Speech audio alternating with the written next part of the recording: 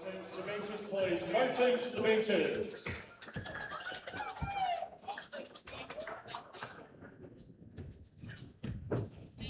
Welcome to the Devonport Recreation Centre for 2026 NWBU Grand Final night. We'll start off with the women's clash between the Latrobe Demons and the Burnie Tigers. Introducing your two teams tonight for the Latrobe Demons, number 1, Lily O'Neill. Number 2, Matilda Neitz. Number 3, Taylor Delaney. Number 4, Charlotte Phoebe. Number 5, Sarah O'Neill. Number 6, Annabelle Furno. Number 7, Erin Butler. Number 10, Ali Partridge. Number 11, Bridie McPherson. Number 12, Elliot Jordan Gossage.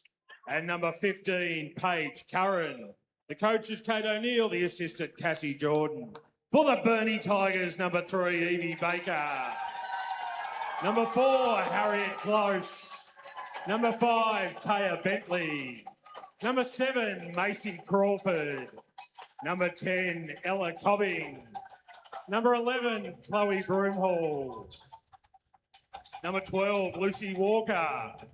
Number 14, Mariah Payne. Number 21, Taylor Smith. Number 22, Hayley Shepherd.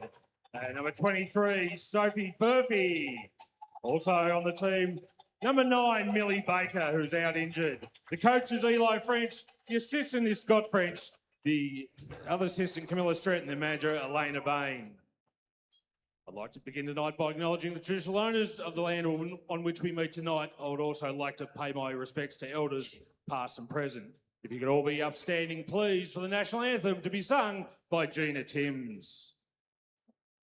Australians, oh, let us rejoice, for we are one and free, with golden soils and wealth for toil. Our home is good by sea. Our land abounds in nature's gift, our beauty rich and rare. In history's page, let every stage advance Australia fair. In joyful strains then let us sing. Advance Australia fair. Thank you, Gina. Our referees for tonight's game, Peter Hodgetts, John Fox and Lucas Burke. Good luck to both teams tonight.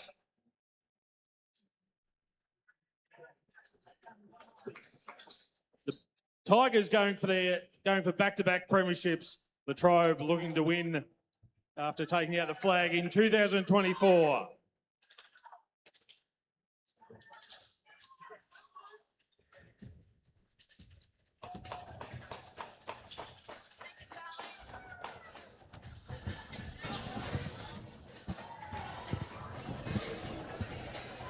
Welcome to the Devonport Recreation Centre on the northwest coast of Tasmania. It is NWBU Grand Final night for 2026. We're set for 2 cracking games here at the Devonport Recreation Centre. My name's Brad Cole. Fantastic to have you on the live stream commentary once again. Big welcome back to Matthew Moose Durzica, who's battling the sniffles, but he always gets up for a grand final, just my man Moo. Moo, welcome aboard. Thank you, Coley. Welcome, viewers. Good atmosphere here tonight, Coley. Crowd starting to build up. Packed Devonport Stadium, probably for the last time too, Coley. A little bit sad.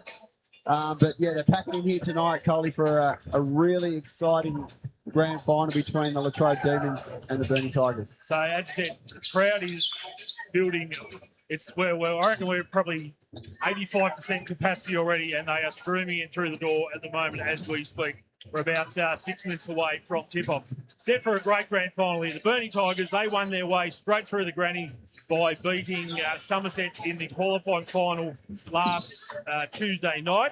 And Latrobe, they went the long way. They finished third, beat Devonport in the elimination final last Wednesday night, and then toppled Somerset in a huge... In a really a boil over last on Tuesday night just gone, and not just beat them, flogged them 109-72. The result certainly no one saw coming. Move. Yeah, absolutely. So not having a number one seed, Coley, that's made the grand final. I know. It's been a while since both men's and women's men's game. and women. So yeah, outstanding shooting performance from Latrobe Demons on Tuesday night. Coley just shot the ball really well. Young. Bridie McPherson with a massive 47 points. That was an amazing. She just kept scoring. Well, not a lot of defense. No, especially in that last quarter. A lot of turnovers down the Somerset end, and Bridie McPherson was cashing in down the other end. Yeah, shot the ball extremely well from the three as well, and also the ever reliable Sarah O'Neill chipping in with 29 points as well. Now they do get a boost tonight, Dreams. They get Matilda Neath back, who's been away in the USA on a tour, so she brings a tick over 11 points a game to the team. So, a good emerging player in this competition should be valuable for them tonight. On the Burnie side of things, obviously, probably the second half of the year, they've got by without their leading scorer, Millie Baker, who's out with a knee injury that she done playing for the Northern Force on a road trip in Melbourne. But they've just kept ticking over. Mariah Payne, Chloe Broomhall, Hayley Shepherd stepped up. Harriet Close put up some good numbers as well, though. And what's kept them going this year? Best defence in the competition. Yeah, absolutely. Just well led by Eli French as their coach. Extremely good player, but also very, very smart IQ basketball player and coach. So he's got them well drilled. It's going to be a cracker of a game tonight, Coley. So you've got Latrobe with momentum coming in. They're just on a roll at the moment. They're just enjoying life at the moment. Burnie they should be fresh, but obviously they've just had that longer break. What did you like to prefer heading into a big game? Did you like to have that continuity or that break just to freshen up? It's really challenging whether you have the break or not, or whether you keep playing. So momentum is the key in that as well. I feel Latrobe will they're just gonna run hard. They just gotta let it fly and shoot it and play with no sort of real structure as well. That's how they play. Burnie will be tight defensively. They're going to be tight defensively. So expect them to try to take the running game away from the Demons and get into that half-court structure where they'll just wear them down. Also, doing the numbers over the last couple of nights, key player for Latrobe, Lily O'Neill, just averaging a tick under 10 points a game, which doesn't sort of wow you, but it's the 10 rebounds a game, it's 4 assists a game, it's the 3 steals a game, it's the 1.6 blocks a game. She's a bit unheralded, Lily O'Neill, but really had a good season for the Demons. Yeah, well, she's probably their tallest player, and they're not tall, but in saying that, both these teams aren't tall. No. So, a lot of 5-out sort of structured in their offense and those sort of things. But, Lily's just one that gets after everything. So that's not really her role, but she's embraced that challenge that her mother as coach has given her. So she's playing, up against those bigger players and those sort of things. But even playing field tonight, both teams are small. But she's done a terrific job on the boards, averaging 10 a game. So you're saying we're not going to see too many moves into the low blocks tonight. It's going to be a lot of ball movement tonight, hopefully. Yeah, I think floor's going to be spread. A lot of paint touches and driving kicks, Coley, and see what they can generate out of those sort of offensive sets. We come down here earlier this afternoon to set up a bit of gear, and the Trobe girls around here having to shoot around, and I must say a couple of really experienced players for them, Ali Partridge, Erin Butler. Now, a stat here on Erin Butler. This is her 10th grand final tonight. She's already won 8 flags. That's an extraordinary strike rate. Unbelievable. All at Latrobe. All at Latrobe too. And comes up from Hobart to still play for them. Would have every reason to say, oh, look, it's a bit too much of effort. I might play in the local league down in Hobart. Still comes up and plays for her beloved Latrobe, which is fantastic to see. Yeah, she's very experienced player, as you said, Coley, but, she's nothing flashy, never has been. Just that, that person that does that player 1%ers, just gets after everything. Very smart, level head, makes good decisions. And again, someone that can play multiple positions and take on a challenge like a defensive role or anything like that, and just embraces it. Someone coming up from Hobart for the Tigers tonight. Chloe Broomhall coming up from Hobart. There's 19.53 points a game, 11.5 rebounds a game, 2.5 assists a game, 3.5 steals a game. It's coming off a win in the Southern League Grand Final with Southern Wolves as well. So a quality player at the Tassie level. Yeah, her first stint up at the NWBU in the Union, Coley. So she's been a terrific pickup for Coach Eli French and the Burnie Tigers. So expect her to tick away on the scoreboard tonight as well. So set to get underway here in this grand final with the starters for both teams. For the Tigers will be number 4, Harriet Close, number 7, Macy Crawford, number 10, Ella Cobbing, number 11, Chloe Broomhall, and the captain, number 14, Mariah Payne. While for the Latrobe Demons, as I just scroll on my screen there, will be number 5, number 1, Lily O'Neill, number 5, Sarah O'Neill, number 7, Erin Butler, number 10, the captain, Ali Partridge, and number 11, coming off the hot hand on Tuesday night, Bridie McPherson. Our referees tonight, Peter Hodgetts, John Fox, and making his grand final debut, young Lucas Burke. So great to see a young guy making his debut tonight. And it'll be Lucas to get us underway as well. It's a big honour for him. And we are underway here at the Devonport Recreation Centre. It'll be the Tigers with first possession.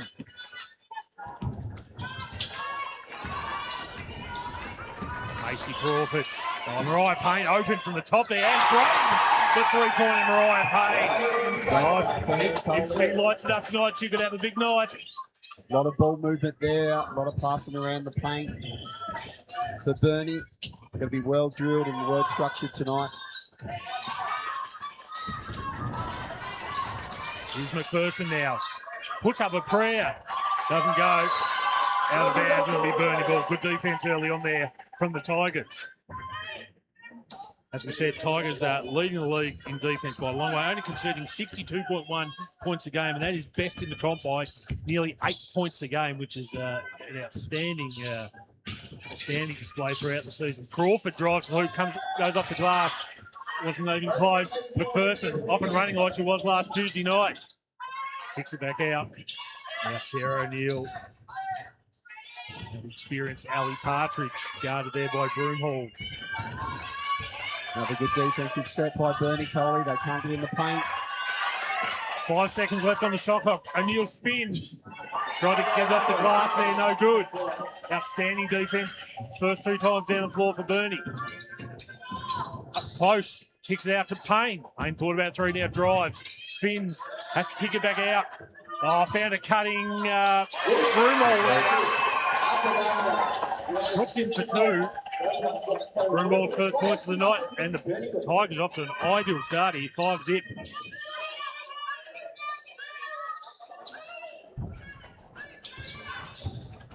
McPherson just traffic every time the Latrobe player tries to drive into the key. Yeah, they're covering that nail really well, Coley. Ali Partridge has to put one up, no good. Shot clock was down to 2 again. 3 consecutive stops for the Tigers. Kate O'Neill maybe look for a early time out here just to reset her team a bit. Here goes Payne, drives on Butler.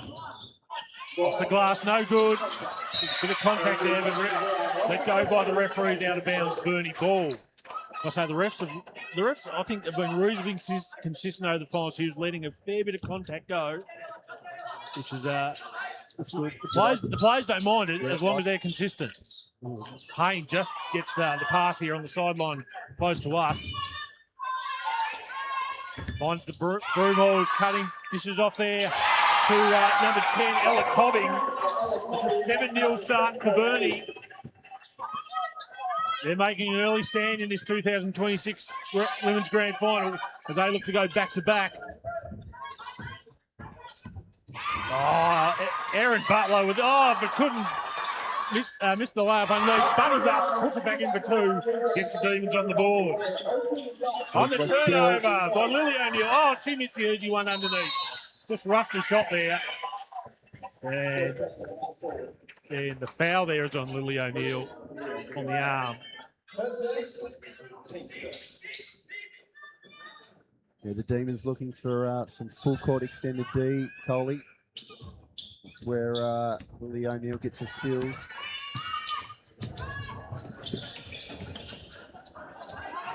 Just down this end, Coley, with the Tigers, just better ball movement, running their sets, just waiting for the opportunity.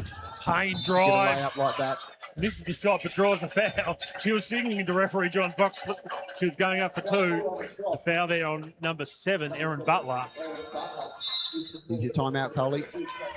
And an early timeout called by Latrobe coach Kate O'Neill. 6:50 to go here in the first term of this 2026 NWBU Women's Grand Final. Of course, after this one, it'll be the Men's Grand Final around 8:45-ish, and that is set to be an absolute cracker between the Central Coast rivals in Penguin and Ulverstone.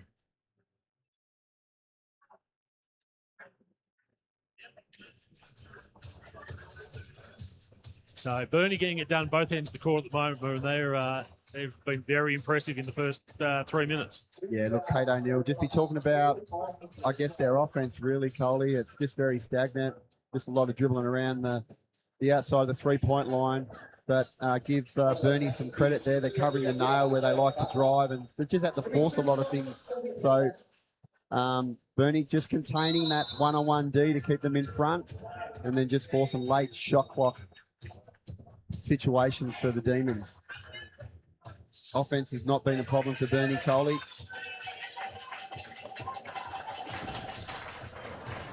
They're well served. They've got a multitude of scoring options there on the floor at the moment. And they've got Hayley Shepherd coming off the bench as well, who had a very good game in that win against Somerset in the qualifying final, which they won by a point. And so qualifying final night were 2 of the more extraordinary basketball games, because at about 3 minutes to go in each game, you would have predicted the other team to win. Yeah, absolutely. Payne makes the second. He's up to 4 points tonight.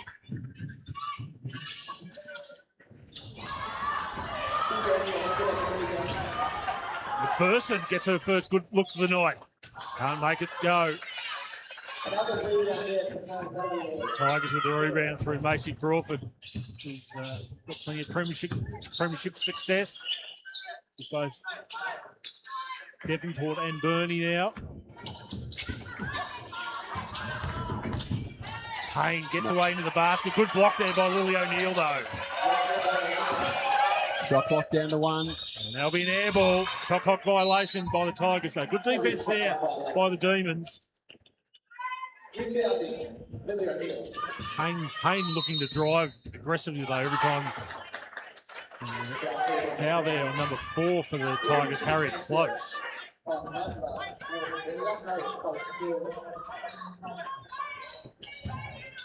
Just a tick over 6 minutes to go in this first quarter. It's the Tigers by 6. First and kicks back out to Partridge. Partridge, a long bomb. Can't get the full. Good rebound there by Payne. It's another empty possession for the Demons, Coley. 1 passing shot. Deep 3. Completely different down this end. Broomall spins. Oh, good defense there by Sarah O'Neill. A jump ball called by referee Peter Hodges. Possession arrow going Latrobe's way. Latrobe get the stop there. A couple of subs coming in, Coley. Matilda Neat coming in for her first run for the Demons. And Hayley Shepherd for the Tigers. So interesting to see Matilda. I believe she only got back into the country yesterday. I believe so, Coley, playing AAU tournament over there in the States. So it'd be interesting. A little bit of jet lag still with her or not. Or, since she was down here this afternoon, had a bit of a run around, getting some shots. That was Lily O'Neill with the little hook shot there in the key for 2. Cuts Burnie's lead back to 4 points.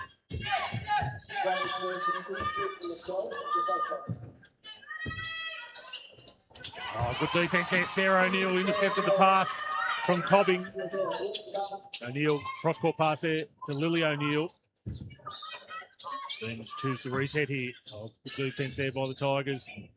Inside there, Neat. Oh, nice little pass there to a cutting O'Neill. Couldn't make the close-in shot again, Lily O'Neill. It's not finishing at the moment, the Demons. They've had a couple of good opportunities.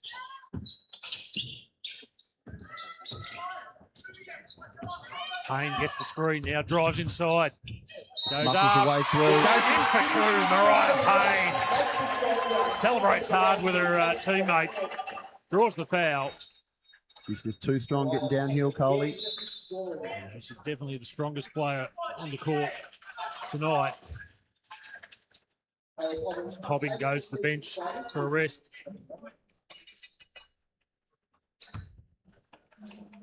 Number 12, Lucy 12, Walker. Lucy Walker, on her Checks first in. bit of court time tonight.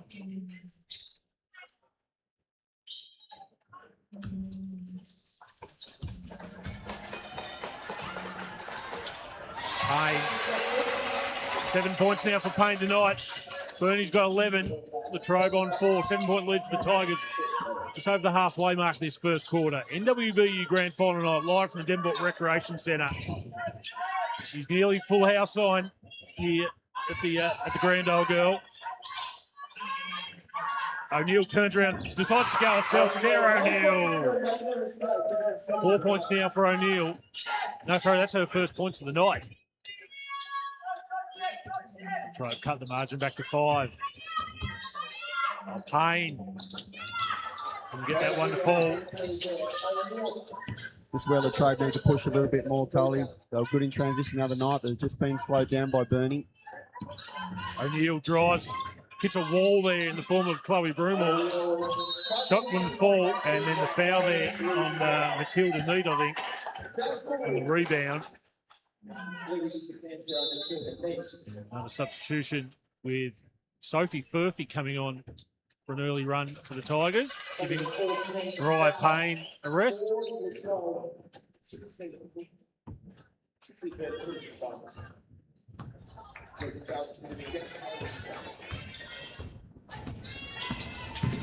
Crawford behind the back, or nearly lost control of it.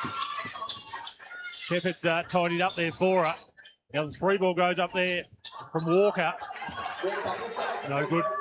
Now the team's off and running here through McPherson's better. Puts up the shot, can't get the fall. It's a tough shot.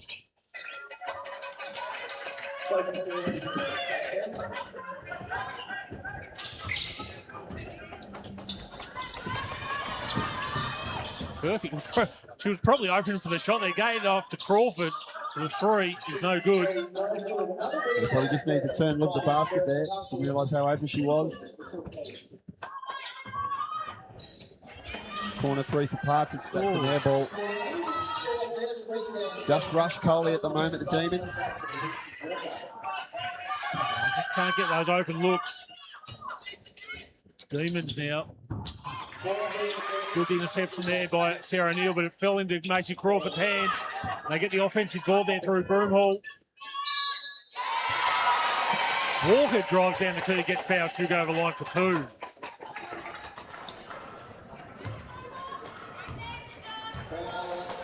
Yeah, costly second chance opportunities. The Demons are allowing Burnie.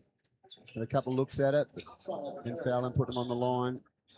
Need to tidy up on the defensive glass. Walker misses the first.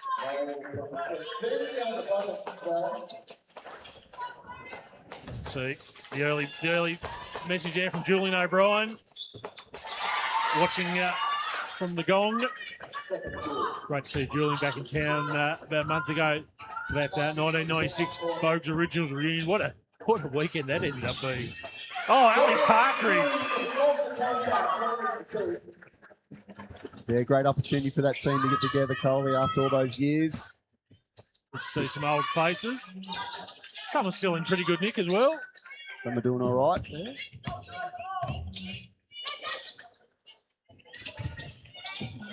Three-pointer goes up there from Shepherd. Air ball. That'll be out of bounds.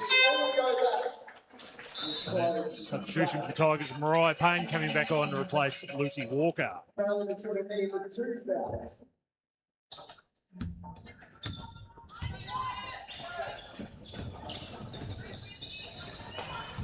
He's neat, just finds a little opening, goes to the basket. Draws the foul there by Hayley Shepherd. Matilda Neat. Averaging 11.13 points a game, season high of 29 against Ulverstone. hasn't played with the team since June 26, so he's missed about a month of basketball with the Demons, but has certainly been playing plenty of basketball. And can light it up too, Coley, so you don't want to leave her open. Did a good job just selling going to the left as she's a left hand, but got to the right side and threw the foul. She makes the first free throw. Makes the second.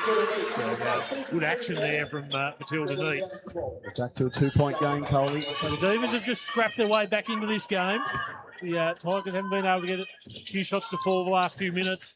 The Demons have just worked their way back into it slowly. Mariah Paynow's got the advantage inside. Oh, can't get the fall. The Demons a chance here to either take the lead or at least draw even. You wouldn't have said that a few minutes ago.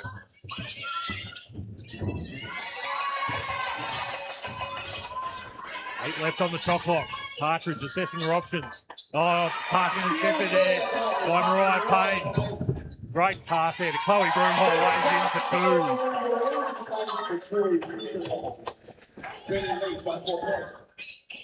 So a minute to go in this first quarter. The Tigers with a 4-point advantage. McPherson. Oh, Brighton McPherson. Off balance, absorbed the contact. Still got it in for two. And we'll go over the line for the end one.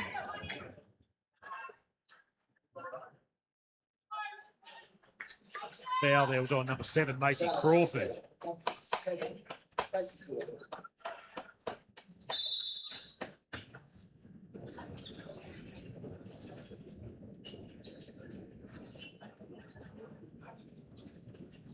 Of a hold up and play as referee Peter Hodges just has a discussion with the score bench regarding something, not quite sure what. All good to go.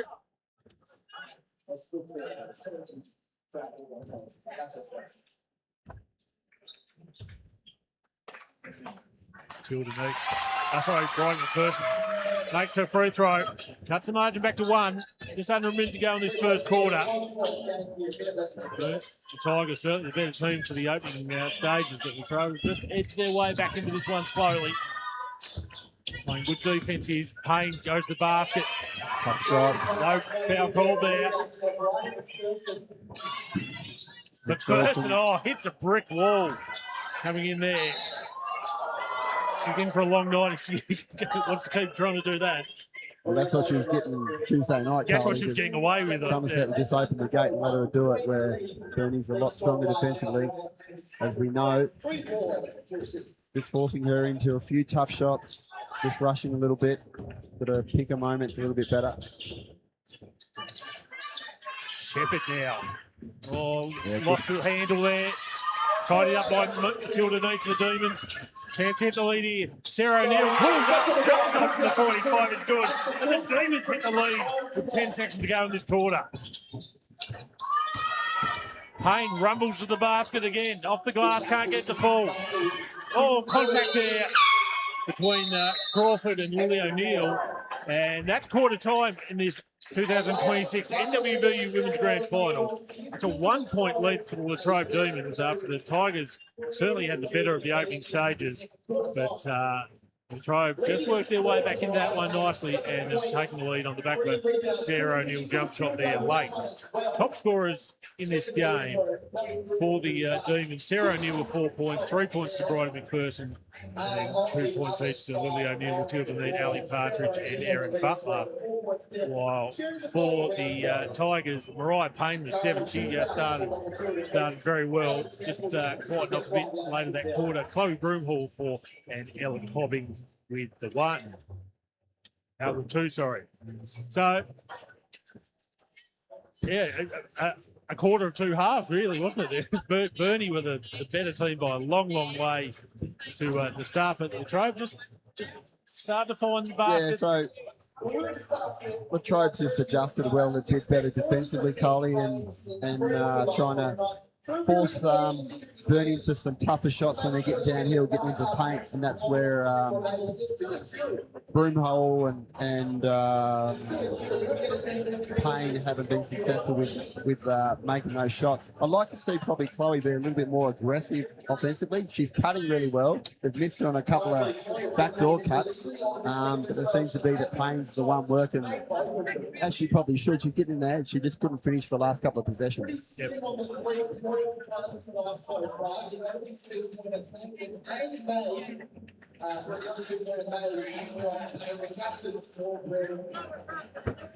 Second quarter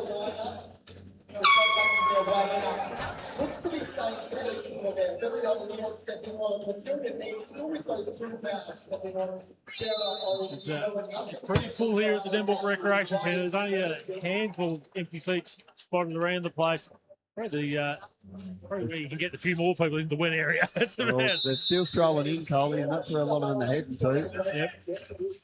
If you decide to stay home or you're interstate or you're overseas watching this live stream, great to have you on board here for NWBU Grand Final night. One of the great nights in local Tassie sport. Basketball alive and well here on the northwest coast of Tasmania. Set to get underway here this second quarter. The Demons by a point.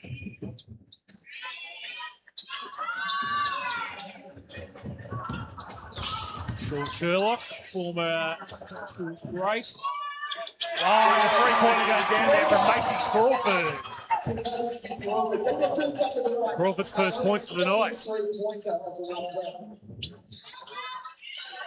McPherson just hits that brick wall again, Coley, with the help defense.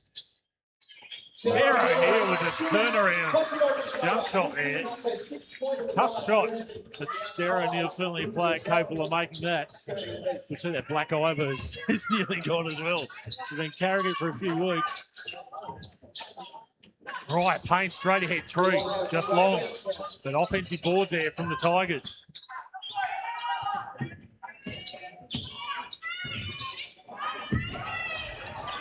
Harriet close from the corner. Harriet close on target. Back threes for the Tigers. Her first points of the night. Tigers up by 3.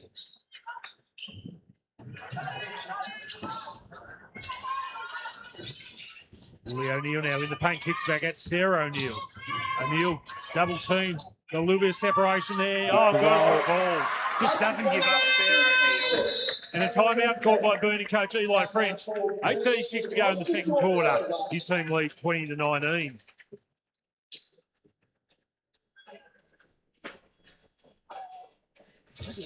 I find the Latrobe offense and the Burnie defense intriguing every time Latrobe are going and trying to get into the paint. It's two people coming, two people for Burnie all the time. Yeah, so I think what Eli's trying to do there is get the double team too, and what they do is they're forcing those shots up. So like you just said, Sarah O'Neill can make it. Oh, yeah. Right, so she gets that soft touch, gets it high on the rim, but trying to lick them to force out and kick out, and then just scramble in the blender to contest those long threes. Key nice as the game goes on, have Latrobe got that consistent three-point threat or not? They shot the ball really well against Somerset, but they've got a lot of open looks. I'm not sure they're going to get afforded those open looks by the Tigers tonight, but at the moment they're probably just not quite looking for those open looks. Maybe not. They've certainly got some players capable of shooting the three. It's just tougher for them tonight, Coley. So we'll see how that plays out in this second quarter and just see if it wears them down throughout the game.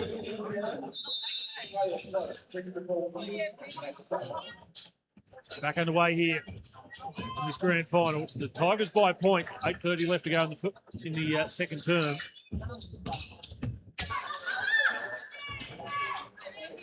He's working the ball around here. Broomhall, fade away, no good.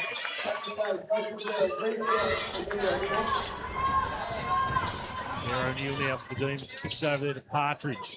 Trapped in the corner by Broomhall. Gets rid of it now to Lily O'Neill. Lily O'Neill tried a little wraparound pass there to Sarah O'Neill.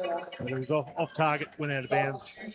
Demons turnover. Sitting down for the Latrobe Demons, making their way on the ball. I believe for the first time in tournament. Taylor Delaney on the court. The Demons for a first bit of court time tonight.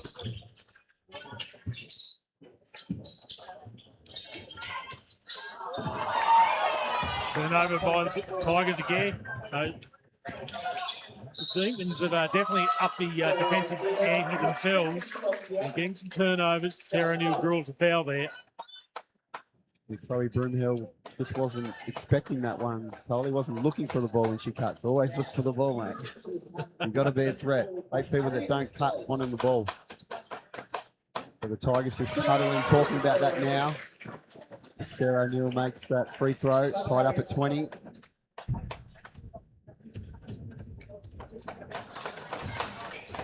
Makes the second. The Demons back in front by a point. O'Neill with 10 points. Swing is a big scoring threat tonight. The Demons force another turnover. Can't quite get that open look at the basketball. The pass there from Neat is going to be a tough one to try and find Sarah O'Neill there. Turned it over. The Demons couldn't capitalise there. And 2 points there to Ella Cobbing off the glass. Puts the Tigers back up in front. An exciting game. It's this sort of yo-yo action on the scoreboard keeps continuing. Lily O'Neill turns around. Oh, it was halfway down the chute, spat back out. Tigers look to push here in transition. Broomhall, bulldozes away through. And the blocking call called on Bridie McPherson. The Latrobe coach, Kate O'Neill, can't believe it. Yeah, Bridie just a little bit slow. Hips are still moving into Broomhall there. And as Shakira said, hips don't lie. Hips don't lie. Now it's a better take there by Chloe. Just getting downhill in transition. Broomhall up the line. 6 points already tonight. Offensive rebound for the Tigers. Another offensive rebound for the Tigers. Here goes Payne. Kicks it out there It's a good look. to Crawford. Crawford's three-pointer off. Delaney just regathers that ball. The Demons in offense. Here goes Sarah O'Neill. Can't find a gap there. Tries again. Still can't find it out of the gap. Kicks it back out to McPherson. McPherson, deep three. No good. Broomhall soars high for the rebound.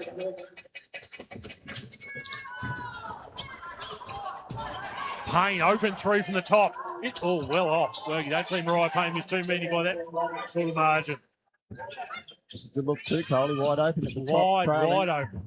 Payne drives baseline now. Steps through, kicks back out. Harriet close. Good. Harriet close for three. Second three-pointer of the quarter.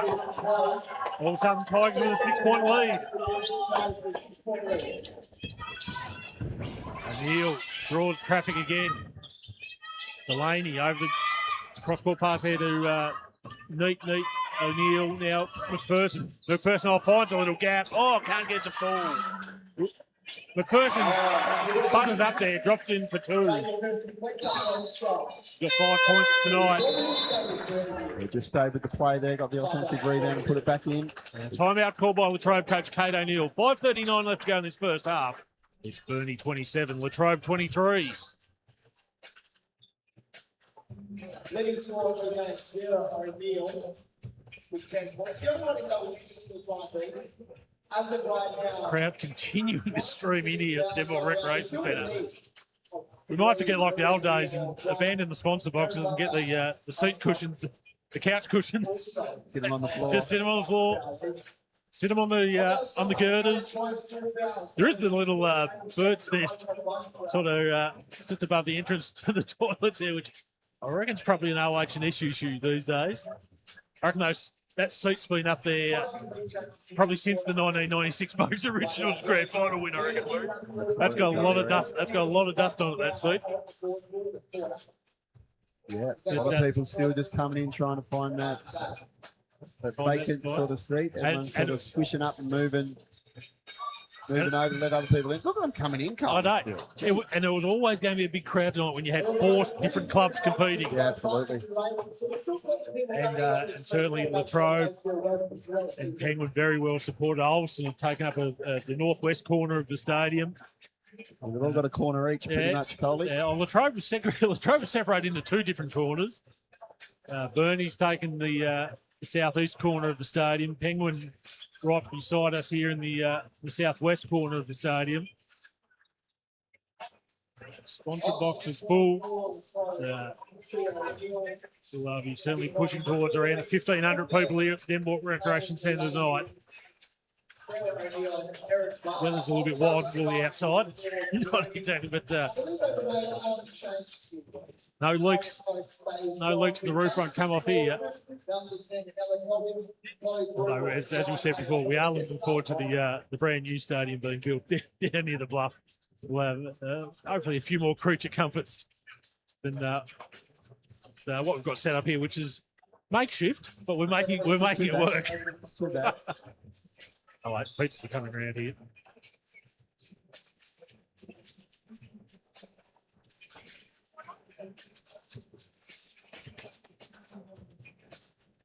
You got a double beef and bacon. I'll take anything. The Herbs pizzas have been flowing freely during this final series. And they've been gleefully accepted by the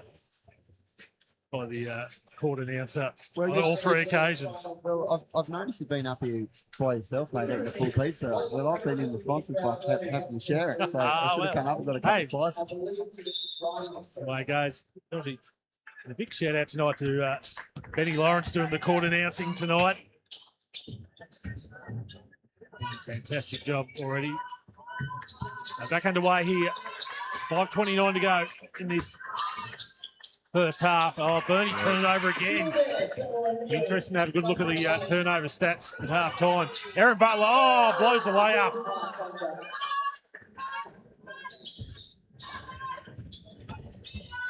Butler kicks out there to Neat. Matilda Neat from the corner. Too short.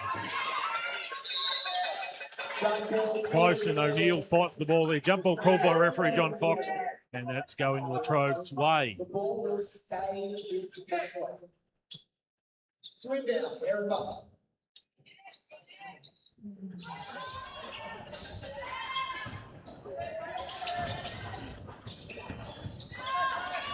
Oh, the pass inside there to Aaron Butler. Aaron needs to be about another 2 foot taller to grab that one.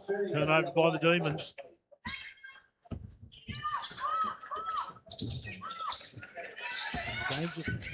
Game's just going at a low at the moment. Chloe Broomhall gets that one to fall. Chloe Broomhall. 8 points now for Broomhall.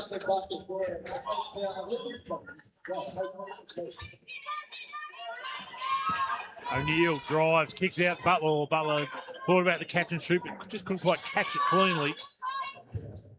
Now Matilda Neat. Shot clock at 8.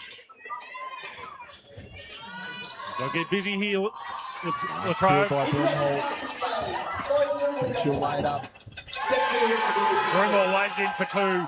12 points now for Broomhall. That's right, 10 points for Broomhall. 8-point lead all of a sudden.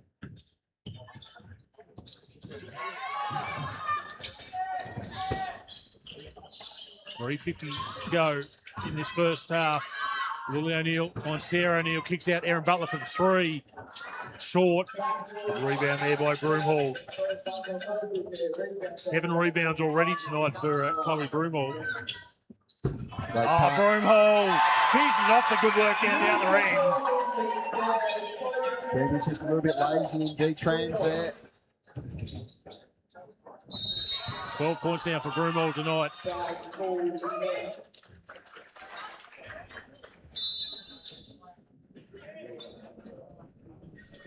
Now there was on number 7, Macy Crawford.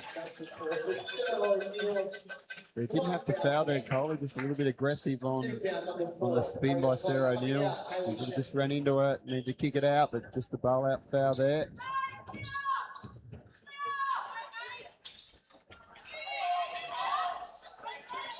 Butler with the ball now in the corner. Decides to go baseline. Good defense there by the Tigers. Goes inside to Neat. Neat cuts it, catches it.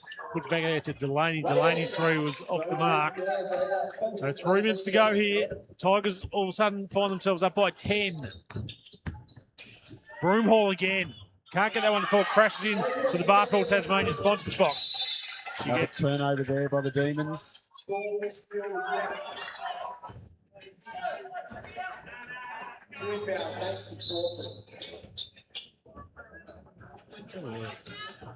Look at those turnover stats, Marie.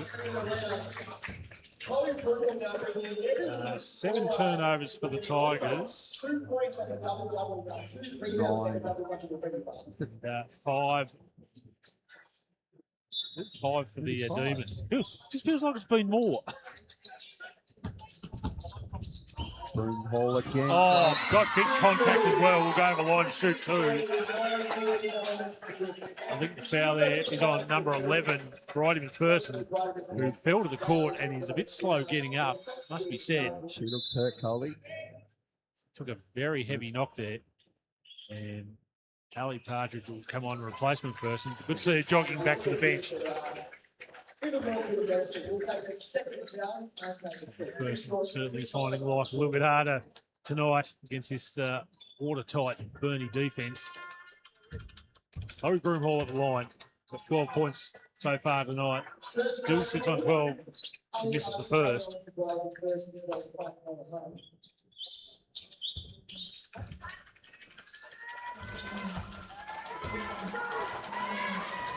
Makes the second. Broomhall up to 13 points now for the night. 11-point lead here for the Tigers. If the Demons had a 1-point lead early in the second quarter.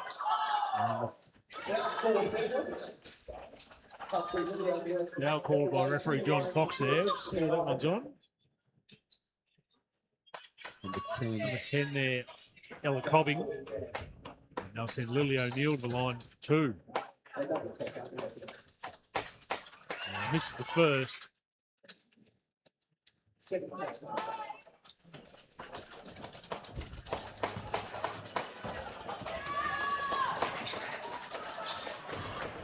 And gets the second to drop with Lily O'Neill. Much needed point there for Latrobe. Brings it back to a 10-point ball game. 2.5 minutes to go in this first half. NWBU Grand Final action live from the Devonport Recreation Centre tonight. Following this game will be the men's decider between Penguin and Ulverstone. It's going to be a huge contest, that one. The ball movement there from Burnie. Mariah Payne now. She's in. Can't get the fall. Just missed another one there. She would normally make. Matilda Neat drives the basket, kicks it back out there. Charlotte Phoebe on the court now. Matilda Neat, open three from the corner, short. Burnie just does a great job, Coley, just clogging that paint in transition. Broomhall now. Drives, drops the shoulder. There'll be a defensive foul called there.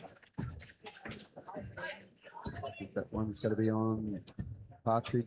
Yep, Ali Partridge. That's her second. Heading to the line for 2. Broomhall with 13 points, 8 rebounds already tonight. Gets the first one to drop.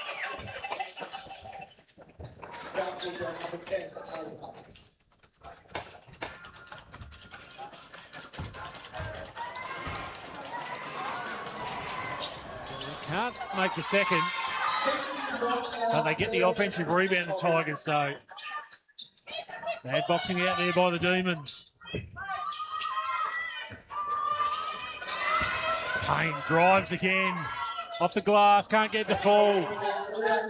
She's going to keep on trying, Mariah Payne. Getting in there easy enough, Coley. Just missed on the last couple of takes. Matilda Neat, mid-range 2 is good from Matilda Neat. Cuts the margin back to 9. Neat now with 4 points on the night.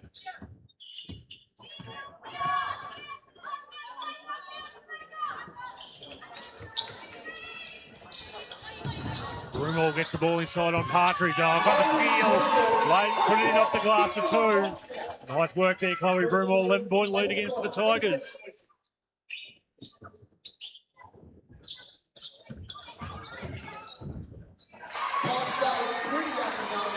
2 points there. The Demons didn't see who scored that one, Moo. No good eye, Coley. Otherwise occupied there. Substitutions here. No, a timeout called by Burnie coach Eli French. 45 seconds left to go here in the first half. His team with a handy 9-point buffer. 37 to 28. Top scorers in the game so far. The Tigers, Chloe Broomhall, 16 points. While for the Demons, it's 10 points to Sarah O'Neill. So Second on the other side, Latrobe Demons, Sarah O'Neill, 10 points, 3 points to go with a lead board getter. that Burnie defense, Latrobe just aren't getting any open looks, are they? Nah, Latrobe just need to play a little bit more desperate. This is the grand final, Coley. So, too many second chance points. You can't get give up an offensive rebound from the free throw, so you've got to make sure you're blocking out. They just need to clog up the paint a little bit more and force some outside shots because Broomhall now just getting downhill and getting some easy looks, some good back cuts where they're finding her and she's stealing and getting a good position. And obviously Payne still getting downhill, just missed her last couple of shots. So they just need to tidy that up. Just going into the break here. They need to get a good stop here.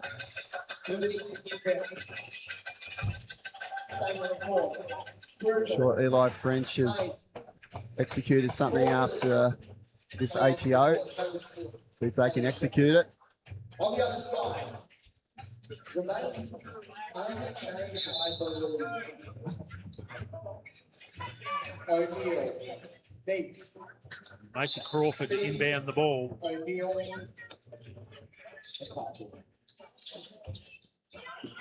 They had to run out of time here. Oh, pass Turned it it over. straight to Sarah O'Neill. Who's out there by Mariah Payne down the court, but illegally, says referee Peter Hodges. That'll be Payne's first foul on the night. So be disciplined there, Coley. No need to foul that. No one in foul trouble really at the moment in this game. Phoebe with the three-pointer. No good. Foul on the rebound Stay there. here. I think that's got to be on Mason Crawford. It is. That's her second personal. Without the most staying on the ground, toward there on Mason's.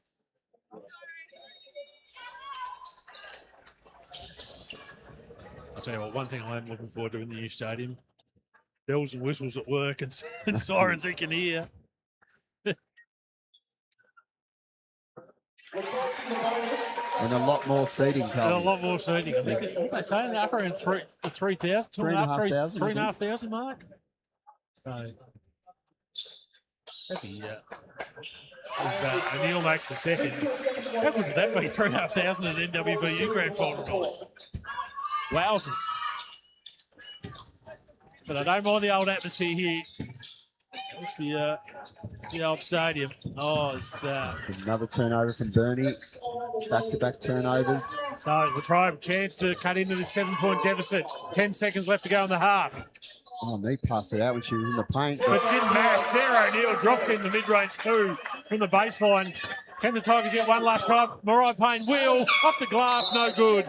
Half-time here in this 2026 NWBU Women's Grand Final. It's a 5-point lead to the Burnie Tigers, 37 to 32. Top scorers in this game so far for the Tigers. 16 points to Chloe Broomhall, 7 points to Mariah Payne, 6 points to Harriet Close. While for the Demons, 12 points to Sarah O'Neill, 6 points to Matilda Neat, and 5 points apiece to Lily O'Neill and Bryden McPherson. Boo, just some quick thoughts on that first half basketball. Sort of Burnie, again, just seemed to go out to an 11-point lead there. Latrobe just reeled it back a little bit, but you just feel like the Tigers have got the answers for the Demons. You sort of do, but in saying that too, Burnie just get themselves in some situations where they're just making some sloppy turnovers and allowing the Demons to get back into it. So they'd be pretty happy just being down 5 when really they weren't in control whatsoever in that second quarter. So just to be down by 5 at halftime, they can reset. Need to get some stops there, which they did the last couple of minutes of that second period. Burnie just need to settle a little bit. But, yeah, interesting second half coming up, Coley. So we'll take a break here from the Devonport Recreation Centre for about 6 or 7 minutes. Got a little bit of pizza to enjoy here. And we'll be back for the second half of this NWBU Women's Grand Final with the Tigers leading the Demons 37-32.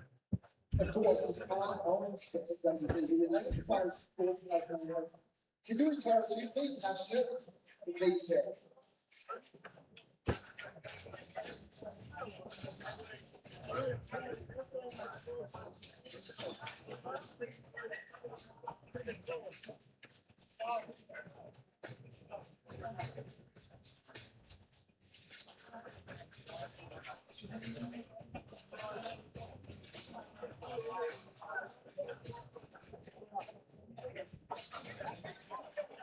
Burnie Tigers did come into this game as a tougher seed. They were in the second seed. Latrobe the third.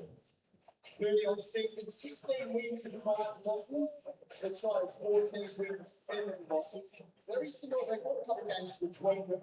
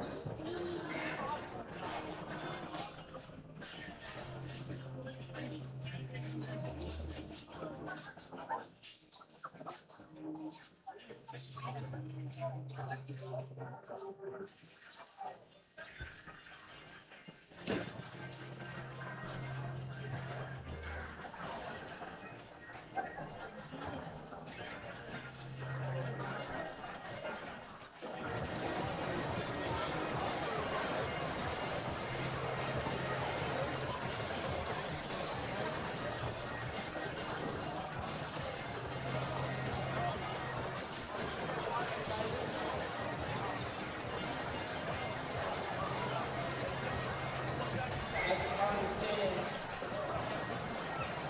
Latrobe scored 8 deep on their roster. Burnie has scored 9 players so far. Still yet to step off the floor. People have played all 20 minutes so far. Lily and Stella O'Neill, Lacey Crawford, Chloe Blumel.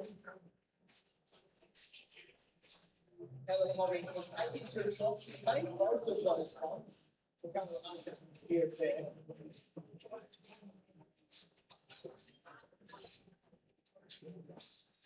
And Tony Brooks is before those was board. She's got 4 offensive boards, 4 defensive boards.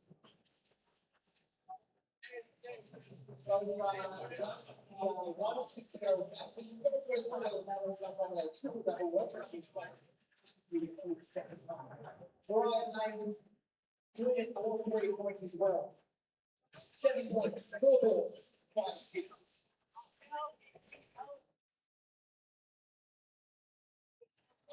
On the other side, Sarah O'Neill, a monster in the passing lane, up to 4 steals given credit. Her steal total alone matches that of the Burnie Tigers as a team.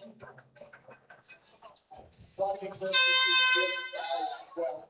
3 minutes until we start up in the second half. 5-point lead as it currently stands for the Burnie Tigers. 37 leads the Latrobe Demons 13-2. You can see Burnie back now on the board, ready to go.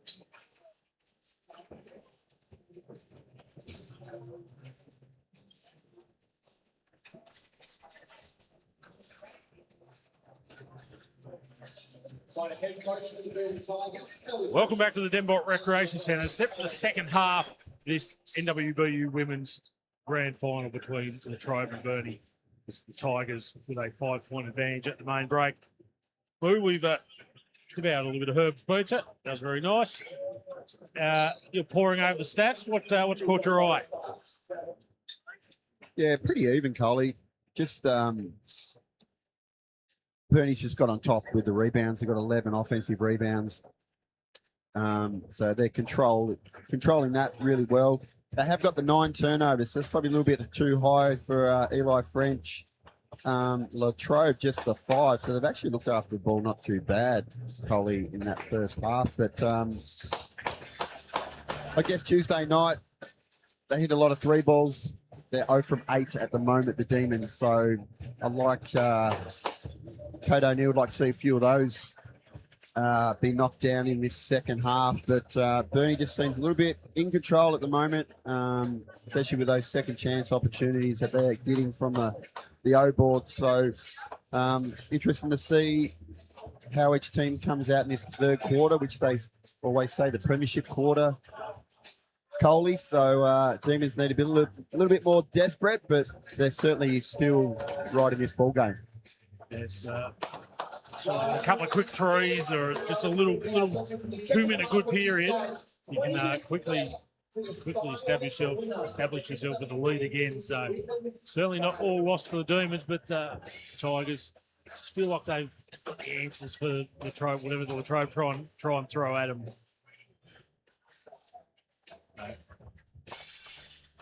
Forget. Following this game, around the 8:45 mark will be the men's decider, and that is the highly anticipated Central Coast derby between the Ulverstone Hoppers and the Penguin Blues. So that one promises to be an absolute cracker. There's no love lost between those two teams. And judging by the results from earlier in the season, which we'll go through that game, there's not much between the two teams either. So between these two teams, it was season split with Burnie 2, Latrobe 1. Burnie won the last encounter 77-72 in round 15, where Broomhall had 28 points, Payne 25, while for Latrobe was Bridie McPherson with 17 and Matilda Neat with 15. So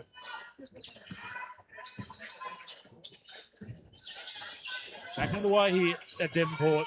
The Tigers by 5 as Mariah Payne drive. Just all of a sudden, the seas just parted for her. I was waiting for someone to step up, but everyone just got out of the way. Tigers with the first points for the night. Out for the second half, sorry.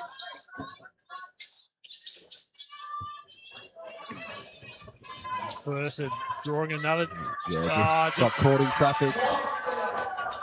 Good defense again by Burnie to get that stop. She's been afforded no space tonight, has Bridie McPherson. Here goes Payne again. Oh, good defense there by Erin Butler. Forced the jump ball, and that'll go Latrobe's way. So good work there by the Latrobe veteran. And as we said before, playing in her What was that figure again? Playing in their 10th grand finals night. As Latrobe turnover down the other Sloppy end. turnover there. Unfortunately, because he couldn't get to it, he had to go the other way. Burnie ball, finally by 7 points. 10th grand final, going for her 9th flag, which is an exceptional strike rate. Oh, turnover by the Tigers. Lily O'Neill tips her feet in bounds, lays. Oh, she's missed the layup. McPherson open three, no good. Oh, the Demons will be kicking themselves there. Lost opportunities move. Just sloppy with the ball, Burnie. Couldn't start to look after it. Their 10th turnover. Lily O'Neill, unfortunately, has been probably the main offender for Latrobe when it comes to blown shots at the rim.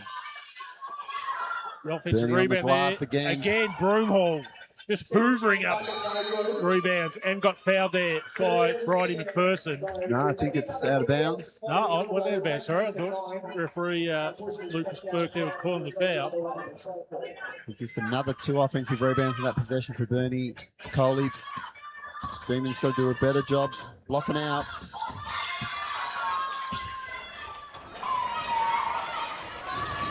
Oh, another turnover there for the Demons, this time by Partridge.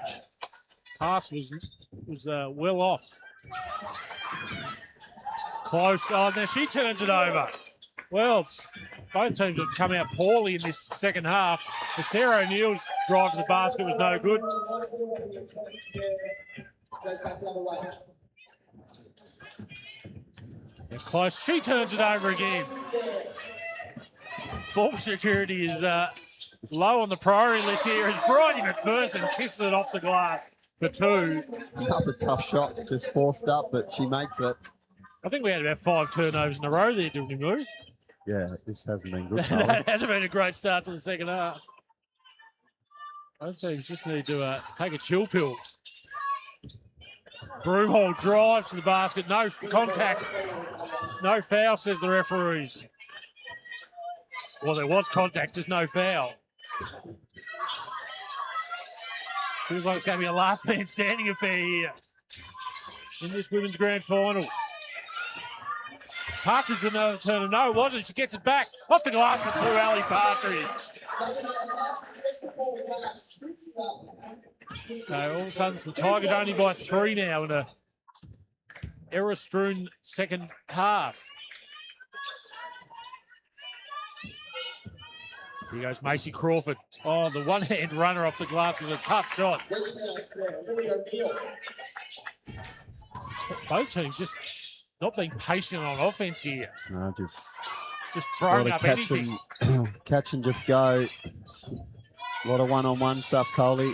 Sarah O'Neill turns it over. Some of these passes just trying to make something happen when it's not there, Coley. Macy Crawford now drives. Blocked there by Lily O'Neill. McPherson now brings up the court. Settles for the mid-range 2. No good. Kane with the rebound. Burnie just slowing it down here, Coley. Probably a good option. Skip through a set. Cobby. It's close. Harriet close now. Kicks over there to Chloe Broomhall. Broomhall Shot clock's at drives. 3. Goes up with the right. Drops it in for 2. Chloe Broomhall. Burnie's been pretty good at that all night, Coley. Just being patient in offense. Late shot clock.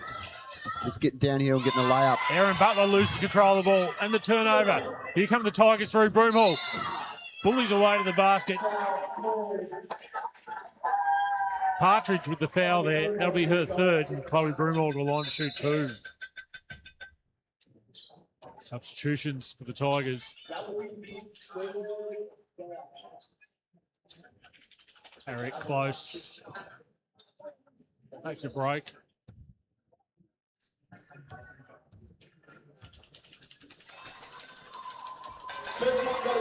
Broomhall makes the first. 19 points now for Chloe Broomhall.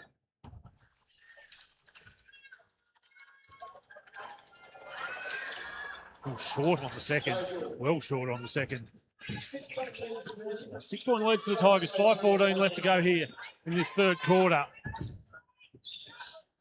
Both teams have been proficient in turnovers, not so in points. McPherson just hits the brick wall again, Coley. hits the Tigers' jungle. Oh, Butler's wide open for a three. She's thought about it too long. And in and out. Good touch, Sarah O'Neill. Sarah O'Neill tidies up there. 14 points now for O'Neill. Tigers by 4. There's Erin Butler in her heyday would have had no hesitation putting that one up. Now looking to do the team first thing. Chloe Broomall gets her own rebound, puts it back in for 2. Chloe Broomall quietly putting together a monster night. Up to a double-double now. 21 points, 10 rebounds. McPherson, no good on the 3 there. But Lily O'Neill grabs the offensive board. 3 balls just not dropping tonight for the Demons. There's another steal there by Broomhall. Burnie in transition. Macy Crawford. Numbers are back for the Demons. Pulls it back. Here goes Payne, drives to the basket, hands it off there. An offensive foul call there on Mariah Payne. She can't believe the call. I think it was Erin Butler went flying to the floor. And substitutions for the Tigers. With number 12, Lucy Walker, back on to replace number 10, Ella Cobbing.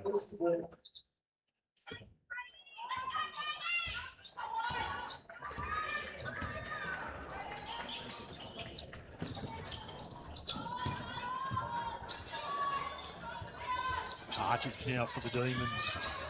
The captain, O'Neill, turns around, drops it in for 2. Eli French can't believe the space she was afforded there on the baseline. And that's easy money for Sarah O'Neill.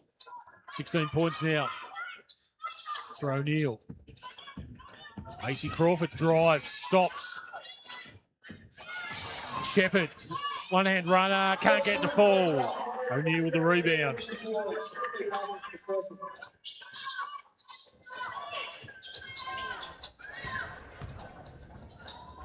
Butler now calls for O'Neill to come back. Butler still has the ball, kicks over there to Lily O'Neill. 7 left on the shot clock. Bridie McPherson, tough shot. Oh, big boards there by Lily O'Neill. Lost control of the ball now. Partridge, open 3, no good. Mariah Payne, rebound up. Macy Crawford was trying to thread the needle there. Yeah, tough pass. We could see that happening from how that was going to end up from here, Moo. Had to be on the money. It certainly wasn't.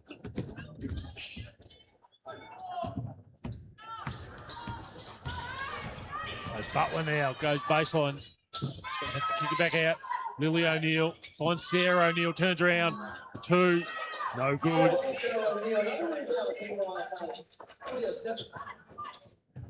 So the scoring so far this quarter, we're nearly 8 minutes into it, has been 7-8. Chloe Broomhall. Oh, a bit of class from Chloe Broomhall. Drops the triple from the top of the key. Puts the Tigers up by 7. Broomhall now with 24.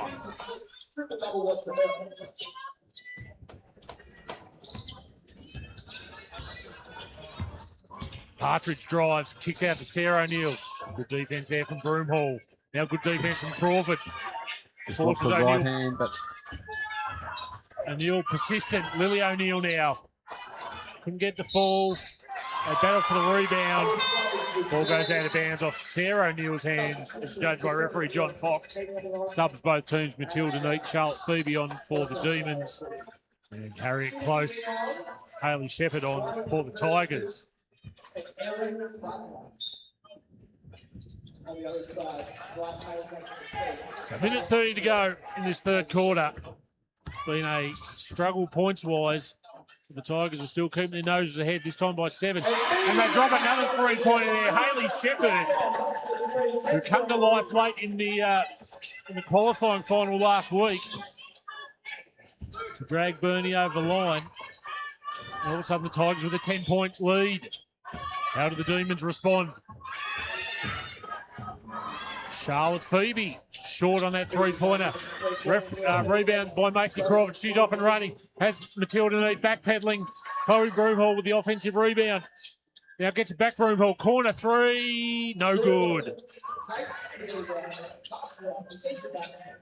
Here go the Demons through Partridge. Phoebe again from the corner. No good. Demons are just rushing everything at the moment, Coley. Oh, no one's picked up the trailer there. And that'll That's be travel. travel, or she stepped out of bounds. Stepped out of bounds. One of the two. Maybe. So turnover there from Lucy Walker. Just as the Demons looked at the Tigers looked at the Demons on toast there. And we've got a sub. Do we? No, we don't. Play on, says the referees. That's Lily O'Neill bringing the ball up the court for the Demons. Partridge now. Partridge goes baseline. Takes a stab. Can't get the fall. Another stop by Burnie. 6 seconds to go. What have the Tigers got here? Crawford. Corner three. It's good from Lucy Walker. So all of a sudden, the Tigers explode late in that third quarter, and they are out to a 13-point lead at three-quarter time in this 2026 NWBU Women's Grand Final. I need to tell you. After an absolute struggle there for the first 5 or 6 minutes, the Tigers finally found their shooting form and have a very handy lead heading into the final break. So looking there was a 16-8 quarter there in favour of the Tigers. Top scorers in this game for the Tigers: Chloe Broomhall, 24 points, Mariah Payne with 9, Harriet Close with 6, while for the Demons, it's Sarah O'Neill with 16, Bridie McPherson with 7, Matilda Neat with 6. But yeah, they need to find a couple more avenues to the basket for the Demons if they're to pull back this deficit and take out this grand final move. Yeah, they certainly need some other scoring options. Very late subs for Latrobe in that quarter, just about a minute and a half until they subbed in Charlotte Phoebe and Matilda Neat. Like to probably see Matilda Neat look for her shot a little bit more, but Latrobe just very rushed at the moment, so they need to stay composed this next couple of minutes at the start of this fourth quarter. But a handy lead now, Coley, for the Tigers. They're looking the goods. So shooting percentages at the moment for the Demons. Don't think, no, they haven't. They haven't hit a three-pointer tonight, No. the Demons. None of 13. And overall shooting 30.77%, 16 of 52. While for the Tigers, they're 20 of 51, nearly 40%. And from three-point land, 7 of 17. So Not a bad clip. yeah, they've got to get better, Latrobe. They've got to find the bottom of the basket from deep somewhere. Yeah, they're just not capitalising on those few steals that they got too, Coley. They couldn't score from them. Just it was turnover after turnover in that first half of that third quarter. They just didn't really settle the Demons, and Burnie's gone on top of them late in this ball game. The message here from Kate O'Neill's got to be, we're not going to get this margin back in the first 3 or 4 minutes. We've got to chip away, isn't it? Yeah, they do. Right now, I'm not sure where they can do that. They're very rushed, so it's got to be on the individual players and the team to work together. But it's got to start defensive end, Coley, for them right now.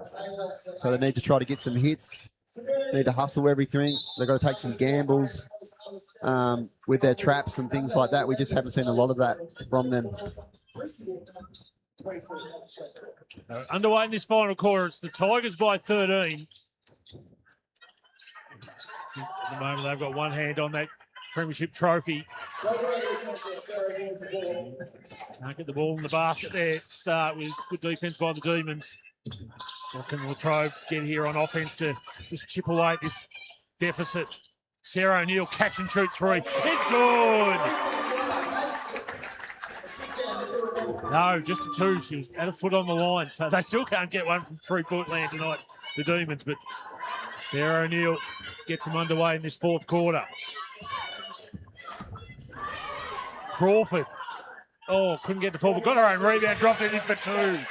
It's killed Latrobe all night, hasn't it, those offensive rebounds? It's killed them on the O glass, Coley.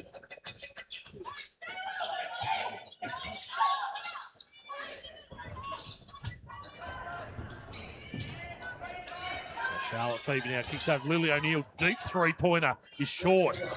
And the rebound there by Shepherd. No, sorry, Lucy Walker, who got cuddled there on the rebound. And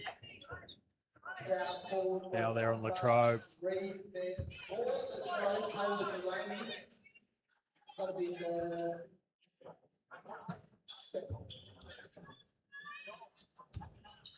Now they're on Taylor Delaney. 13-point lead here for the Tigers. Early stages of the final quarter. Crawford drives. Can't get the fall.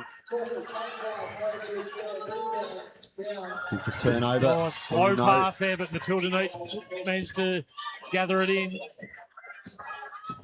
Sarah O'Neill. Charlotte Phoebe, three-pointer. In and out. But O'Neill with the offensive board puts it back in for two. Good work, Sarah O'Neill. 20 points now for Sarah O'Neill. Cuts the margin back to 11. Oh, Broomhall. Oh, can't get the fall. I think she's got to pick up a foul, Coley, I think, on that rebound. No, foul there on Broomhall. Yep. So that's her second foul for the night, Chloe Broomhall. 24 points, 11 rebounds, and 3 steals for the Burnie driving player. 11-point margin, just under 8 minutes to go here in this final quarter. Sarah O'Neill decides to put it up. Can't get the fall. They battle for the rebound, and it's going Latrobe's way.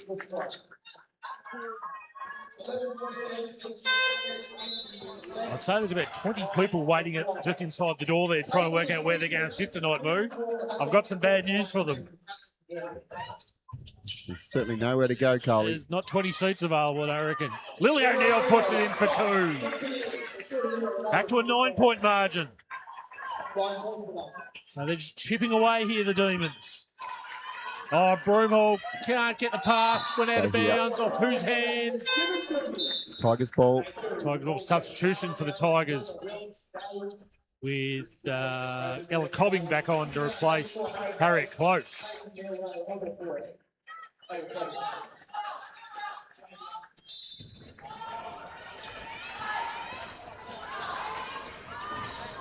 Oh, turnover by the Tigers. Matilda Neat hands it back to Phoebe. Phoebe's in trouble, kicks out to O'Neill. Oh, but she turns it over it. Sarah O'Neill wasn't looking.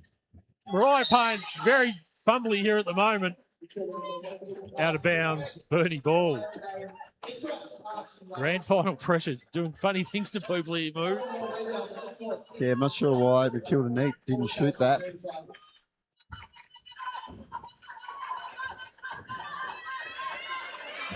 So here goes Macy Crawford. Oh, her pass is intercepted by Sarah O'Neill. Good hands by O'Neill. O'Neill was watching a shot. She's looking for the foul. She's saying, look at my arm, John Fox. No love there from referee John Fox. But the Demons will get the ball back on the baseline. Lily O'Neill to inbound. Oh, there's a nice pass here to Charlotte Phoebe. Oh, Phoebe missed the short one off the glass.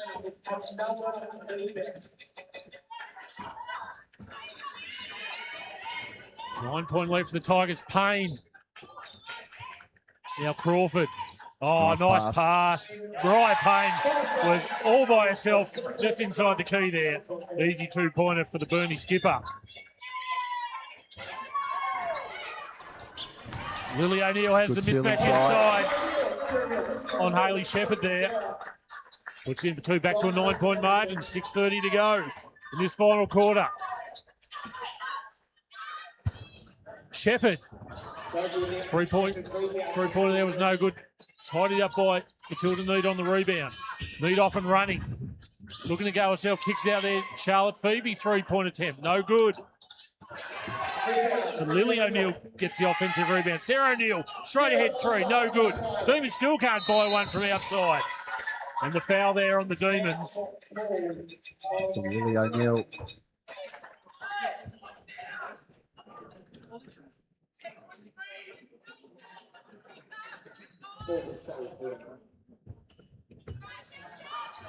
So 6 minutes to go in this one. The Tigers by 9. After led by 13 at the final change. Broomhall can't get that one to fall. Latrobe bring it back down through Sarah O'Neill. Kicks it over to Neat. Neat goes inside to Lily O'Neill. Cross-court pass there. Delaney. Another three-pointer. Missed there by the Demons. Mariah Payne not happy with the treatment. She was top there. Refs call play on. Payne drives to the basket. Kicks it over there. Broomhall, this could hurt. Just get it to drop. Just a bit too strong there from Broomhall. The game's really opened up here and feels like the players are just flagging a little bit. Broomhall forces the turnover. There's a timeout coming from Latrobe coach Kate O'Neill. Probably a much needed one, I reckon, for both teams. The up and down nature of this last quarter. Crawford had it poked away to head from Delaney. Nearly had it poked away Shot clock's again. at 5. Got to get it up. She gets it up. Oh, it nearly went in, but hit the front of the rim over the backboard. And a timeout called by Latrobe coach Kate O'Neill. 4:40 left to go in this grand final. It's the Tigers 57, the Demons 48. And as I said, Lou, I think that's a timeout well received by both teams. Yeah, absolutely. Only the first time out for this quarter, but yeah, just got a little bit scrappy, Coley. It's getting desperate times for Latrobe Demons. Still not out of it, Coley. Oh, no. Lot of time left with this 9-point margin, but they're just not hitting any shots. If they can just hit a three-pointer, yeah, they're still looking. They're getting some open looks. They've had some offensive rebound kickouts. Both Phoebe and Sarah O'Neill both had some good looks. So, you know, a little bit of scoreboard pressure is the key now. If they can get a couple of those to drop and get some stops or get on a little bit of a 4, 5, 6 point run, then just puts that scoreboard pressure on the Burnie. We've got a ball game.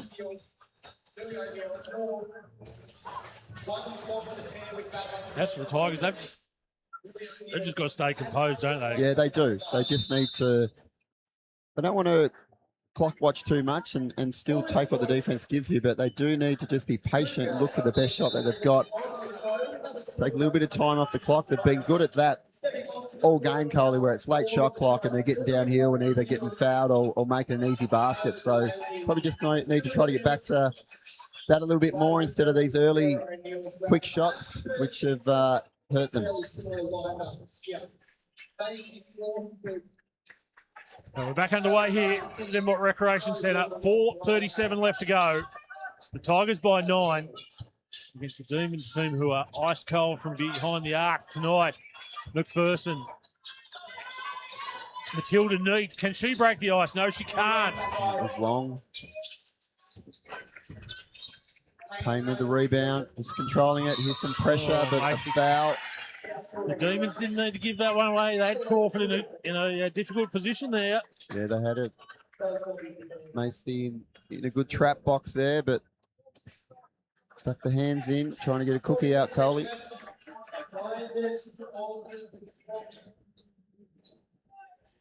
The delay as we wipe up a bit of sweat on the floor.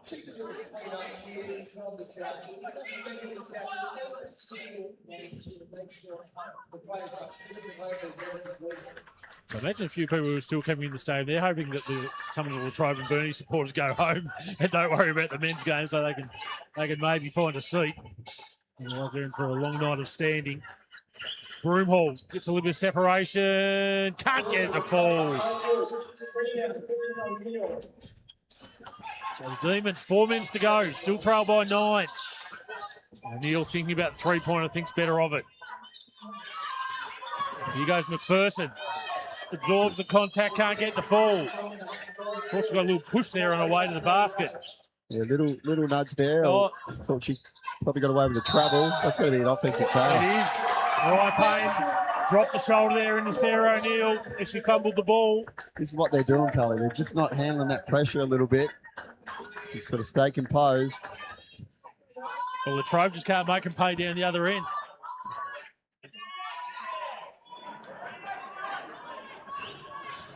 Can they capitalise on this possession, Coley? It's been a struggle for them.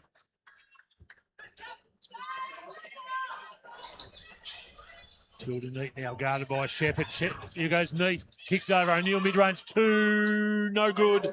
Payne with the rebound. Another good look Cobbing there. plenty of attention. She's got to get it off. Broomhall. She'll get it over halfway. Pass it there to Cobbing. Now the Tigers. And the foul there on the Demons. The foul there on number 2, Matilda Neat. And a timeout called by Burnie coach Eli French. 3:16 left to go on this one. It's his Burnie Tigers 57, the Latrobe Demons 48. Feels like the scoreboard hasn't moved too much the last couple of minutes. It hasn't. It just feels like this 9-point lead is like a 20-point lead. It just feels like Burnie have got that much of a gap. Demons just cannot find the bottom of the basket at the moment, shooting at 30.3% overall tonight. None of 20 from beyond the arc. That's been the killer. Last possession wasn't too bad too. You know, Matilda Neat penetrated, got that paint touch, little short jumper to Sarah O'Neill, which was a wide open shot. She just didn't make it. So it's just not dropping for the Demons at the moment. During the course of the season, they were a 27.5% team from beyond the arc. So you're looking at just a tick over 1 in 4 there, but tonight it's been ice cold. And Burnie just can't put the nail in the coffin at the moment. So you just feel like something. If the Demons can get their get their crowd, get their supporters behind them, I feel that could lift them. They got plenty of them here tonight. Yeah, sort of Demons crowd hasn't really been a factor. No. Very quiet. They're normally vocal.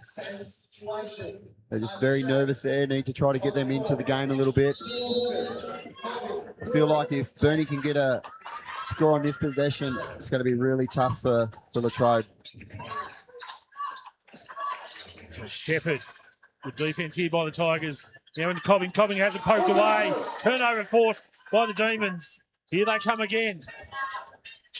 Sarah O'Neill pulls up mid-range 2. Good by Sarah O'Neill. 22 points now for O'Neill. 2:50 left to go on this one.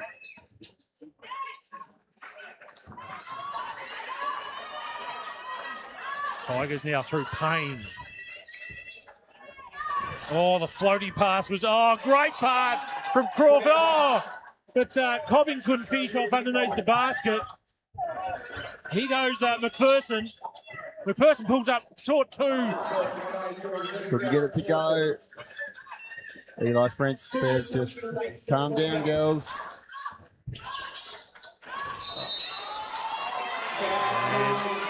Holding foul called on Bridie McPherson. So fourth personal. A substitution with Harriet Close coming on for the Tigers to replace Ella Cobbing.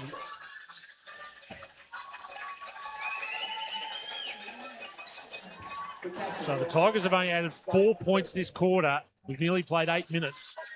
Mariah Payne's at the line with Latrobe over the limits. That's handy for the Tigers to get some a little bit of relief from the charity strike.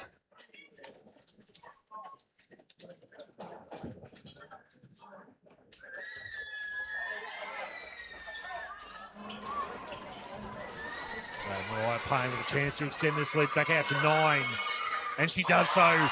Cool, calm and collected. Mariah Payne from the free throw line. 2:15 to go, 9-point lead for the Tigers.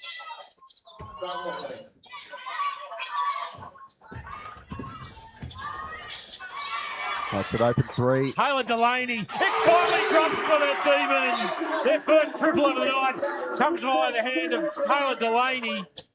Brings it back to within 6. Under 2 minutes to go now. Latrobe got to look for some traps here. Macy Crawford drives the line, got fouled. She'll go over the line for 2. Go to the line. That's all they needed, Cully. They just needed one to drop. Just put that scoreboard pressure back on the Tigers. It could be like the damn wall bursting. What's good for the Tigers is Latrobe are over the foul bonus, so sending them to the line, they just got to capitalise like Macy Crawford did then. Back to a 7-point margin. Whereas the Tigers, they've only committed the 2 fouls this quarter so far. Yeah, got to be disciplined. Clutch from Crawford at the line makes both. Back out to an 8-point ball game. Minute 50 to go. Brighty McPherson. Oh, it's raining 3 now for the Demons. Their crowd are getting into it as well. Back to it. We'll go there. 5-point margin. Big pressure. Oh, the turnover. Taylor Delaney. She thought about it. No, she doesn't. She does this Deep time. down. It couldn't. It doesn't. Crawford with the rebound. Oh, the Burnie right just get the back ball under off the trouble. floor. Matilda Dean up. Too hard. Gosh, Body's going everywhere. Chloe Broomall brings it down the court. Hands it over to Shepherd. get the ball off the floor. What is going on here, Moo? Carnage everywhere. Shepherd now, still stuck in the corner. Got to get it out of there. Good defense there by the Demons, but they get it out. Still plenty of Crawford, now time. Shot Payne. clock's at 5. Got to get it up. They haven't. That won't count. It does count! The 3-pointer from Harry Close. Demons say no score. No score. I thought she just was over the limit. No, she didn't get it off. So this could be a big moment in this game. The 3-pointer from Harriet Close does not count. The Burnie crowd, the boos ring out from the Burnie compartment of the crowd. Got a timeout. Timeout by Latrobe coach Kate O'Neill. 5-point ball game. 52.9 seconds left in this one. Oh, wow, Emu. Well, we've been waiting all night for some 3 balls. They hit back-to-back triples. That's all they sort of needed. So just at 5 points. Still got a ball game. Coley. So Burnie assistant Scott French edges out. Just seeking clarification there from John Fox on that 3-pointer. Yeah, definitely didn't get it off. No, I thought I heard the well, it wasn't so much the siren. I thought I heard the 24-second clock buzzer go off before she let it go.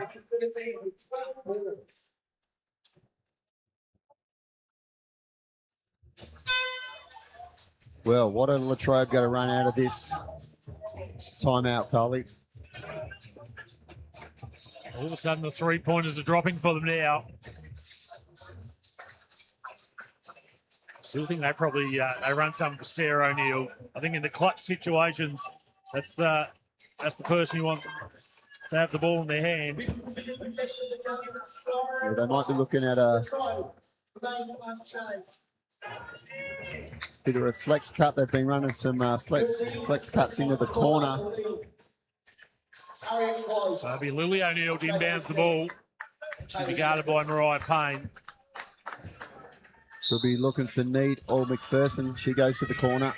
Here's Neat, catch and shoot. Matilda Neat. Oh, Robbie's get 3-pointer. Timeout called by Burnie coach Eli French. All of a sudden, his team only leads by 2 points now. 49 seconds left in this game. The Demons couldn't buy a 3-pointer if they tried in the first 3.5 quarters. They've drained 3 in a row, Moo. Funny game, basketball. I told you. You did. Well, pressure's back on Burnie here. Be very passive in their offensive set. They've only really been able to score from the free throw line, haven't they? Yeah, they have. Look, credit to Latrobe now.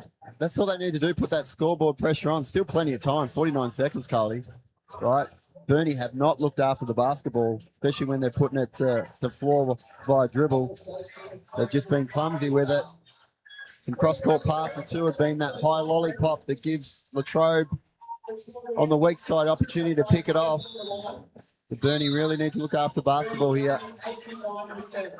Again, Latrobe are over the foul bonus, so if they're looking to stop the clock, it's just sending Burnie to the line, which they've been pretty good to keep the margin at bay, but we've just got to... And all of a sudden, this crowd's got rowdy here at the Devonport Recreation Centre. For most of this final quarter, I think everyone was just thinking, oh, Burnie will just work their way to the flag here, but the Demons have come roaring back into this one from beyond the arc. Oh, they nearly turned over. That's got to be back court. No, it's deflection. No, deflection called by referee John Fox there. Yeah, McPherson got a hand to it. We've got a blocking foul here. And Sarah O'Neill and Mariah Payne will go live a second. Kate O'Neill not happy about that call.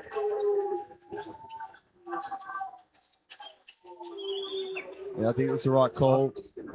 There was no backcourt on that possession either, Coley. It was deflected by Bridie McPherson. She got a hand to it. But again, Burnie just can't. They're Their passing just all over the shop at the moment. Oh, Mariah Payne with a chorus of boos ringing out from the Latrobe supporters in her right ear. Cool as a cucumber, Mariah Payne. Drains both from the charity stripe. 4-point lead for the Tigers. And a timeout called by Latrobe coach Kate O'Neill. 40 seconds to go. Payne now with 13 points on the night. Two big free Make throws. that 15. Two massive free throws there, Coley. Payne just quietly having a very nice night. 15 points, 12 rebounds, 6 assists, 3 steals. Yeah, she's been the one in the fourth. Coley trying to take control there. Broomhall's been a little bit quiet. She got her 24 in 3 quarters. Still sitting on 24 points. It's been a tough going for Burnie in this last 5 minutes of the fourth quarter. Can Latrobe execute again out after this timeout, Coley? All of a sudden, everything they touch on the offensive end's turning to gold for the Demons. Can they mine a bit more of it in these final 40 seconds? Be interesting to see how Burnie going to defend this, whether Eli French wants them to come together and hustle and switch everything on the screens. Need to be all over the inbounder.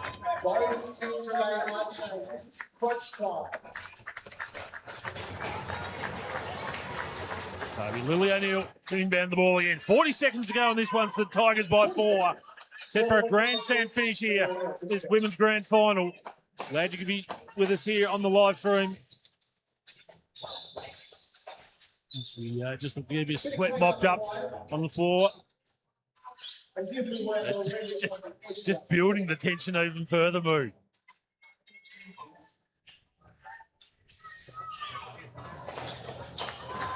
Right, ready to go again.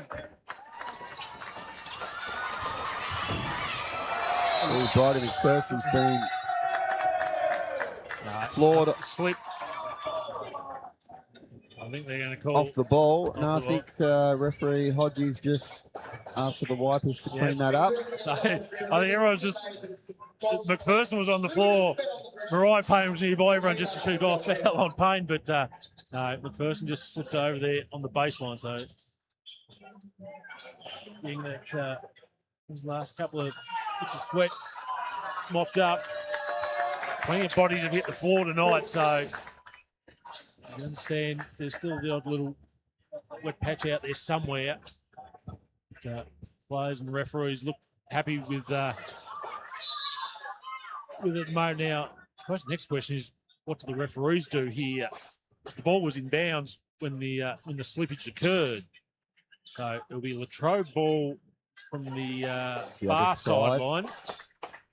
Kate O'Neill's got her hands up in the air saying she can't quite believe it.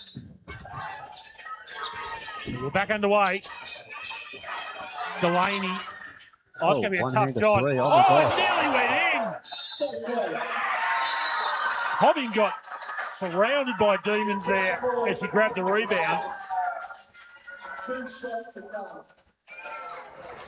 And Ella Cobbing will go over the line for 2. Second foul. The Demons just a little bit too eager there on the I'm not sure what sort of tame on the rebound. not sure what sort of shot that was, though, Coley. I must say, I didn't really see what the shot clock was at. I'm assuming it was about to expire. I can't think how it would have been. Cobbing misses the first. So still a two-shot game here. Latrobe out of timeouts. Probably misses the second as well. Latrobe with the rebound through McPherson. 25 seconds to go. Neat. Now McPherson thought about three, steps in. Deep three, no good. Gets her own rebound. Oh, we ripped out of her head by Macy Crawford. Crawford has to be found there by the Demons. She is. And Macy Crawford will go over the line for two.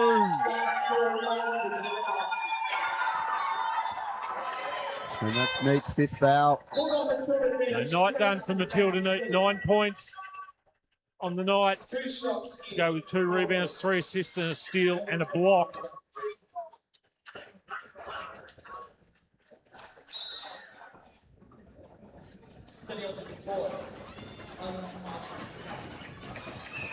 So, Macy Crawford.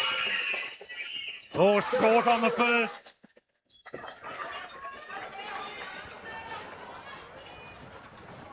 Latrobe has still got to get 2 shots in from here, regardless of the situation. 5-point ball game now as Crawford makes the first. Turnover.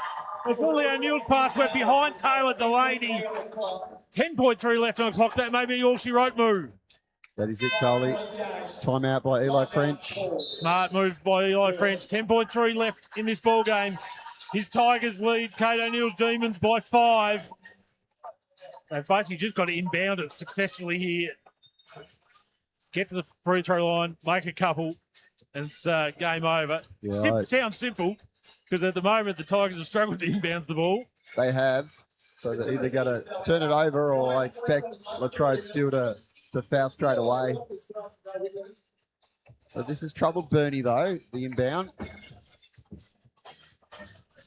Is there one final twist in this grand final? Or will Burnie make it back-to-back flags after their success last year when they defeated Devonport? Also in a very low-scoring grand final, 59-54.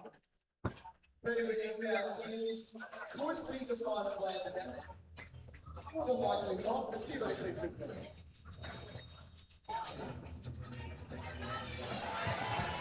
I said earlier in the game, Burnie's defence conceded only 62.1 points per game this year, best in the league by around 8 points a game. Yep. Latrobe on 59, so defensively they've been on the money tonight. Just the offensive side of things after the first 5 minutes has become a bit of a struggle for them, but they've managed to just keep the scoreboard ticking over enough when it's mattered. They're 5 points to the good here, 10.3 seconds left to go. They get it in successfully through Payne. They've got a foul. Surely the Demons. Oh, it's going to run out, and there's a foul there on Delaney. Mariah Payne will go over the line with 3.1 left on the clock to seal this one for the Tigers. Did you expect the Demons maybe to try and foul as soon as Payne got the ball there? Or was their goose cooked? I think they know that they're done, so they still weren't trying to foul that last possession there. So Mariah Payne makes the first. Had a nice game, Coley. 16 points, 12 rebounds, 6 assists, 3 steals for the Burnie skipper. Makes it a 7-point ball game. McPherson gets the ball, steps back, 3-pointer is no good. And there's the full-time siren. Burnie Tigers are your back-to-back NWBU Women's Premiers with a 66-59 win over the Latrobe Demons in a tough, gritty affair. The Tigers got it done there in the third quarter with a 16-8 term, and they held on from there despite the best efforts of Latrobe in the last quarter. But well-deserved. I think Burnie were the better team for the majority of the night. Move. Yeah, look, cracking game in the end, Coley. Like, very messy at times throughout the course of the game, but credit to Latrobe to, like we were saying before, they just need to put that scoreboard pressure on to Burnie. Burnie certainly looked like the better team throughout the night, but credit to Latrobe to just keep plugging away and causing Burnie in to make some some crucial turnovers and errors at times, which forced them back into the game.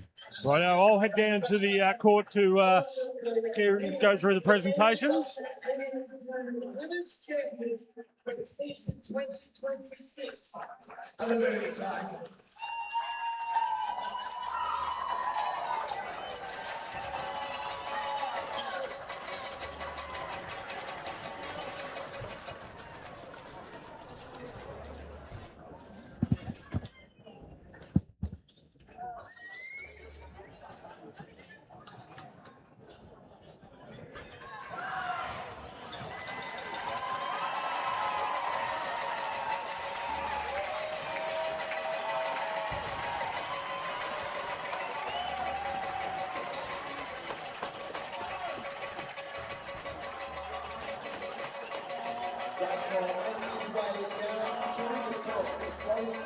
Celebrations and presentations.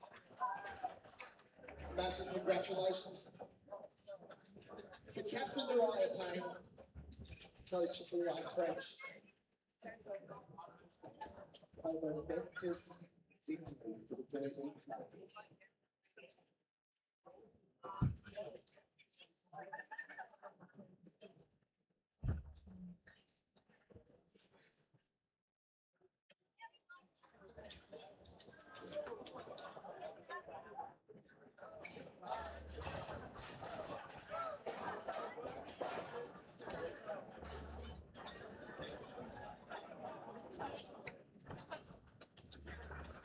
Courtside, presenting our champions today is Bradley Cole. The fine man, you'll see there in that Nike jacket.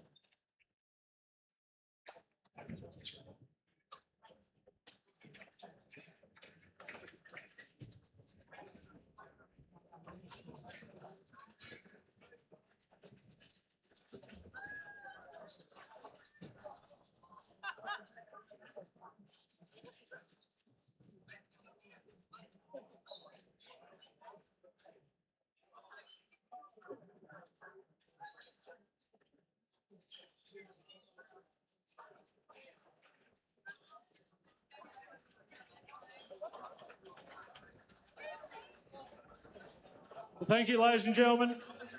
Please put your hands together once again for a great game of women's basketball, with the grand final being taken out in 2026 by the Burnie Tigers, back-to-back premiers.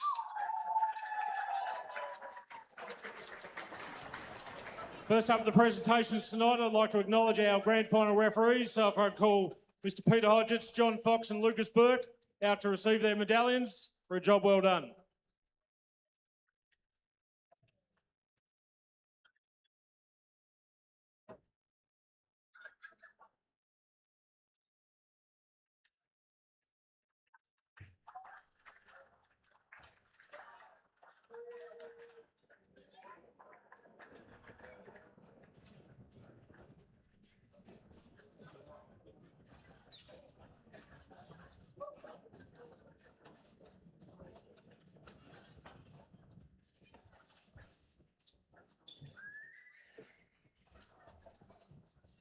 Next up,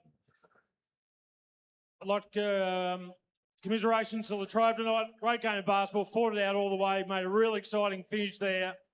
But unfortunately, the Tigers just got the job done. I'd like to call forward Captain Ali Partridge to say a few words.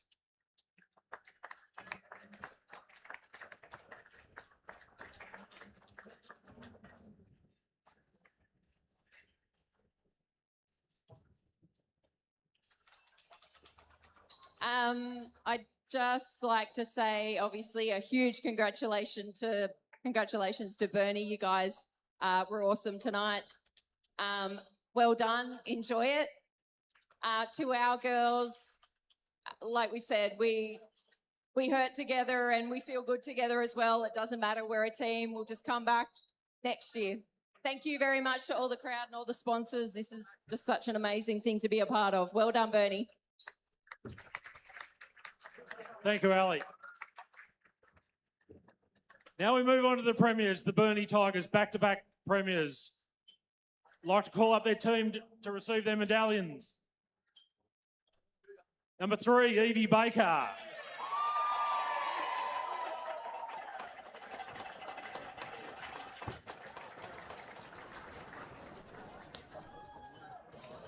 Number 4, Harriet Close.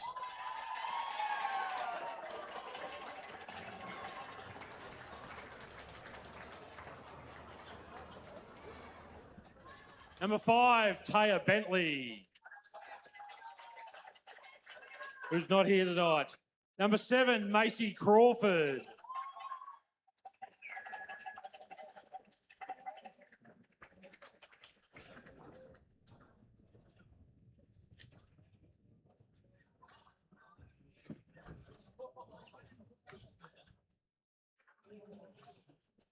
Number 10, Ella Cobbing.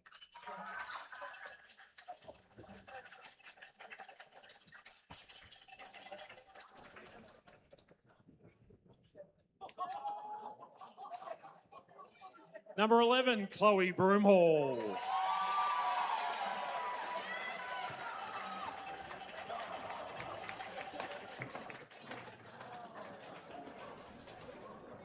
Number 12, Lucy Walker.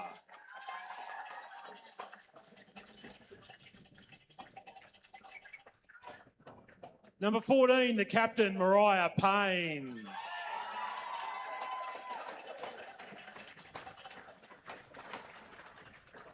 Number 21, Taylor Smith.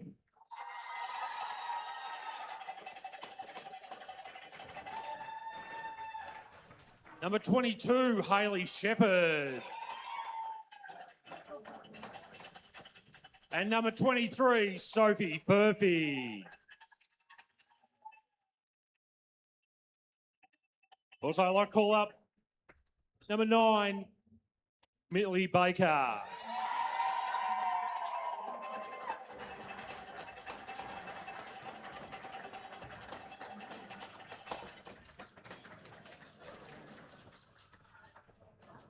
The coach, Eli French, the assistants, Scott French and Camilla Stratton, and the manager, Elena Bain.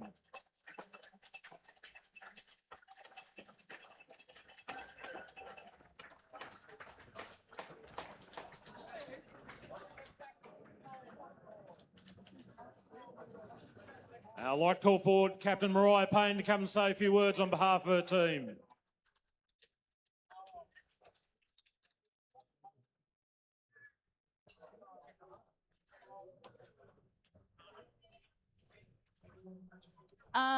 First off, I'd just like to thank the NWBU, all the sponsors and the umpires.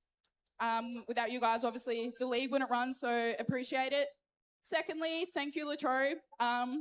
We were very nervous going in tonight because you guys are a very quality and good team.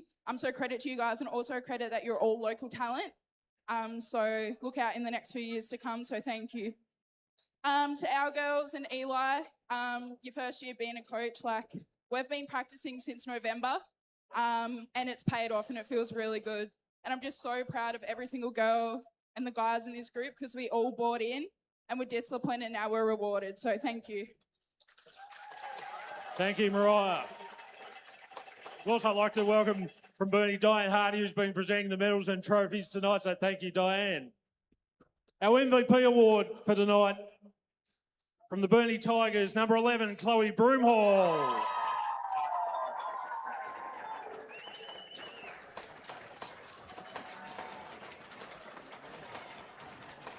And now I'd like to call back Mariah and Coach Eli French to accept the Premiership Trophy and pennant for your 2026 NWBU Women's Premiers, the Burnie Tigers.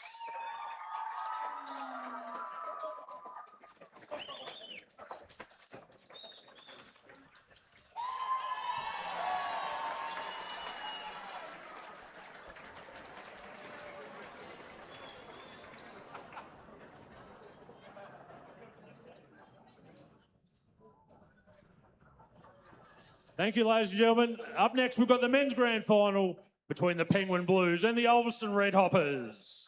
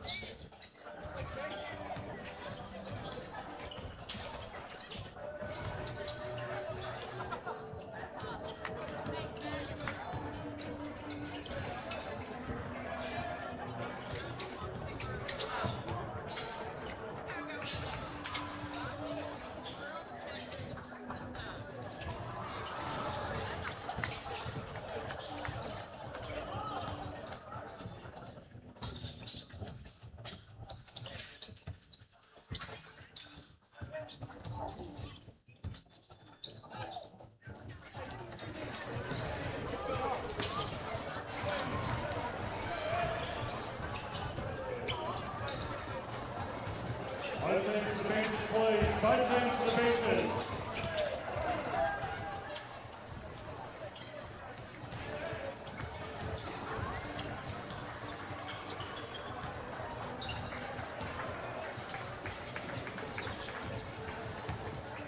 Welcome to the Devonport Recreation Centre for the 2026 NWBU Men's Grand Final between the Penguin Blues and the Ulverstone Red Hoppers. Introducing your two teams tonight for the Ulverstone Red Hoppers, number 4, Liam DeGuya.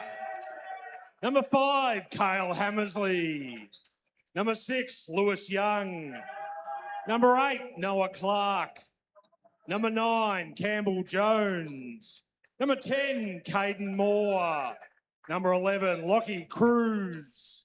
Number 12, Joel Dilger. Number 13, Ethan Robertson. Number 14, Vinny D'Angelo. Number 15, Paul Campbell. And number 23, Josh Vimpany. The coach is Phil Thomas, assistant Robert Spencer, the manager Adrian Mansfield. Introducing the Penguin Blues, number 4, Chad McPherson. Number 5, Ryan de Bomford. Number 6, Mitch Barker. Number 7, Joel Beveridge.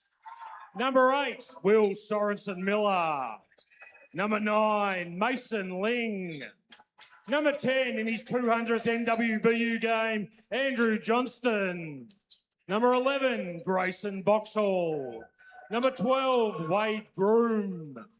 Number 13, Cam Brown. Number 14, Sam Percival. Number 16, Mitch Enright. Number 23, Avery Patterson-Lynch. Number 24, Arnold Fripp. And number 25, Charlie McDonald. The coach, Dwayne Douglas. Assistants, Nathan Anderson and Darren Long. The manager is Donna Miller.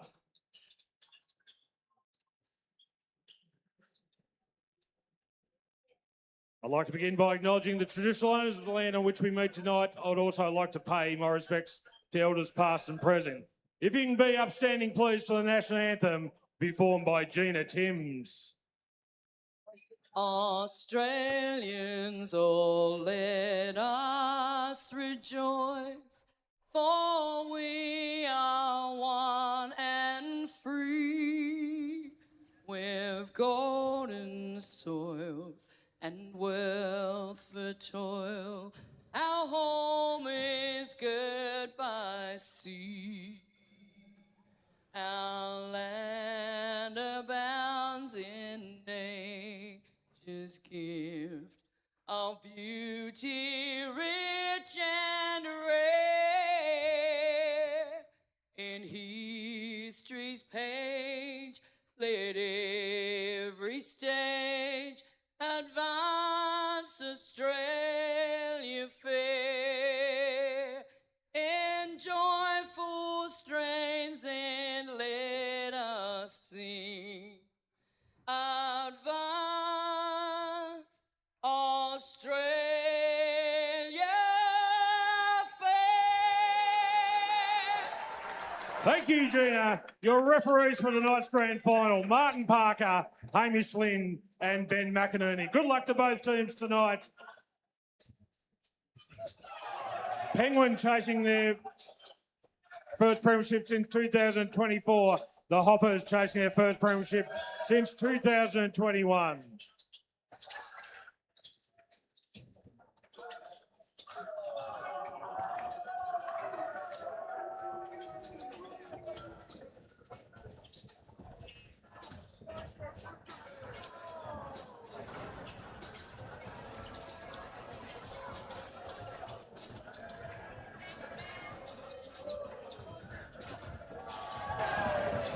Welcome back to the Devonport Recreation Centre for part 2 of NWBU Grand Final night. This time, it's the men's decider between the Penguin Blues and the Ulverstone Red Hoppers. You're just tuning in. My name's Brad Cole. Great to have you on the live stream coverage for tonight's big dance here at the Devonport Recreation Centre. Joined once again by Moo Sturzica right beside me here. Moo, it was a great finish to the women's game. Could have gone, it felt like could have gone either way there for a little bit, but Burnie hung on for the 7-point win with Chloe Broomhall, MVP. Really looking forward to this men's decider, though, between two teams that do not like each other. Yeah. Thanks, Coley. Welcome, viewers. Yeah, congratulations to the Burnie Tigers women's basketball team. They just got it done against the Demons. This one, Coley, this is going to be a cracker, this men's game. Two arch rivals. Both had to do it a little bit tough leading in with some key players missing, especially for the Penguin Blues. Ulverstone just performing really nicely at the right time of the year, and this one's going to be a ball game, Coley. It's going to be great. So they're past the finals for Penguin. They qualified through the qualifying final last Tuesday night when it was the great heist. Yep. They were 11 points down with 2 minutes to play, a minute 55 left on the clock. Everyone had pretty much given up on them. They forced overtime and then defeated Devonport 88-86 in overtime to book the first spot in the grand final. Cam Brown with 20 points, Joel Beveridge with 19, Will Sorensen Miller stepped up and knocked down 14 points. For the Ulverstone Red Hoppers, they qualified for the preliminary final by defeating Latrobe 99-77 in the elimination final, where Vinny D'Angelo tore apart the Demons with 40 points. Noah Clark with 21, Campbell Jones with 12. They shot the ball at 52.17% from three-point land that night, so anything like that again tonight, they're well on the way. And then they defeated Devonport in Tuesday night's preliminary final here at the Recreation Centre, 87-65. Pulled away in the last 5 minutes of the game. D'Angelo with 22 points, Noah Clark with 18, and Paul Campbell with 17. All 5 starters in double figures. So, yeah, my original tip's Penguin just because they've got plenty of grand final experience. They've got plenty of big game players, but the Hoppers have looked good. They're 2 games in the finals this season. Yeah, I guess you can't ever count out a Phil Thomas coach team. There's the other factor. Yeah, they're a quality team. They play well as a team. You know, this Penguin team is very deep. They've got, potentially 8 guys could start, Coley. And they've had to do that with Mason Ling being away in the States on a tour. They've had to step and rely on some other players. They've had some injuries too to Chad McPherson. He just come back last week off the bench. They started 15-year-old Grayson Boxhall off the back of an outstanding Australian nationals with the Tassie under-16 teams in Bendigo a fortnight ago, and he got the start. So probably a good problem for Dwayne Douglas to have. If someone's not firing, he can make quick rotations and those sort of things and not lose anything. They're certainly a lot deeper than Ulverstone. Fielding go too deep last Friday night. Tuesday night. Sorry. He basically ran with 6 players. Yeah, 6 players. So is that going to be we talked about, do you want to be playing? Do you want to have that rest? Is that going to be a factor with fatigue, just playing 3 days later? Penguin are very fresh and those sort of things, but they've got some very experienced campaigners with Cam Brown. What can we say about Joel Beveridge? You want to quickly talk about him? Mr. Grand Finals, Joel Beveridge. Just run through the numbers there for me, Moo. So played in 13 grand finals, going for his 10th premiership, 5 with Penguin, 4 with Ulverstone. Look, nothing flashy about his game. Joel's just a grit and grind, determination player, just has belief in himself, will do anything that needs, sacrifice for the team. Just a true leader, and much respect to that fella. Yeah. Now the way he blanketed Kai Savage in the qualifying final last week was something to behold. So the starters for the 2 teams here for the Blues will be number 4, Chad McPherson, number 7, Joel Beveridge, number 9, Mason Ling, number 13, Cam Brown, number 24, Arnold Fripp. While for the Hoppers, number 8, Noah Clark, number 9, Campbell Jones, number 14, Vinny D'Angelo, as Martin Parker gets us underway here at the Devonport Recreation Centre, number 15, Paul Campbell, and number 23, Josh Vimpany.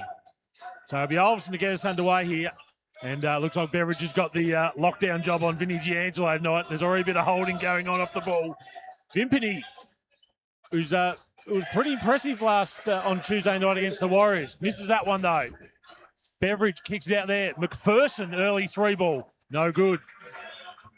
The rebounding machine that is Paul Campbell. Good transition by first one. Ulverstone. Oh, great. Oh, Campbell Jones missed it underneath the basket. I think that was Noah Clark. Yes, it was Noah Clark.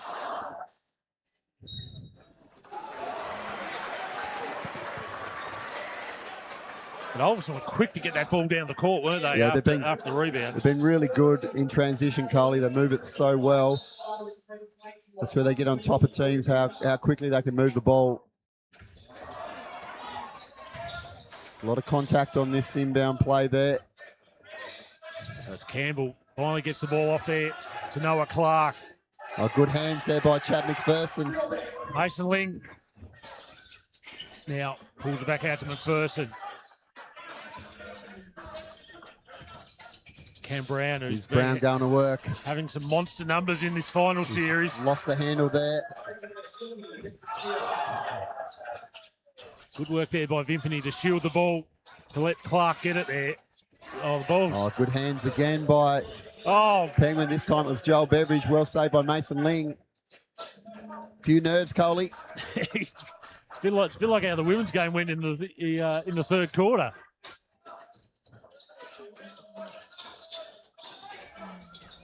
Oh, Brown's Cam got to shoot Brown. that three. No good there for Cam Brown.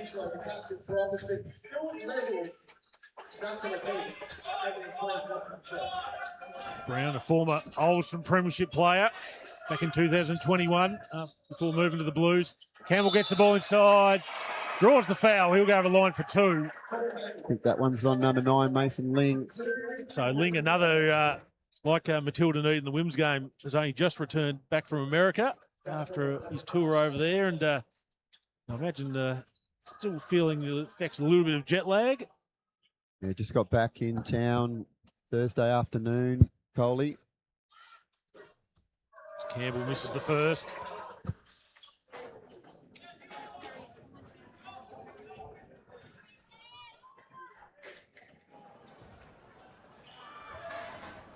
Campbell makes the second.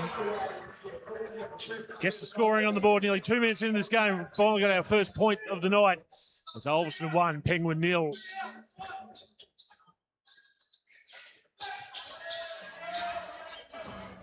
Ling drives, floater, no good.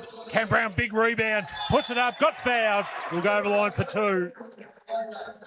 Now, Paul Campbell's looking at the referee. It will be on Paul Campbell.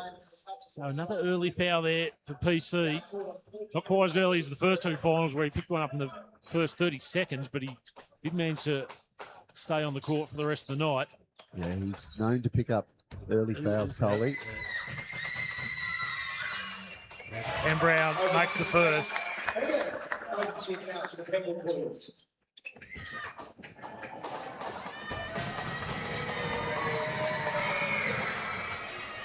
This is the second there, Cam Brown. Averaging 16.14 points a game this year, Cam Brown. Good numbers, 8.9 rebounds, 4.86 assists. So still playing a point forward role as Josh Vimpany gets the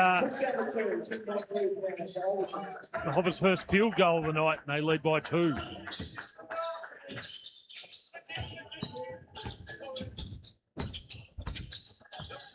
Fripp now from the sideline.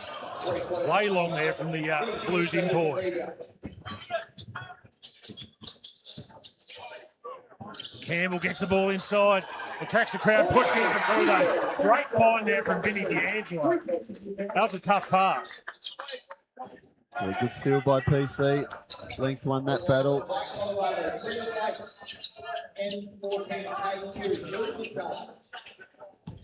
Fripp shoots from the foul line. No good. Oh, Joel Beveridge soars in for the offensive glass. Fripp gets it, puts it in for 2, draws the foul. The foul will be on D'Angelo. Fripp to the line to shoot 1. And great offensive rebound by Joel Beveridge. It's clearing the glass. That's what he does. Brings that hustle and energy. Fripp to the line for the M1.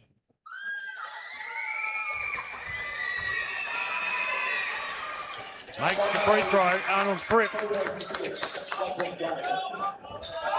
Penguin trail by 1. Early stages of this men's grand final for 2026 at a packed out Devonport Recreation Centre. Vimpany couldn't hold that pass, tidied up there by McPherson. Takes the steal. Very proud to pass it to Bedford.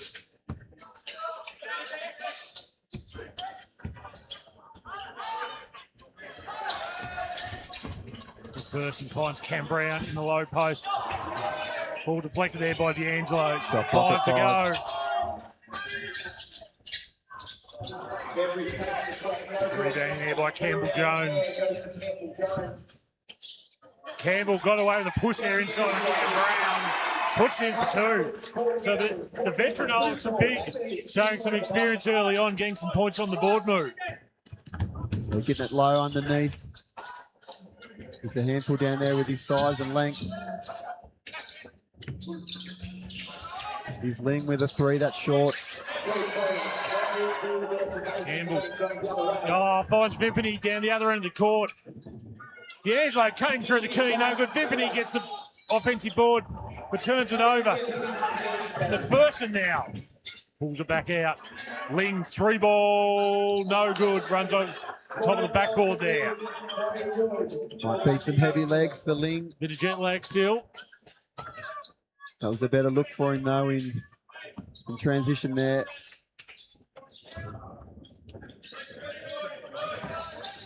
Screen to screener action there by Ulverstone. Campbell, Noah Clark off the glass, no good. Here comes the Blues in transition. Chad McPherson open 3, no good. Chad's had a couple of good open 3 looks. Can't get him to drop. Vinny D'Angelo drives to the basket, flips it up the right hand, no good. Draws the foul though. And it's got to be on Cam Brown. It's his first. And Vinny D'Angelo to the line to shoot 2. We touched there earlier on Phil Thomas coaching his 601st NWBU game tonight. All for the Hoppers. All for the Hoppers. Up against the relatively inexperienced Dwayne Douglas in his second year as Penguin coach. We've still got the bit of the master and the apprentice situation going on here. Makes the second. He still loves the battlefield, doesn't he? He can't keep away from it. He's just a competitor. He just loves the sport. Very loyal to his Hoppers. Overall, including nice pass out of first into Brown. Brown gets it in for 2. But on top of his Hoppers coaching gigs and coaching Northwest Thunder, Originals, Brewers, men and women. Juniors as well. Juniors as well. Over 1,000 games of senior basketball coached. Amazing effort from Phil Thomas. So just under 4 minutes to go in this first quarter. No subs yet for either team, Coley. Here goes Beveridge. Kicks it back to Brown. McPherson, open 3. No good. Had a good look. I'll be making a sub if I was Coach Dwayne Douglas, and that's what he's doing. Fripp gets his hands in there on Vimpany. Tips it out of bounds. And subs coming in for the Blues here with Chad McPherson going to the bench for a rest, replaced by number 8, Will Sorensen Miller. Yeah, Will had a good finals series so far. Yeah, 14 points in that qualifying final. Started really well. He got the start as well with Mason Ling away. Noah Clark, no good for the 3 there. Been a very handy pickup for the Hoppers, Noah Clark from Hobart and Coley this season. Sorensen Miller kicks out to Cam Brown. Cam Brown thought about the 3, drives, kicks it there to Fripp. Fripp, who's good. Arnold Fripp with 5 points already tonight, averaging just a tick under 15 this season. Sort of doesn't really need to be a leading scorer for Penguin this year as Campbell Jones. Just catch and shoot 3 off that pin down. That's what he does. Look pretty to watch there from the Ulverstone team. Timeout called by Penguin coach Dwayne Douglas. Ulverstone leading 12-8 early start, first quarter, 2:53 to go in this NWBU Men's Grand Final. If you're just joining us, in the Women's Grand Final, it was a win to Burnie, 66-59. They've gone back-to-back over Latrobe, and MVP for the game was Chloe Broomall, 24 points, 12 rebounds, and 4 steals. On the other side, 5 for TC, 14 for D'Angelo, sorry, 2 for D'Angelo. Well, low scoring to start off with, Carly. We sort of predicted that. This grand final, nerves is who's going to settle first. So good timeout by coach of Penguin, Dwayne Douglas. Talk over a couple of things there. Still see no sub yet for Ulverstone. Maybe there might be a change in this timeout. You wouldn't be too concerned, though, Douglas. They've had some really good looks from three-point land, especially McPherson. Just haven't been able to connect on them as yet. But, look, you're never going to knock back a shooter shooting open threes. So,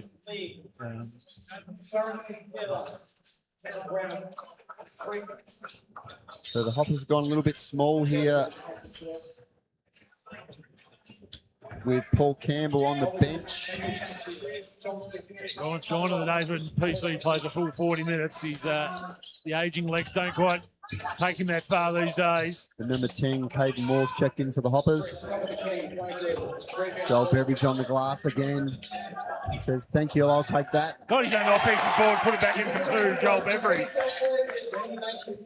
He'll just pluck away, Carly, all game. He'll just do what he needs to do. He's got the massive job on Burnie D'Angelo guarding him. Clark now. Stops, kicks back out. Caden Moore. Oh, halfway down the shoot, kick back out. Josh Vimpany got the rebound. Couldn't get the ball, but he'll go over the line for 2. We have an unheralded player in this Ulverstone lineup is Josh Vimpany. But in 17 games this season, just under 10 points a game, 7.5 rebounds a game. So he gives that. Just on the glass. He gives that excellent support for Paul Campbell. Yeah, he'll crash him hard. Sort of just plays that role of the clean-up man, doesn't he? The tough guy. Yeah. That's sort of the junkyard dog sort of player that every team needs in their side. Gets the second free throw to fall. So just over 2 minutes to go in this first quarter. It's the Hoppers by 3. The Penguin Blues in this Central Coast Council Derby. Both proud histories, these clubs, especially in men's basketball. That one's down for Lee on the triple. He'd be happy to see that one go down. We're tied up at 13. Minute 40 left to go in this first quarter.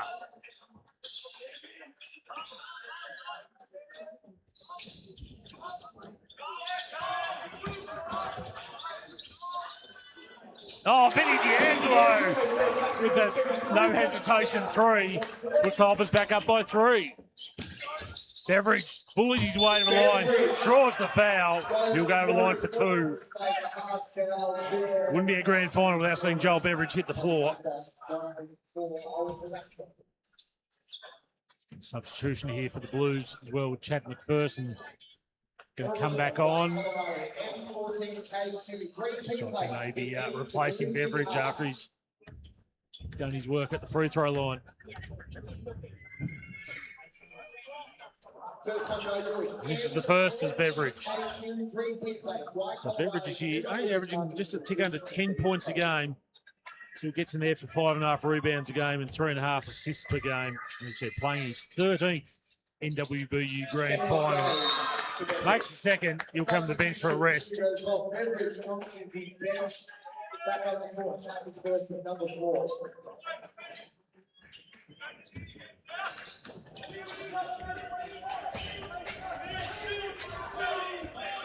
So just over a minute to go in this first quarter. It's the Hoppers by 2. Oh, Campbell Jones, that was off balance and probably not a well-advised shot.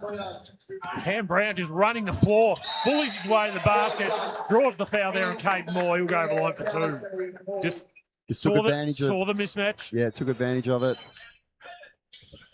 on number 10. Got himself to the line. Paul Campbell checking back in. Andrew Johnson, 2 shots to count. Had a triple double in that game against Devonport. Had like I didn't write it down, but something like 14 assists, 12 rebounds, Yeah, he 14 did. assists, 11 points. Hit the 2 free throws too, Coley, Yes. to send it into overtime. Yep. 9.7 for Wayne. Missed it. Well, he missed one. the first, and then butted up and made free throws 2 and 3 to force into overtime. He's missed a couple Missed there. both there. Oh, great effort there by Mason Ling on the glass. Fripp can't get the fall. Now we saw last year in the men's grand final, Latrobe struggles from the free throw line, and it cost them down the stretch there. It's going to be a stat to watch this game. Penguin have already missed a few from the charity stripe. Campbell nice inside, pass got the inside. mismatch. Oh, but Cam Brown poked it away. Fripp now. Too big, too strong, puts it in for 2. A good body control by Fripp there, just going straight at Campbell Brown. Campbell Brown. Cam Brown. Campbell Jones. Campbell Jones. Speaking of Campbell Jones, he was nearly sitting with the score bench there. He was that deep on that for 3-point attempt. We're tied at 16. Yeah, Jones made some big threes the other night, Coley. Cam Brown thinks he's Chris Paul out there at times at the moment. Some of those. Campbell Jones 3 on the buzzer, no good. Quarter time here in this men's NWBU Grand Final for 2026. And we are tied at 16 each of 2 after 10 minutes of an entertaining men's Grand Final. Top scorers in the game so far. For the Penguin Blues, Arnold Fripp with 7, Joel Beveridge with 3, Mason Ling with 3, Cam Brown with 3, while for the Ulverstone Redhoppers, D'Angelo and Campbell with 5 points apiece, Campbell Jones and Josh Vimpany with 3 points apiece. So even spread of score, 4 scorers for each team there at the moment. Noah Clark hasn't scored yet for the Hoppers, who's coming off a season where 15 games tick over 17 points a game, so he'll be looking to get involved in the second quarter. He's certainly a class player, coming off a win down the Hobart comp with Kingborough Hewen a couple of weeks ago. Yep, won the title down there. I think Jacob Richards has helped himself to a lazy 42 points or something that game. Shout out to Jacob Richards as well. Former Penguin player, used to come up, drive up, make the trip up and played in a premiership or 2 with Penguin. NBL1 South League MVP. Yep. A fantastic effort for Jacob Richards. One of the nicest blokes you'll meet in Tassie basketball. Yeah, sensational NBL 1 season for Jacob. Unlucky not to be in the NBL roster. You think someone's having a look at him somewhere? I know, the level steps up and those sort of things, but he's been had the opportunity with the Jack Jumpers last couple of years, so see what eventuates there. I say Jack Jump's putting together a nice little roster at the moment, though. I know we should never count chickens before they hatch, but they seem to have good depth at most positions. Yeah, I like what they've put together there. So just touching on those free throws there, Penguin 3 of 7 from the line already, and the Hoppers 4 from 6. We'll keep an eye on that stat because hurt Latrobe in last year's men's grand final and could play a part down the stretch here. If that first quarter's any indication, was set for a tight contest between these 2 rivals. Back underway here at the Devonport Recreation Centre for second quarter. Tied at 16. Ling now puts up the 3. Oh, Mason Ling!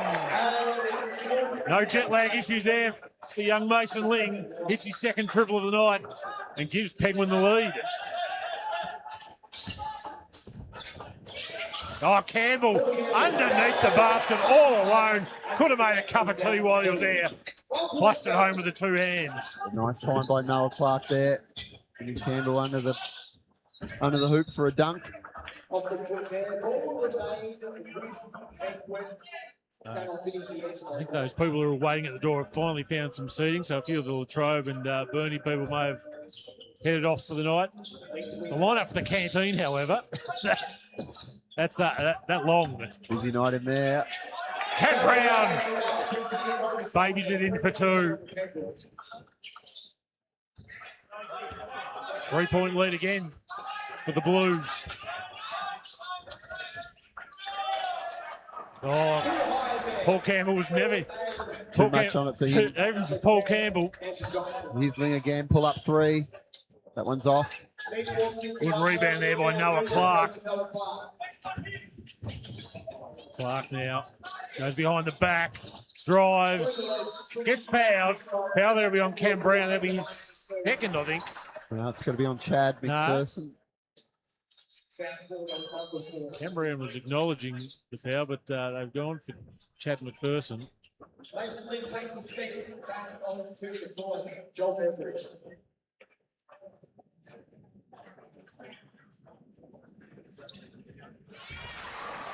There's Noah Clark makes the first. Scoring total.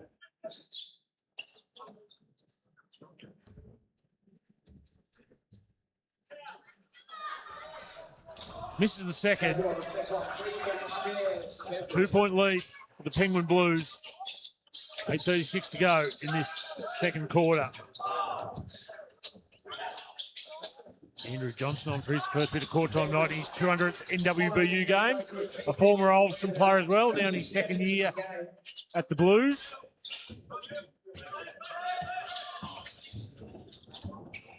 Vinny with a pull up from the nail. 7 points now for D'Angelo. We're tied at 21. Blues won't want him to get going, Cully. Just always seems to get to his spot. That 40-point game in the elimination final against Latrobe, that was something special. Joel Beveridge just takes what the defense gives him. Gives Penguin back to the lead.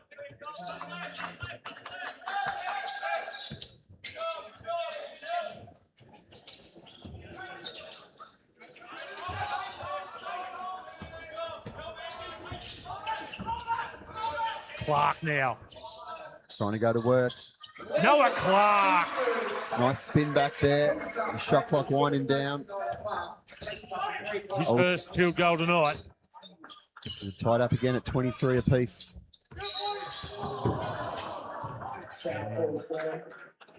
Caden Moore will get called for the foul there on Joel Beveridge. Just a little bit too vigorous there in his attempts to get the steal. Substitutions there with Will Sorensen Miller coming off and replaced by Mason Ling.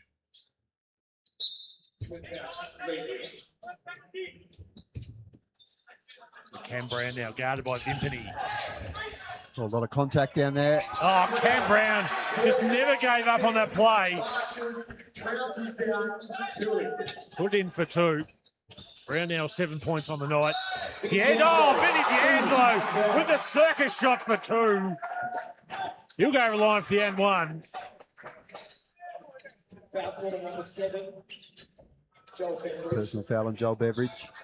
It's going to be his, I suppose with the Northern Force done and dusted for season 2026 in the NBL1, the likes of D'Angelo, they can go hell for leather tonight. This is his final game for the season.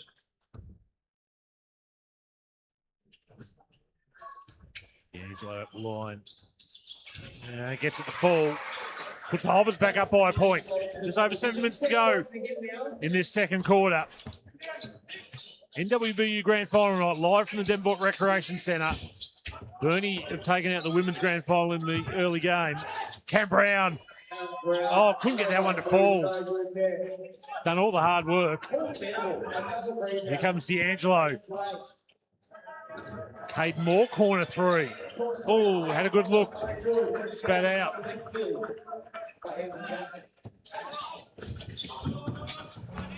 Beveridge just settling it down. Just a wise head there as Joel Beveridge. Could have... And he pulls the triple. No good there. Plenty of contact on the rebound. A lot of there. holding here. It's going to be on Paul Campbell. It's going to be his second. So Phil Thomas not happy. Yeah, tough one for Campbell in that instance. Thought it was 6 to 1, half a dozen yards. I think both players might have been holding each other, and Campbell, unfortunately, was the one that got caught. So Campbell at this stage staying in the game. Yeah, this is where it gets a little bit nervous for Phil. Doesn't go too deep with his rotation. Don't want to get Paul Campbell on his third personal this early into the second quarter. Mason Ling floats in the air, lays it in with the right. Puts the Blues back up by 1. Thomas only used the 6 players in the preliminary final win against Devonport. Basically, it was Caden Moore off the bench. That was about it. D'Angelo, 3 ball. That's going to be off. Yeah, that was a tough one. Here comes the Blues in transition. Mason Ling pull up 3. No good. Vimpany soars high for the rebound. Then brings the ball down the floor himself, which pretty sure is not in Phil Thomas's playbook. Noah Clark just trying to get PC down late on the sill. He's found him. Off the glass, PC for 2. Olsen back in front by a point. It's just a seesawing contest here in this second quarter.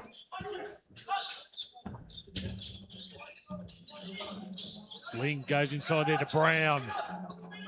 Fripp now, sold Paul Campbell up the river. Drove in, laid in for 2. Fripp having a nice game so far, up to 9 points. Yeah, just nice little pump fake and got PC in the air.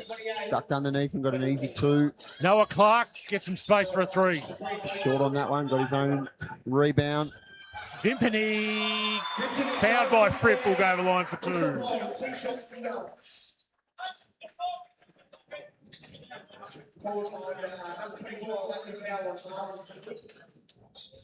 So both teams just can't get it, can't get any separation at the moment. Paul Campbell does come to the bench for a rest.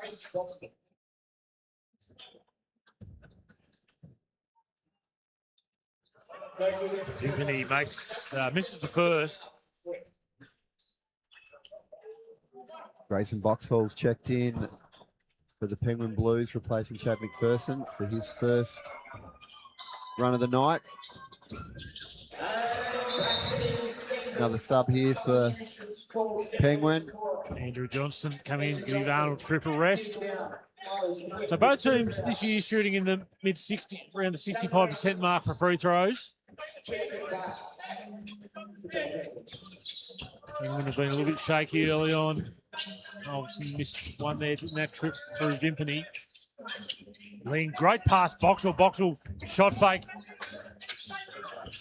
Oh, short when he had plenty of space. Control from the young 15-year-old though. Delve a little bit deeper into Grayson Boxall's last month or so in a minute. And there's a foul call there by referee Ben McInerney. The foul there on number 11, Grayson Boxall. It's Grayson Boxall, under 16 nationals in Ballarat, Bendigo. In Bendigo.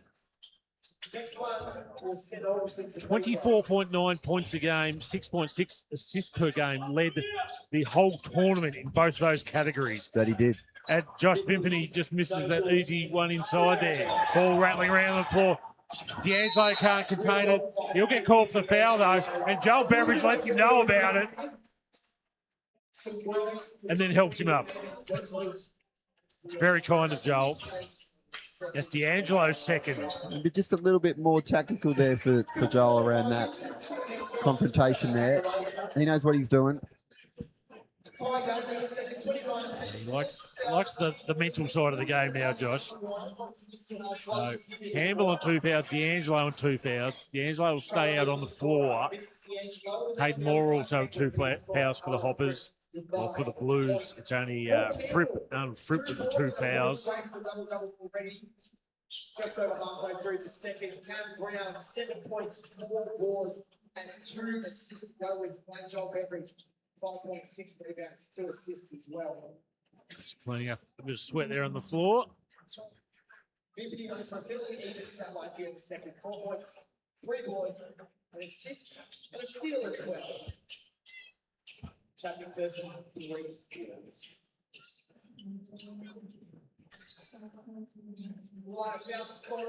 So we're just about ready to get underway here after the clean-up in aisle 5.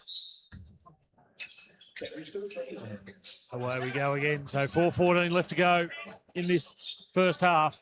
We're tied at 29 in a gritty first half of basketball. No team able to really get any advantage at the moment. Fresh Devonport air there from Mason Ling. D'Angelo, mid-range jump shot from the foul line there, no good.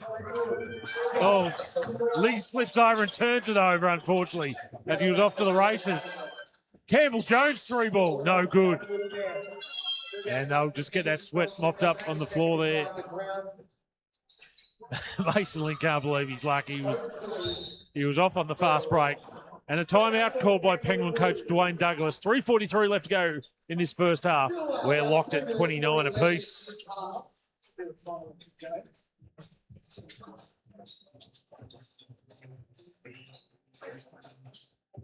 Penguins, Dwayne Douglas and Ulverstone Phil Thomas sitting down, talking and figuring out what Douglas do with these last few minutes here.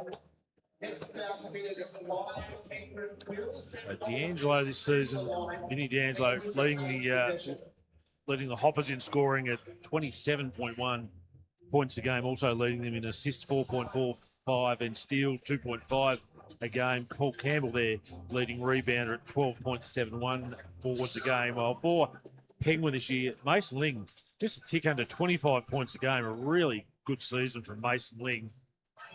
And then leading most of their other statistical categories is Cam Brown, 8.9 rebounds a game, 4.86 assists per game, and 1.86 steals per game. So It's Cam Brown doing Cam Brown things. It translates across all leagues. Shout out to Mandy Gibson up in Launceston. Hope you're watching tonight, Mandy. Penguin remains unchanged. Beveridge, Brown, Boswell, Lee, Johnson. Obviously making their way out of the timeout. Appears to also remain unchanged. 50. Ball.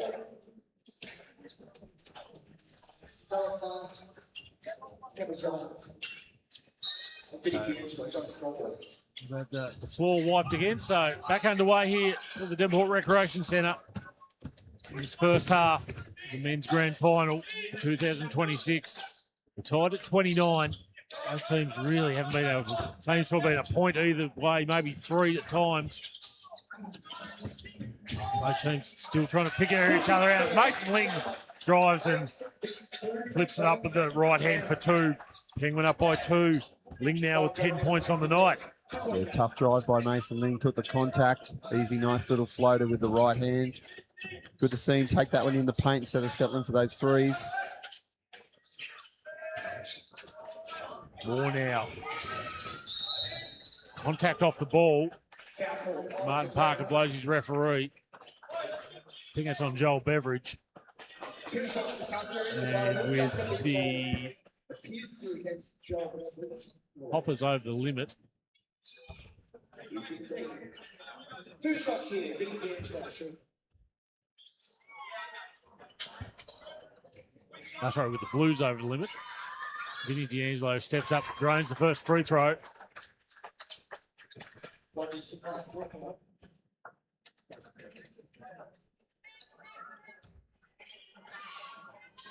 D'Angelo makes the second. 12 points for D'Angelo on the night, and we're tied at 31 again. Just under 3 minutes to go in this first half. Ling drives, hangs off the kiss off the glass, puts in for 2, puts Penguin back up by 2. Did suffer a serious facial injury this year, I think Mason Ling in the game against Devonport, got cut open as a Penguin on the fast break and the layup by Johnston. His first points of the night. Penguin with the biggest lead of this half.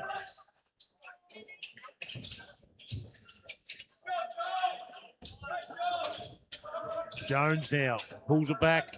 Moore in the corner. Wide open. No good. Oh, a bit too much there. Vinny D'Angelo left the Campbell ball. Jones now. Noah Clark steps back, thought about the three, no good. Campbell Jones's pass, Caden Moore's Oh, pass. great job, Joel Beveridge. Hustle there from Joel Beveridge. Johnson just settles in the corner. Slows it down. Brown in the mid post against Against Vinny. D'Angelo, trying to draw that third foul. Oh, please stop it. Cam Brown. Casually just rolls around and says, take that, Vinny. Now, this may be hard to believe, ladies and gentlemen, but it's 6 points. It's, Cam Brown up to 9 points on the night. Timeout. Penguins. 1:38 left to go in this first half. And all of a sudden, the Blues find themselves 6 points to the good. Yeah, just a nice little run here from the Blues. With a couple of stops, some easy baskets. Just taking advantage of Campbell not being out there. Oh, absolutely. Inside. Hands been a bit more active defensively. Just getting some deflections. Got a couple of steals. Saw that easy layup that they got. Just a nice little run here.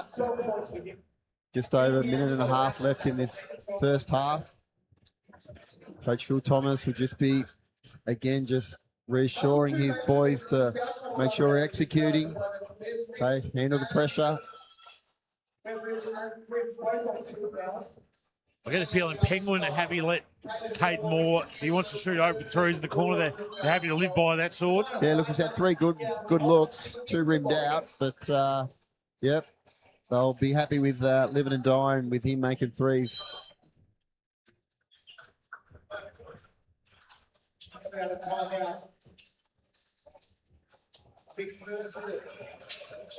Capacity crowd here at the Devonport Recreation Centre. Enjoying a great night of basketball. Mentioned before, Burnie took out the women's premiership back-to-back for the Tigers. They defeated Latrobe 66-59 with Chloe Broomhall MVP thanks to 24 points, 12 rebounds and 4 steals. She sort of set up the game in the first half, bit in that third quarter, didn't she? Yeah, she had a solid game. Payne sort of took over a little bit in that fourth quarter.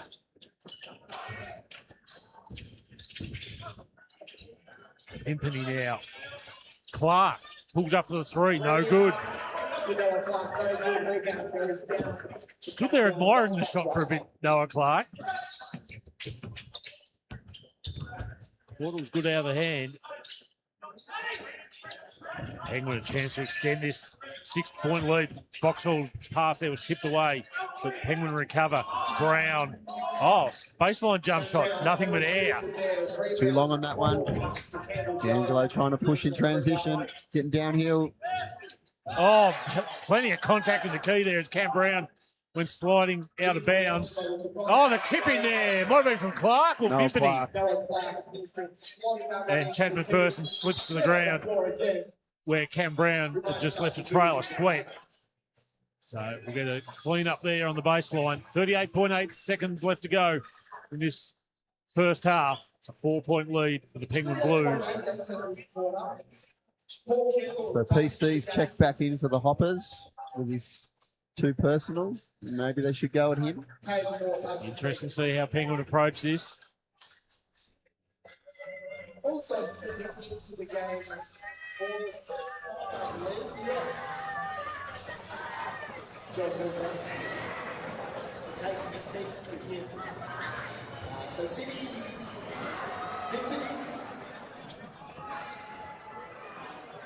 Vimpany and Moore take a seat for Ulverstone. Paul Campbell, Dilger across the court. So coming onto the court for his first bit of court time, Joel Dilger, number 12 for the Hoppers. Johnson. Oh, that was going to be tough. Oh, Mason Ling Ling just blew the putback. that was, in comparison to some of the shots we tipped tonight, that was easy for Mason Ling, and he was dirty on himself as well. Now he has to guard D'Angelo. Campbell dives to the rim. D'Angelo kicks out there. It's Dilger. No good for a 3-point attempt. But a turnover. buzzer goes there for half-time. And after 20 minutes, it's the Penguin Blues leading the Ulverstone Red Hoppers 37-33 in this men's grand final. Top scorers in the game so far for the Penguin Blues: Mason Ling with 12 points, 9 points apiece to Cam Brown and Arnold Fripp, 5 points to Joel Beveridge. While for the Hoppers, 12 points to Vinny D'Angelo, 9 points to Paul Campbell, and 5 points to Noah Clark. So, tight affair move. Neither team could. Penguin got to a 6-point lead there late in the second quarter, but no teams really look like they're going to take a stranglehold on this game at the moment, have they? Nah, look, I think both teams have probably left a few points, had some opportunities. Easy that miss. Very even game at the moment, Coley. So it'll be interesting to see what Penguin can do with Campbell and the foul trouble. He's only on 2 at the moment, but if he picks up, one early in the third, which we know that he's known to, change a little bit there with Phil Thomas's approach on whether he leaves him out there and those sort of things. But interesting first half. So we'll see what happens in the second half, mate. So we'll take a break here from the Devonport Recreation Centre for about 6 or so minutes and come back with the second half of this men's grand final, which currently stands at Penguin 37, Ulverstone 33.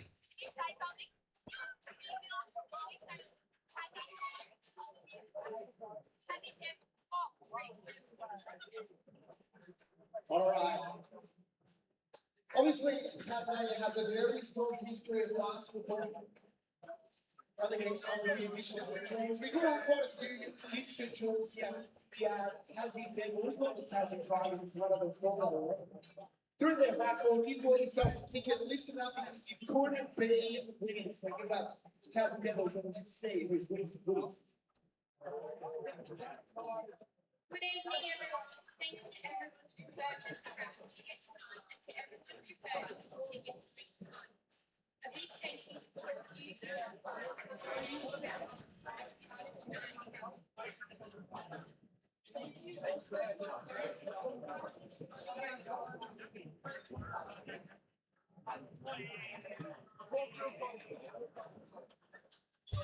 We are going to do our third prize. The talk to the guys voucher goes to Tamika Pebbles. Second prize goes to hand goes to Robert Spencer. And first prize goes to him that goes to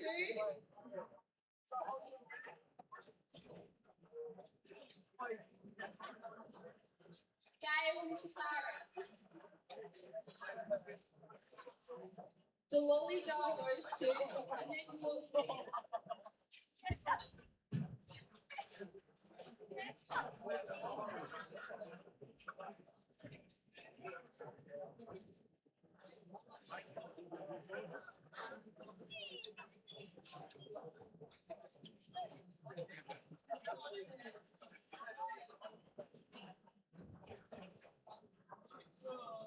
All right. Reminder, our winners, Gail McLaren, Tamika Pebbles, and Robert Spencer. Head yourselves to the front desk. You have won a prize in the raffle. A massive thank you to everybody that bought tickets and massive congratulations to the Tassie Devils. About to head off on their brave journey, hopefully bring back some trophy sports.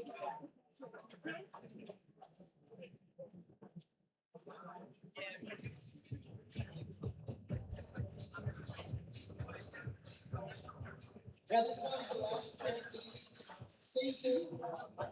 Alrighty, the basketball remains. If you do love the basketball, there's also the NBL one that is based out of Ulverstone and in Launceston, the Northern Force. A few players from that team out there tonight. Cam Brown, Jaden Ferguson, Paul Campbell, Eugene and D'Angelo, all representing the men's team for the Northern Force. Two players from each of those teams. Next year's team won't yet come out. But they will return at the start of 2027. Make sure you support them, make sure you support the local sports as well. Half time, 5 minutes to wait until we get into the second half, the final second half of the year, the season.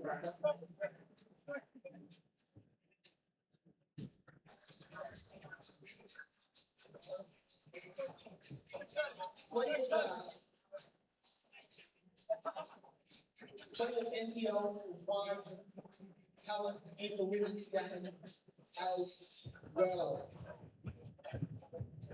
So make sure you do support them. There's some workers on there. So is Millie for Burnie Tigers.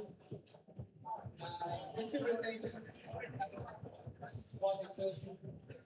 A few players from the women's team.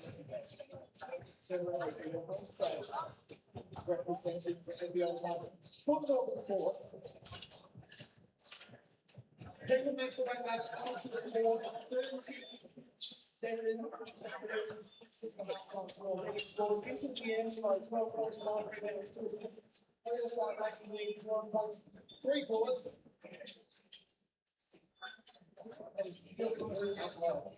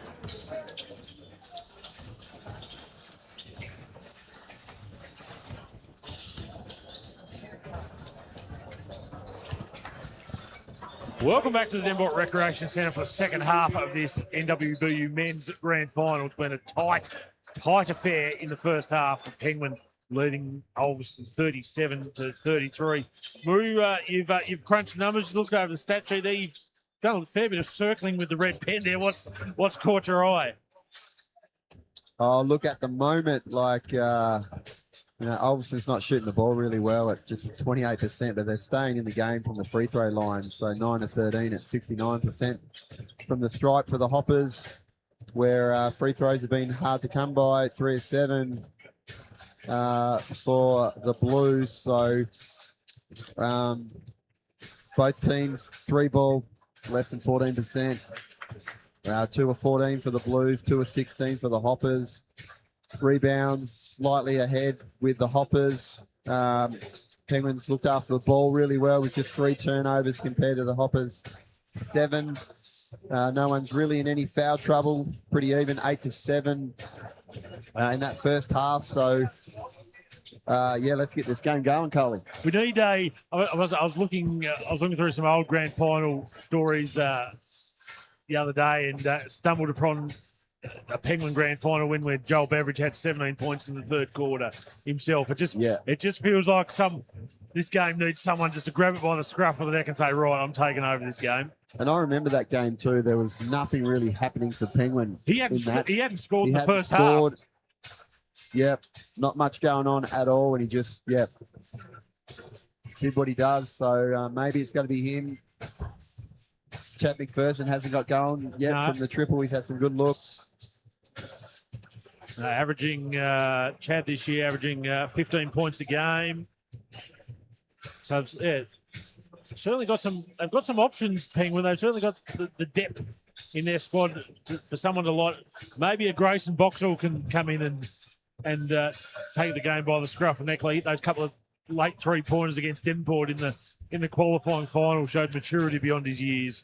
Yeah, a couple of big threes in overtime. Had 11 points in that game for the Blues.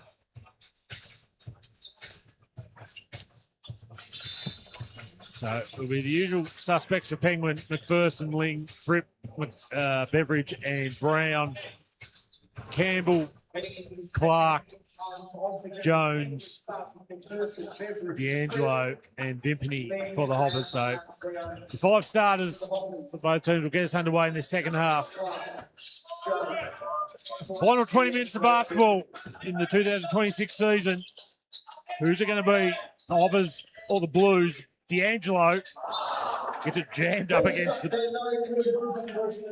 the glass and the ring. Very talented man. And very talented man for those things. Shoot the ball back out. We'll go the other way. Score names 37-33. You don't see that one too often. Maybe the ball just needs a little bit more air. It easy. Oh, D'Angelo had to rush that one a little bit. Brown hands it over there to Ling, who's hounded by D'Angelo.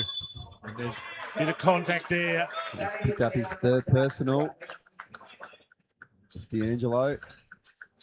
Just Unnecessary one. give Phil Thomas an early headache. Brown goes to work against him, and he goes one way, goes the other. And trying Put to that one up, but nothing but out.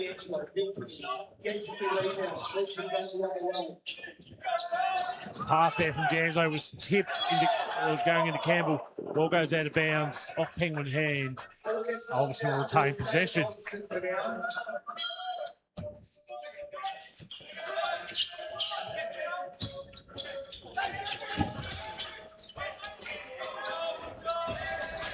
Beautiful work there. Oh, Vimpany lost control of it. After he got the nice pass there from Jones. Beveridge, here he goes. One way off. Way off there from JB. Probably had more time than he thought he had. Clark. D'Angelo now into Campbell, guarded by Fripp. D'Angelo, gets acres of room, kisses in off the glass for two. The miscommunication in that dribble handoff and screen by Campbell. There was no switch, and then he just got downhill for an easy layup. Brown gets past Vimpany. Oh, puts it in for two. There it Tim is. Brown. This is really interesting, Coley, who this one's on. It'll be on Vimpany. Vimpany. Thought that could have been on Campbell. That's great footwork there from Cam Brown. Dropped it in for two off the glass. Will go to the line for the end one.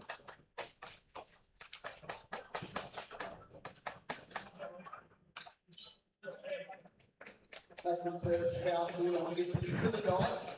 Second one for Ulverstone.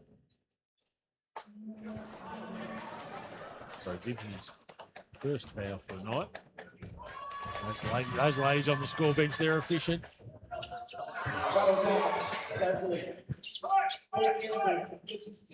Some of the best in the business on the bench there tonight.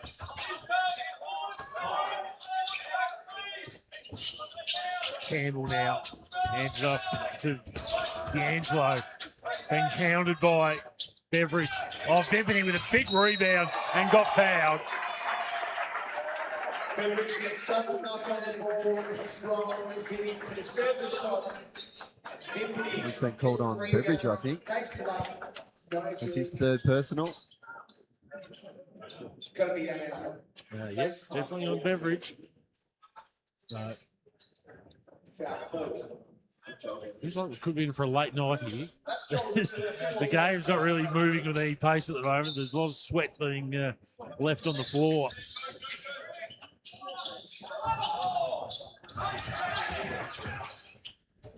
Clark underneath the basket. Oh, can't get in. Vimpany with another rebound. Travel. And just too many steps there to Josh Vimpany. Campground to inbound. Stepping onto the court, Kate Moore taking the seat. Noah Clark. Kate Moore comes on for Noah Clark. Just been unable to really get into this game at the moment. Only sits down with the 5 points. Yeah, been pretty quiet. The Blues with a 4-point lead here, early stages of the third quarter. Fripp, long two, no good. Olsen happy to live with that shot.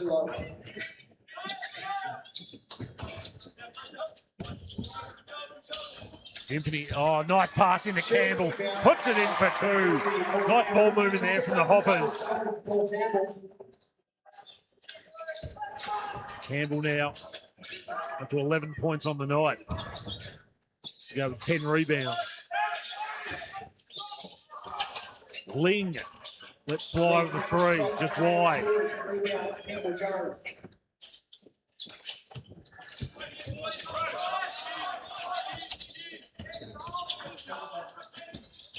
James, I think, hounded by Beveridge. Hands off to Moore. Caden Moore, oh, blocked by Arnold Fripp. And Fripp gives it to Kempi Mutombo. Little finger waggle there. Saying, not in my house, young man. Match up to watch here is Vicky D'Angelo. Shot clock at 7 for the Hoppers. Bring the 3 fouls. Moore to inbound it, finds Vimpany. Vimpany, 3-point attempt. Oh, just misses. Have a good look. So it's a 2-point ball game in favour of the Blues here. 6:45 to go in this third quarter. Still no team really able to take a stranglehold on this game. Arnold Fripp misses. Cam Brown, offensive board, draws the foul. Now, who's this one going to be on? 23 will be on Josh Vimpany. That's his second. Cam Brown will on shoot 2.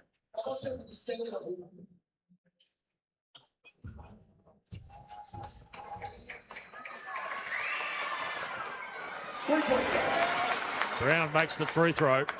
Puts Cam Brown to 11 points.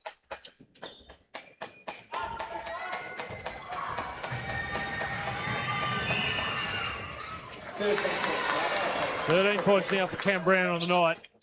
Penguin just edge ahead by 4 points. 6:30 left to go in the third quarter. Body's hitting the floor. Guess what? It's Joel Beveridge's body, and he's taken the charge. It's on Vinny. That's his fourth personal goalie. And he'll be coming to the bench. That is big.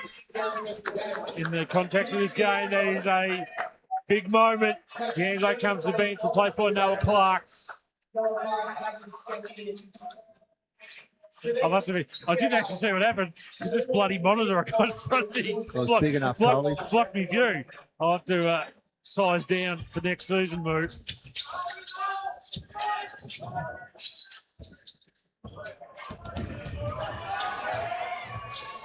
Mason Ling now, guarded by Moore. Kicks back out to Brown. Brown goes to work on Vimpany. Kicks back out to Fripp. Fripp, 3-point attempt. It's good from Arnold Fripp. 12 points now for Fripp. Biggest lead in the game for the Blues, 7 points. Referee Hamish Lynn blows the whistle there. I think it's a foul on Fripp. It is a foul on Fripp for a hold on Campbell. Yeah, both were holding. And that's Fripp's third. So now Dwayne Douglas has a headache on his hands, and it looks like Fripp may come off. He is going to come off. Andrew Johnston, in his 200th game, comes on. Fripp not happy with the call. Campbell left open underneath. Nice work. Good ball movement there from the Hoppers from the inbounds play. Oh, and a 10 foul called on Penguin as well. That's terrible. I'm going to say that's not acceptable there. You're allowed, Mason Lee just clapped. He's allowed to do that. It's nothing at the referee. That is just about the referee. That's a poor call. You don't call them in grand finals, Coley. Take the emotion out of it, referees. It's a grand final.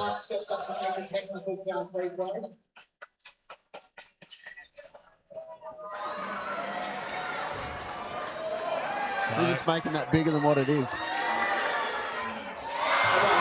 Clark makes the free throw.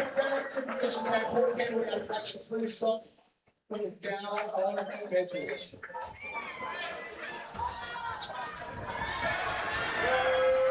Paul Campbell at the line.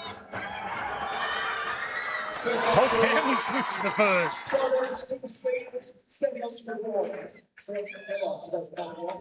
So Campbell will be second, and then Ulverstone will get possession back as well. After his free throw. Oh, Paul Campbell goes 2 from 2 from line. No, they don't get. I thought they were going to get possession back. Clearly not. So 4-point lead now for Penguin. 5 minutes 45 to go in this third quarter. Brown up against Caden Moore. Goes to work. Oh, off the glass for 2. Ken Brown. 15 points now for Brown. To go with 6 rebounds, 4 assists.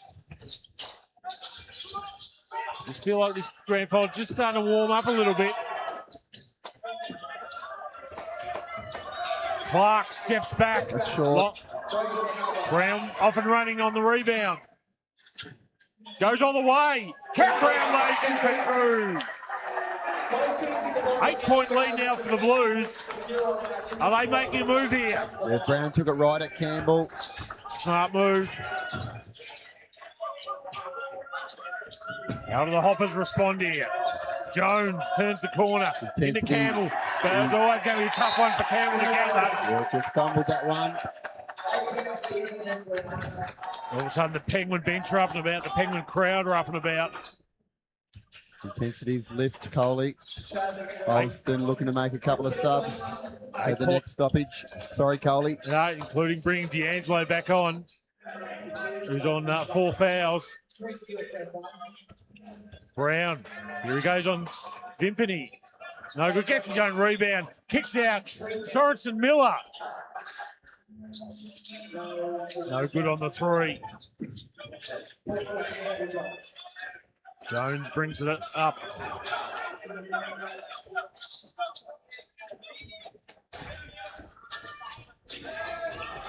Vimpany now. Hands it off to Clark. Clark, straight ahead 3. That'll be a tough 3 to make. Big rebound by Johnston. We're just not working for Noah Clark tonight, Coley. That's still on just the 6 points tonight for Clark. And we're now with a chance to extend this 8-point margin. Ling goes to work, kicks back out. McPherson gets inside, tried to flip it up the right, got blocked, goes out of bounds. Penguin off Penguin hands, Ulverstone ball. So 3:43 left to go. D'Angelo returns for the Hoppers, along with Joel Dilger. With Noah Clark and Caden Moore having a rest. We need D'Angelo back on the court here as well. We're going to 50,000 metres start from the right. Here goes D'Angelo, drives inside. Got it to drop. Tough work there from D'Angelo. Cuts the margin back to 6. Cam Brown gets inside, flipped it up, no call. Here come the Hoppers in transition. Vimpany, blocked by Mason Lang. D'Angelo turns around. Vinny D'Angelo brings the Hoppers to within 3. 3 minutes, 6 seconds to go in this third quarter. That brought the crowd to life.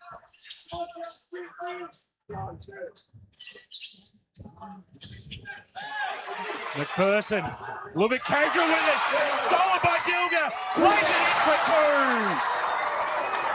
2. Hoppers cut the margin to 1. And the Hoppers faithful are up and about now. Cam Brown goes to work on Paul Campbell. Northern Force teammates. No good there for Brown. D'Angelo off and running. Here come the Hoppers. Contact there, be a block foul on Cam Brown. Vinny D'Angelo nodding in agreement with referee Hamish Lynn there. I don't think Brown could have too many issues there with that call. He was on the move. And a fair bit of sweat to mop up there for the Towel boys.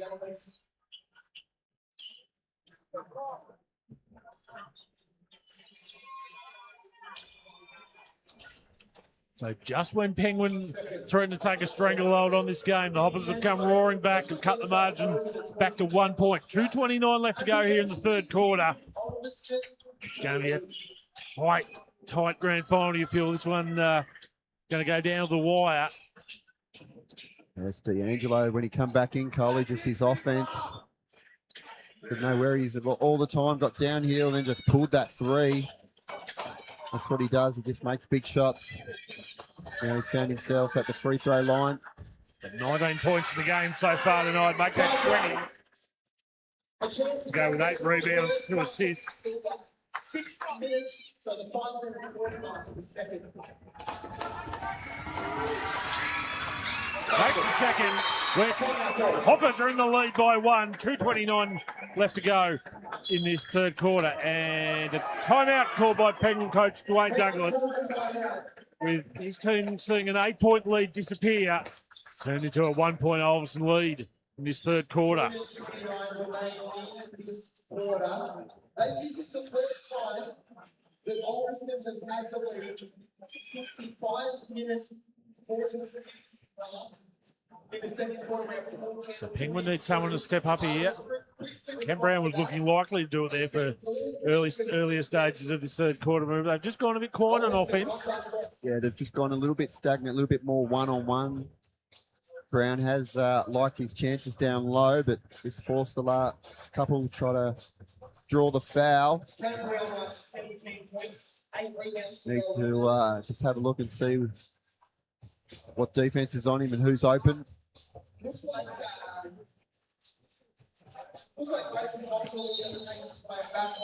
like a couple of changes or a change for Penguin with Grayson Boxhall got to check in out of this timeout. Does Phil potentially look at, given the Hoppers have been able to drag this game back and now have the lead, that he might rest D'Angelo again at the latter stages of this third quarter to keep him out of trouble for the last? I think Phil just rolled the dice early and he's had an impact. So you've got to be very critical still. They're just a different team without his offense, Coley. So he's just got to be a bit of a liability defensively, but I'll be going right at him. Grayson Boxall had stolen away there by Paul Campbell.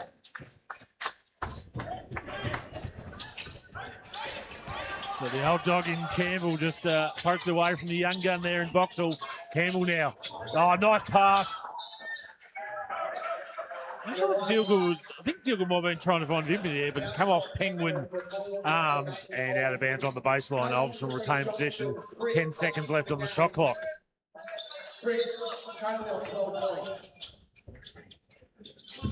D'Angelo in the corner, just outside the wet area there. Well populated at the moment. 3 left on the shot clock. Jones has got to put it up. He does put it up. Short. Good defense there from the Blues. Minute 45 left to go in this third quarter.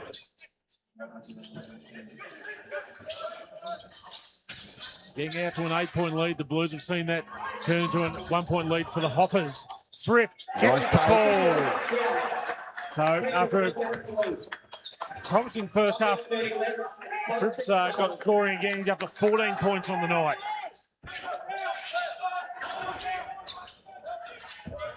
Penguin retake the lead by 1. Just over a minute to go. Campbell Jones, no good. Oh, Boxall couldn't contain him. Good work there by Mason Ling to save it on the sideline. Penguin will slow it down here as we go to 60 seconds to go in this third quarter. Fripp steps inside, long 2, no good. Jones pulls in the rebound. D'Angelo now. Campbell inside. Impany. Ulverstone reset. D'Angelo, oh, no good on the 3 ball. You would have liked it out of the hand.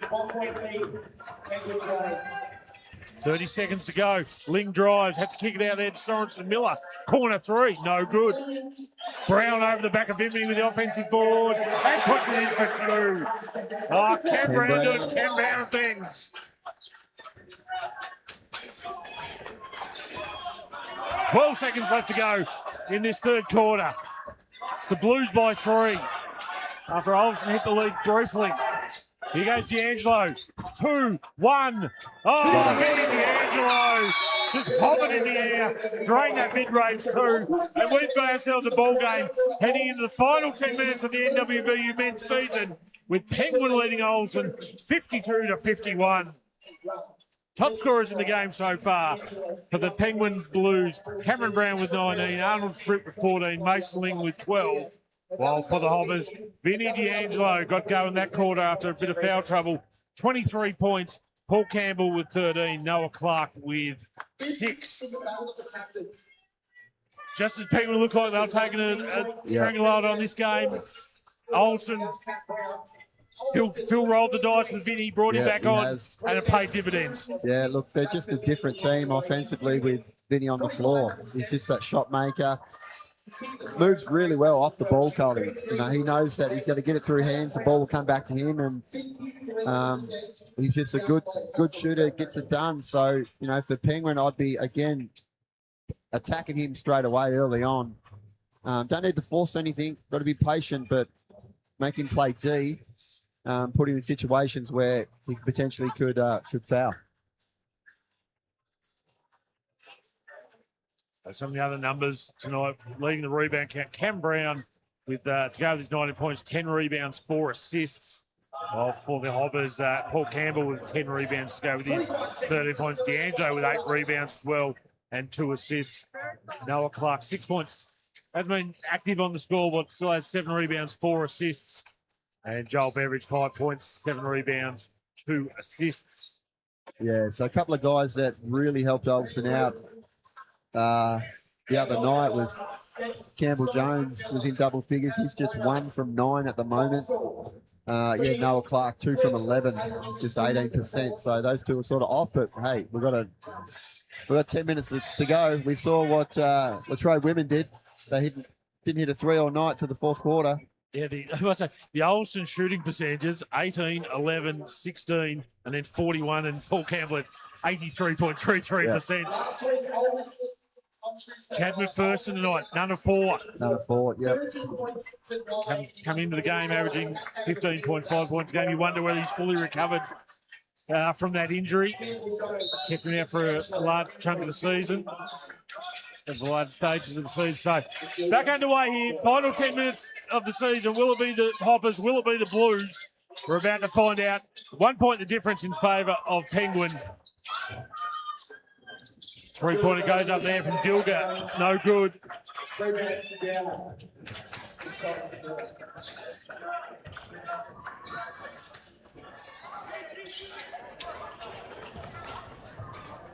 Sorensen Miller. The Blues now hands off to Ling. Ling, deep 3, no good. Yeah, not a good one. That shot there by Ling. Ball needed to move to the other side. Oh, Fripp nearly got the steal there on D'Angelo. D'Angelo recovered in the back court. 10 left on the shot clock. Vimpany now goes inside, kicks it back out to Dilger. Dilger 3 ball, no good. I think Penguin will be happy with Joel Dilger putting up 3-pointers. Didn't see any court time in the preliminary final. Brown kicks over to Fripp. Fripp now gets in the key, kicks back out. Boxall. Grayson Boxall. It's a 3. First points of the night to Grayson Boxall.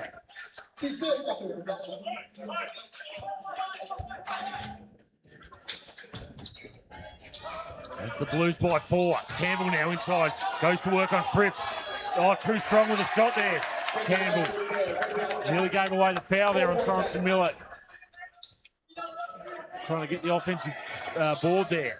So Penguin a chance to extend this 4-point lead. That'll be a fifth violation there on Vimpany. Boxall comes to the bench for a rest. With McPherson and Beveridge back on, Sorensen Miller comes to the bench as well. Would you have ridden Grayson Boxall for a few more minutes? I would have. Yeah. Kid's confidence would have been up. So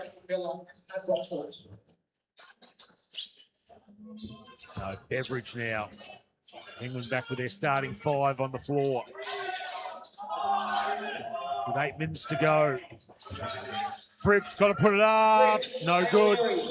Anthony works hard for the rebound there. He's 7th of the night.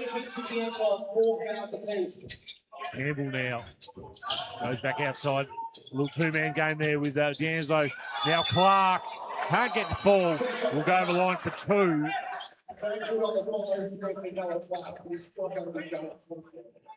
Not sure where I saw the contact on. Fouls that on one. Mason Ling. That's his 3rd.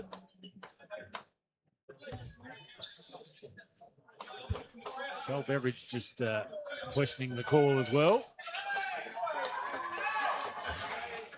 And Clark makes the first. Now, those free throws, this is where you can make or break a game from the charity stripe in the last quarter. The tight grand final. Clark makes both, brings the Hoppers to within 2.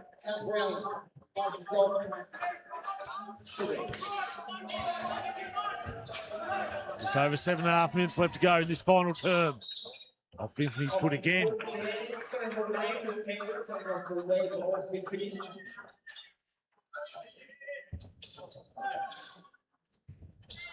Joel Beveridge goes to work, kicks over to Fripp. Fripp, long 3, no good.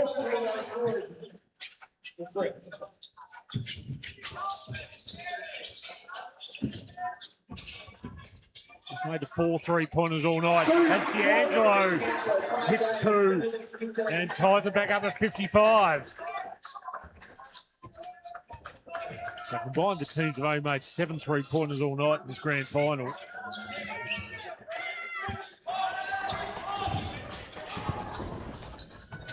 Cam Brown inside. Tough. Oh! Tough shot. There's double team there, Cam Brown. Still got it in.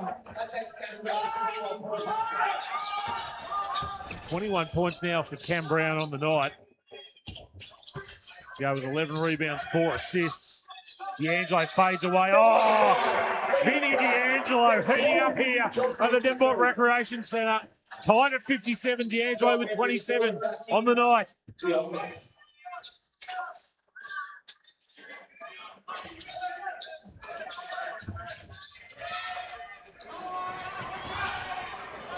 Fripp thought about 3, steps inside, long 2. Arnold Fripp, no good. Fripp's missed his last couple of looks. Has some good looks too. D'Angelo finds Vimpany. Vimpany kicks it out there to Campbell Jones. Open 3. Good 3 for Campbell Jones. And the Hoppers retake the lead. 60 to 57. Just under 6 minutes to go in this final term.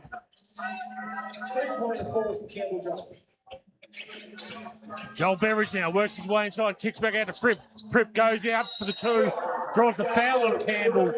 Arnold Fripp will go over the line for 2.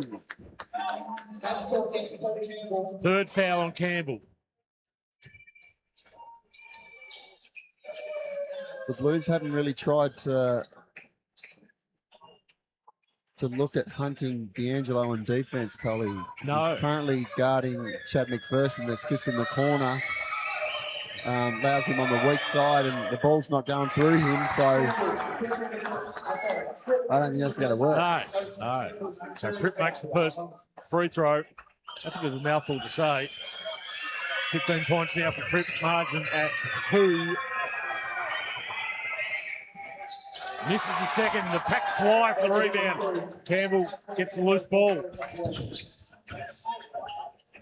2-point lead to the Hoppers. This NWBU Grand Final. Oh, Josh Vimpany under the basket. Great find by Vinny D'Angelo. Moved the ball quick once he got that double team. Found the open guy for the easy basket. Fripp on the nice pass out from Ling. But they turn it over to the Blues. Olsen making a charge here. Noah Clark puts it in for 2. 6-point lead all of a sudden for the Ulverstone Red Hoppers. The Hoppers faithful going mad in the grandstands here. 5:07 left to go. Ulverstone 64. Penguin 58 timeout. Penguin coach Dwayne Douglas.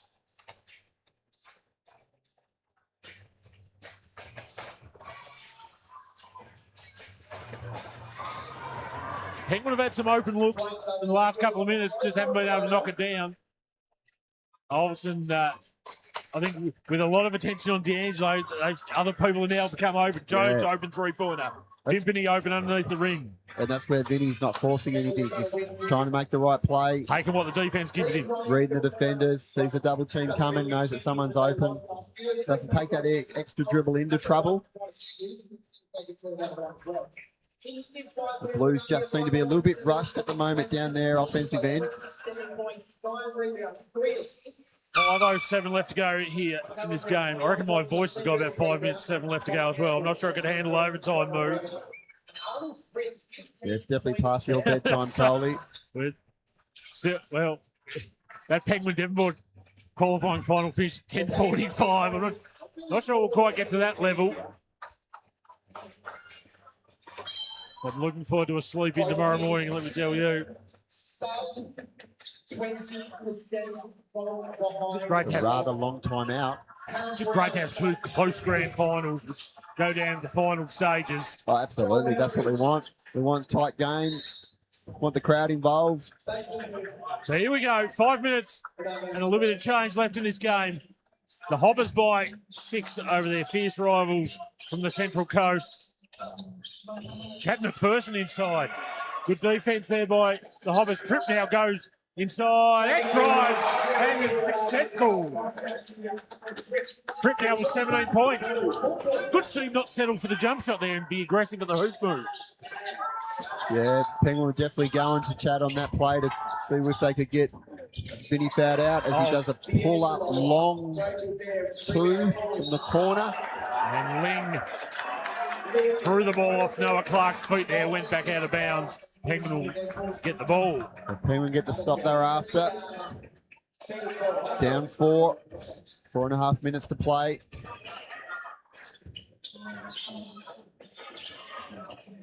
Not a lot of ball pressure. No, I think there's a few tired boys out there at the moment. Ling turns the corner, gets to the rack. No sign of jet lag there for Mason Ling. 2-point ball game now in favour of the Hoppers. Just over 4 minutes to go. Noah Clark looking to pull gets up in the paint. And gets at the ball. Hoppers back up by 4. Clark now with 12 points for the game after a quiet first half.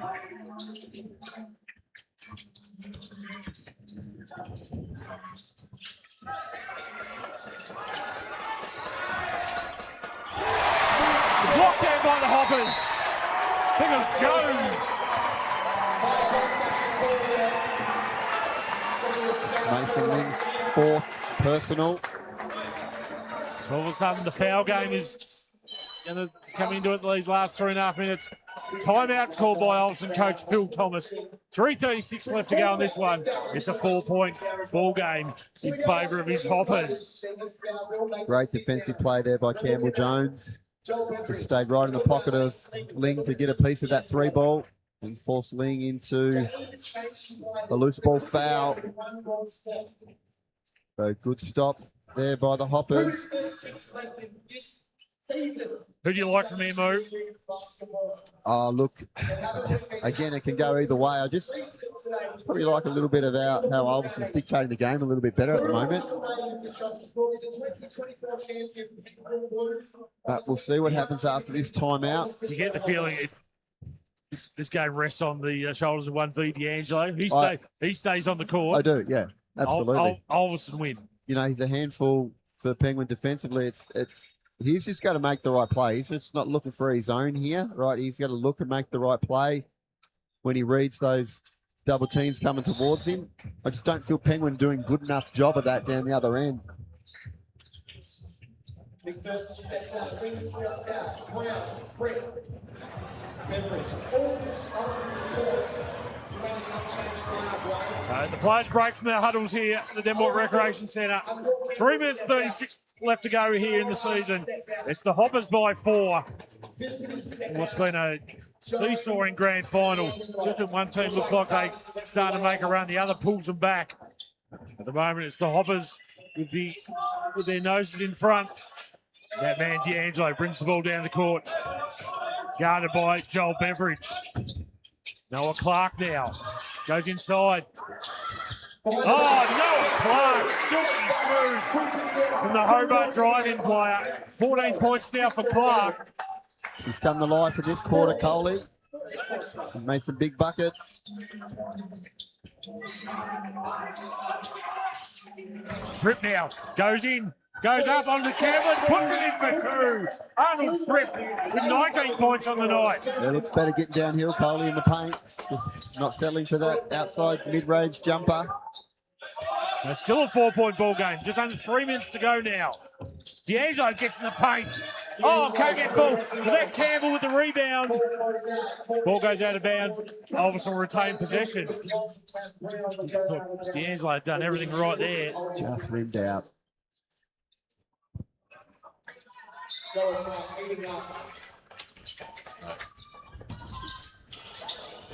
D'Angelo now, guarded by Ling. Vimpany thought about it now, goes in, one-hand runner. Floated out of the hand. Cam Brown hits the floor. And there'll be a foul on Ulverstone there. Foul on number 23, Josh Vimpany. That's his third. Just a little bit overzealous there after he missed the shot, Josh. Yeah, it's probably not. That's probably a shot Dwayne Douglas is happy for Ulverstone's sake. A couple of key players making key plays. Cam Brown. Some brain trust there of DD and Darren Long, a former premiership coach himself, along with Nathan Anderson. Putting it in clutch buckets. All put on the show. It's a full bench at Penguin. They warmed up all 15 players tonight. And, three of them, Mitchell Enright, Avery Patterson, Lynch and Charlie McDonald, missed out on the 12 to suit up for the game tonight. Ling, Brown now, gets in the paint, goes to work on Vimpany, has to kick it out. And a foul. Foul on Campbell. Paul Campbell, that's his fourth. So it's a bailout foul there. They really had Cam Brown set piece. Campbell saying to the referee, he was throwing the head back there.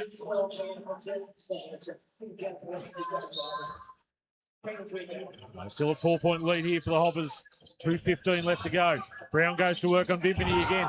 Slipped over as he tried to shoot that. Didn't quite get the purchase he was after. Noah Clark, corner three. No good. Ling with a rebound. Under 2 minutes to go, Coley. And the refs will call a halt here to proceedings as they mop up a bit of sweat down near the elbow there. 1 minute 56 remains on the clock. 4-point game here.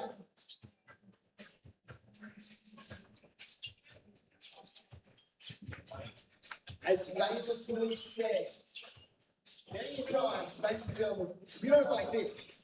You don't like basketball. Players won't mind getting a little breather here.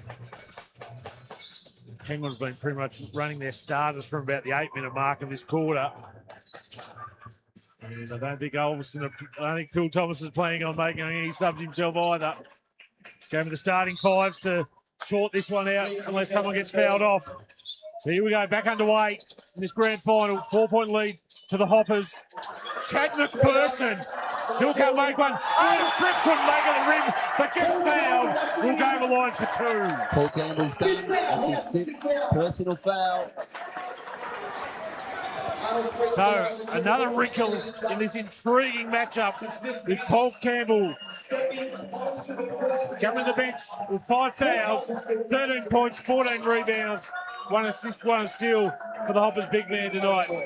And he's a shattered man having to come off the Hoppers veteran. Got a lot smaller now. So a lot of pressure now. No shot blocker. A lot of pressure now on Josh Vimpany against Fripp and Brown inside. Fripp, misses the first.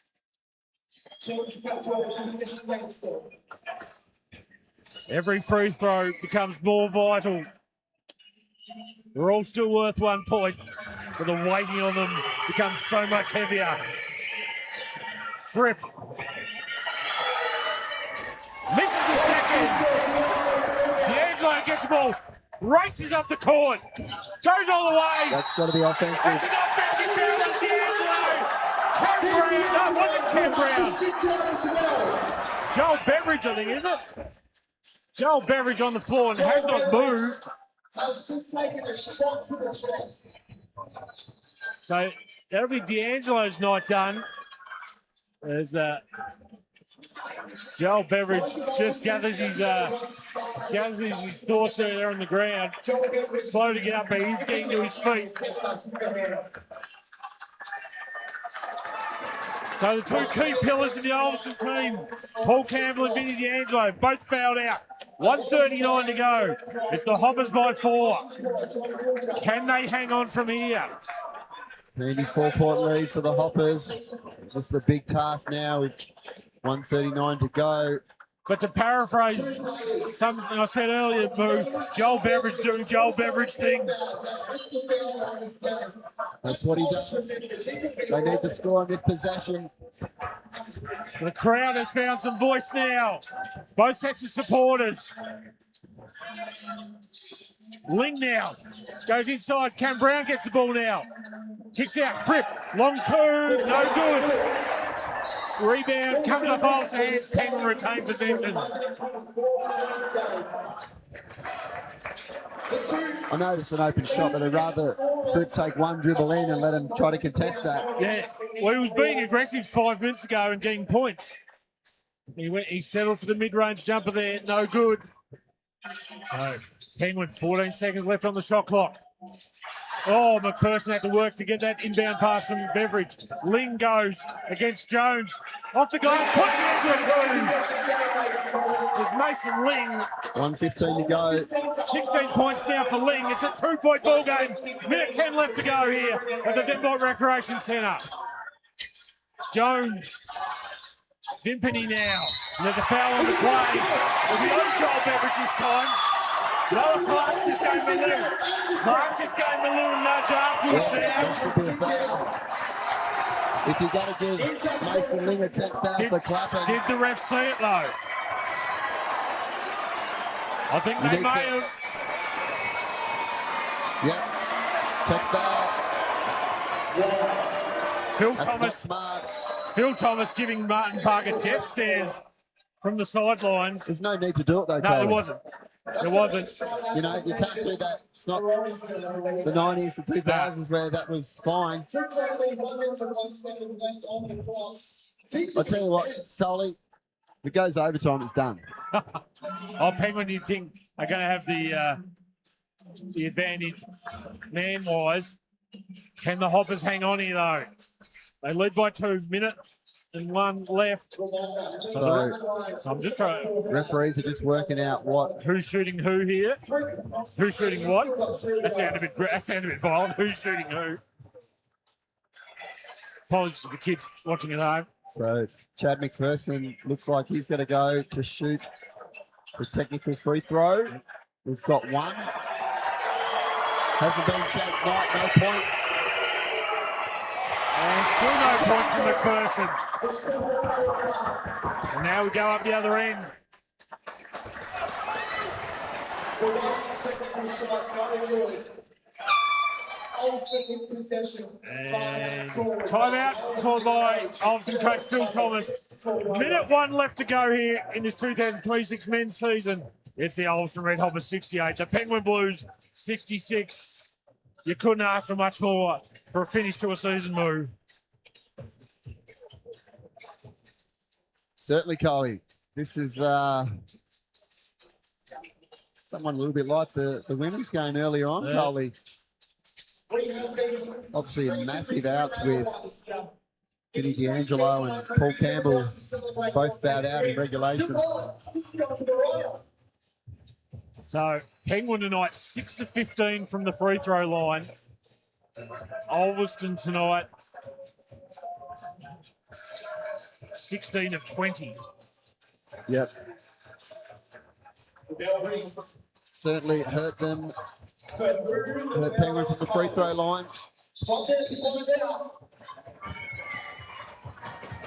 Saying that one of Ulverstone's better free throw shooters Vinny D'Angelo off the floor. His night is done after picking up 5 fouls.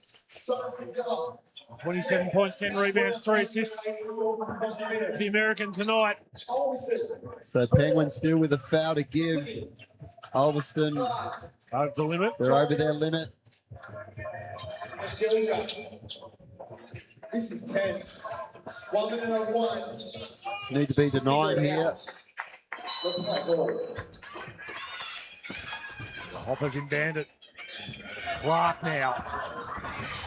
Oh, just mishandled there. Goes to follow from the foul line jump shot. Puts the Hoppers up by 4. Ling goes to the basket. Kicks back out to Fripp. Fripp off the glass. Puts it in for 2. Hoppers by 2. 46.8 left on the clock. Penguin with the instant response there. Oh, Victory! 22 on the sweet assist from Campbell Jones. And a timeout called by Penguin coach Dwayne Douglas. 36.3 seconds left to go. It's Ulverstone by 4. And some great ball movement, some great teamwork there, Moo. Well Got the job done executed. from him. Great slip screen there by Josh there. Vimpany, great look. Campbell Jones didn't hold on to it, knew it was going to be open. So often you see in these situations, the star player will try and do something himself. Phil Thomas said, no, we'll stick to teamwork, and it paid dividends for him. Yeah, absolutely. That's what Phil wants, execution. What you got to do, punch time in games. It's well executed there. This makes it really hard now for Penguin. 36.3 remaining in the ball game, 4-point lead to the Hoppers. So if you're Penguin here, are you trying to get a shot? Are you trying the 2-for-1 here? Try and get a shot before it gets 24 seconds, so you get the chance of a second shot. If it's a good look and it's early, yeah, I'll be taking it. Let's see what they execute out of this. So interesting here. Joel Beveridge comes off for the Blues. Will Sorensen Miller's come on. I imagine more for offensive purposes, maybe. Joel Beveridge fouled out, Coley. He did too. Did we miss that? Oh, Hayes Moore just floored Chapman at first. They're turned over by the Blues. Jump ball called. Penguin ball. Wow, they're letting it go there now, Coley. Referees. McPherson ran into a big, something more than anything too illegal there. He was just seeing a screen. McPherson ran into the shoulder there of Moore, hit the floor. So after all that, Penguin will have the ball back in. 30.2 seconds left on the clock. The 2-for-1 may be out of range here now for him.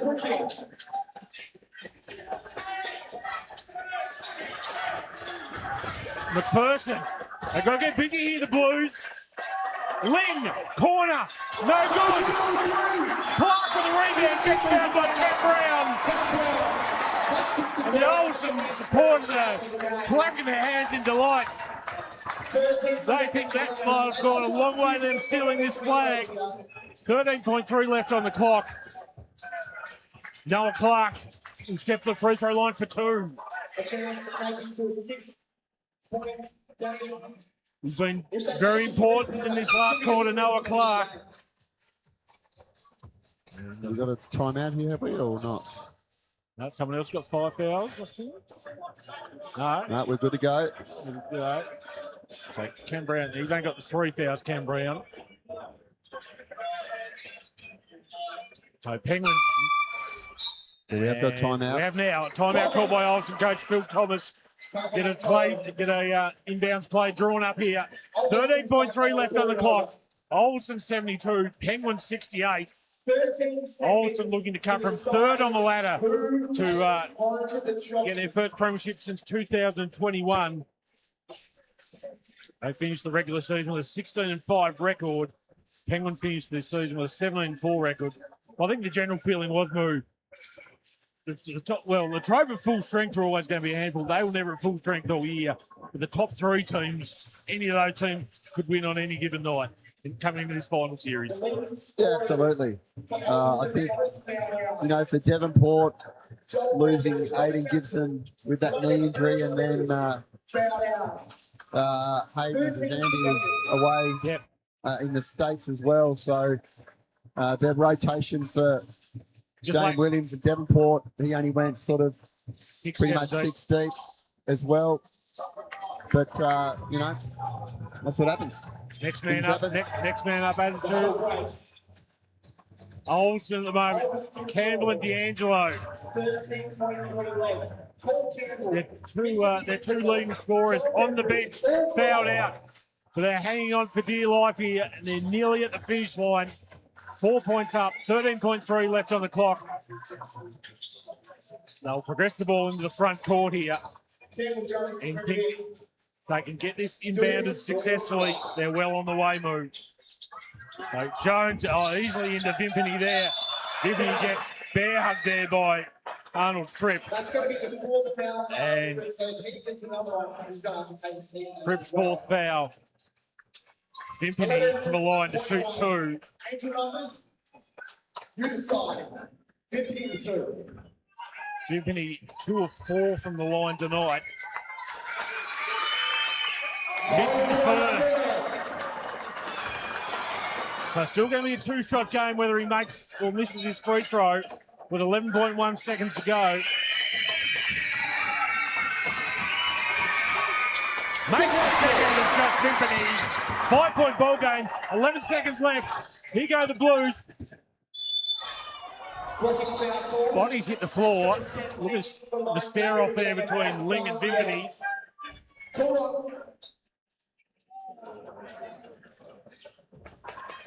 So the foul there, I think it was on Jones, was it? For a block. We'll send Penguin to the free throw line. And it'll be Mason Ling, the man, to try and keep Penguin's flame flickering. To keep Penguin alive. 6 seconds on the clock. So, really, make these two steal off the inbounds pass, 3 ball, and we're headed to overtime. It's a big ask, Coley. Funnier things have happened in a game of basketball, Moo. Absolutely. Just rewind about 10 days. So Mason Ling makes the first. Ling with 17 points now on the night.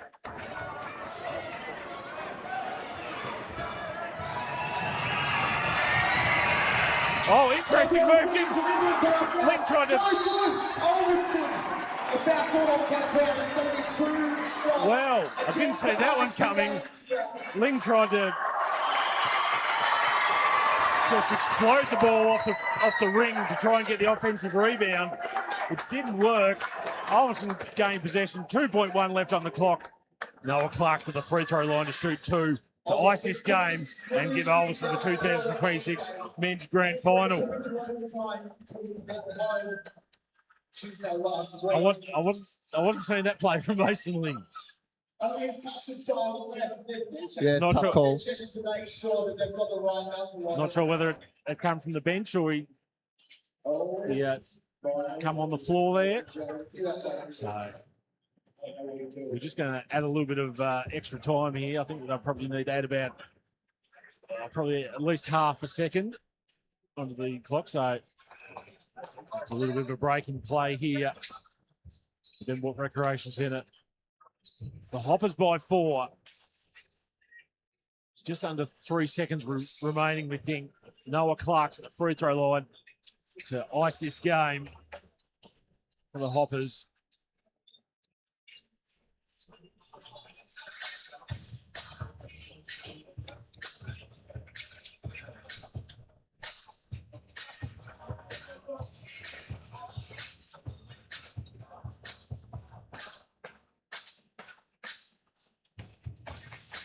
The referee's got a couple of extra seconds on the clock here. Up at today's score. Make sure that Penguin has no chance. 3.6 is for 7 seconds.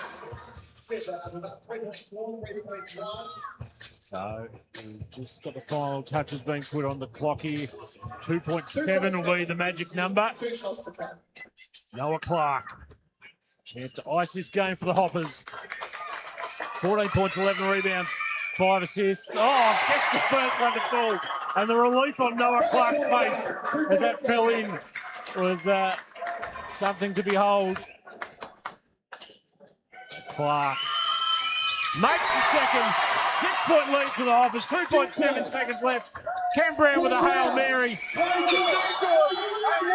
Premiership to the Ulverstone Red Hoppers. Their first one since 2021. Mad seats here as the Hoppers go over their faithful there in the northwest corner of the stadium.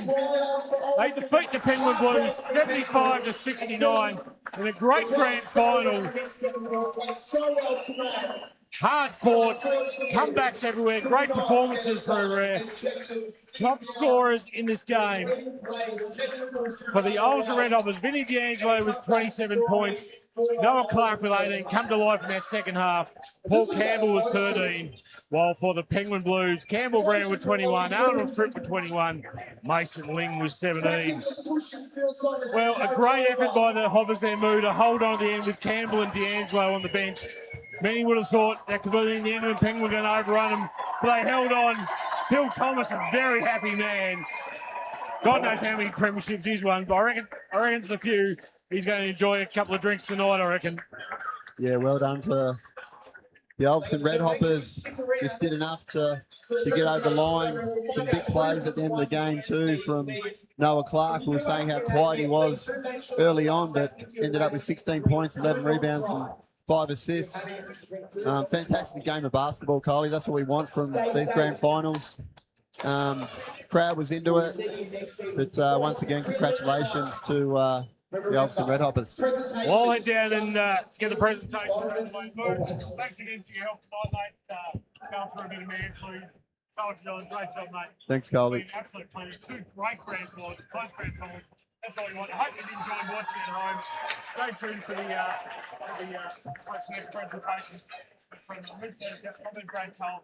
Thanks to the boys on the buttons behind us. It's been a fantastic job, and we'll catch you again next year.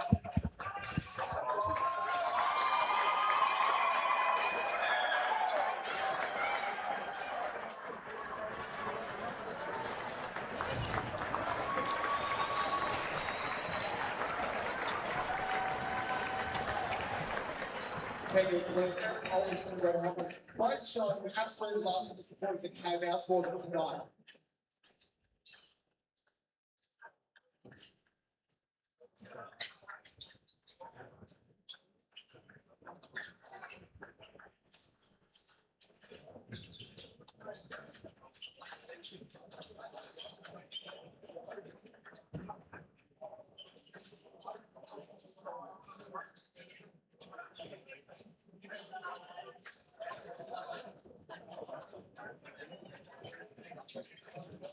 Statistical leaders for the game.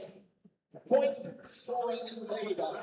Vincent D'Angelo, 27 points, 10 rebounds, 3 assists. That's the game's leading scorer. Double-double for him, a double-double as well for Paul Campbell. His colleague also ended up on the sidelines for the end of the game. 13 points, 14 rebounds. Leading assists for Ulverstone. Again, Noah Clark. Steals, leaders, Cameron Moore and Campbell Jones, and a block apiece for Josh Whitney and Campbell Jones. The other side of the scoreboard, 21 points for both Fripp and Brown, 12 points for Brown, gives him a double-double. Joel Bethridge did end up fouling out, but with 7 rebounds to his name, leading assists again for them. Cameron Brown, 4 of them steals. Chad McPherson, 2 blocks for Arnold Fripp. Well, ladies and gentlemen, a wonderful night of basketball here at the Devonport Recreation Centre to end the 2026 NWBU season. Put your hands together for a great game of men's basketball.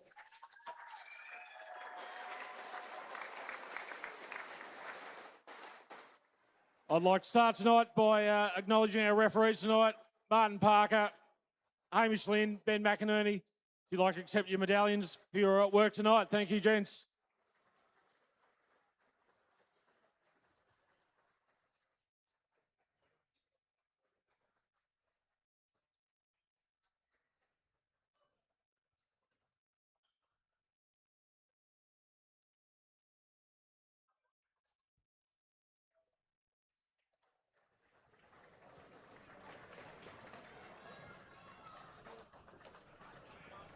Unfortunately, in a game of this magnitude, there has to be a loser. Bad luck to Penguin tonight, a fantastic season. You're always there and about. You put on a magnificent show tonight. And I'd like to call forward their captain to come and say a few words on behalf of the team. Joel, thank you.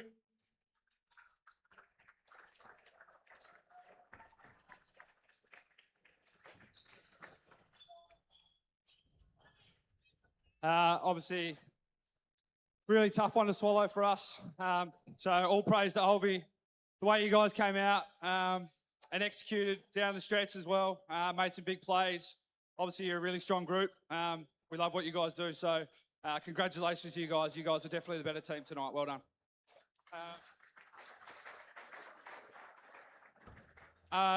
Obviously, thanks to our Penguin crowd for coming out. You guys really, we love the way you follow us and support us. We feel that love.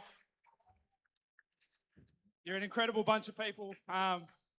We love you, so thank you. And then obviously, thanks to everyone else, NWBU, refs, well done, everyone else, so thanks. Enjoy it, fellas. Thanks, Joel. I'd like to call forward the winning team members of the Ulverstone Red Hops to receive their premiership medallions tonight, to be presented by club legends Murray Smith and Mick Keeley.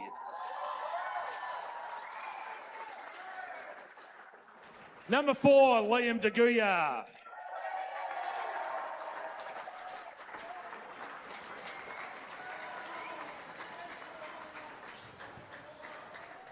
Number 5, Kale Hammersley.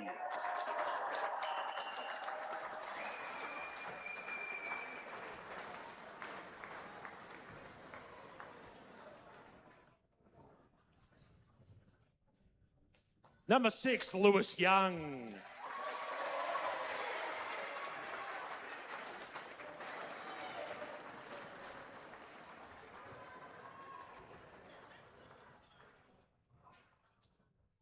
Number 8, Noah Clark.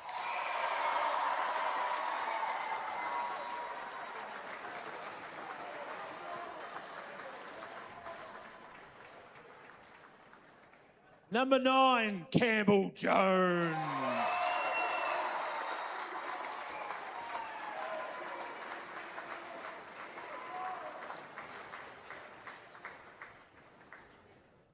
Number 10, Caden Moore.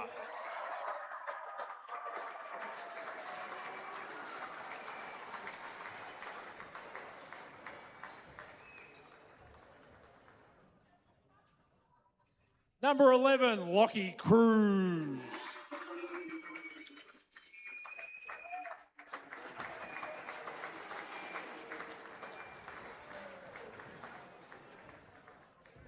Number 12, Joel Dilger.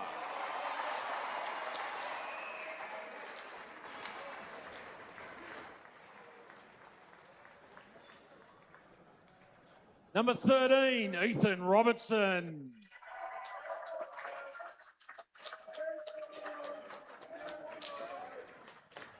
Number 14, the captain, Vinny D'Angelo.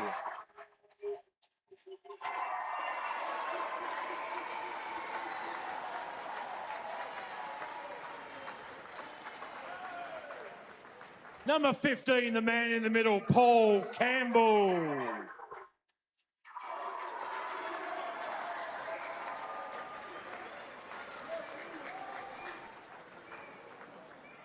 And finally, number 25, Josh Vimpany.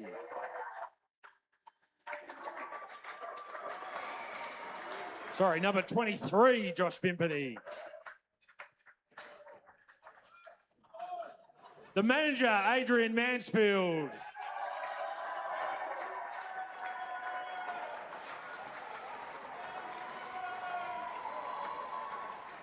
The assistant coach, Rob Spencer.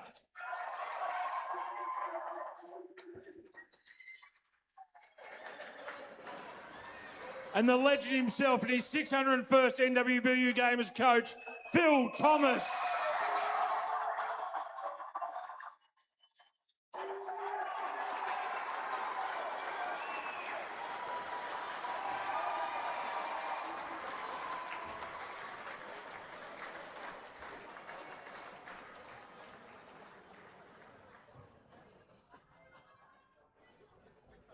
Vinny, would you like to come and say a few words on behalf of the team, mate?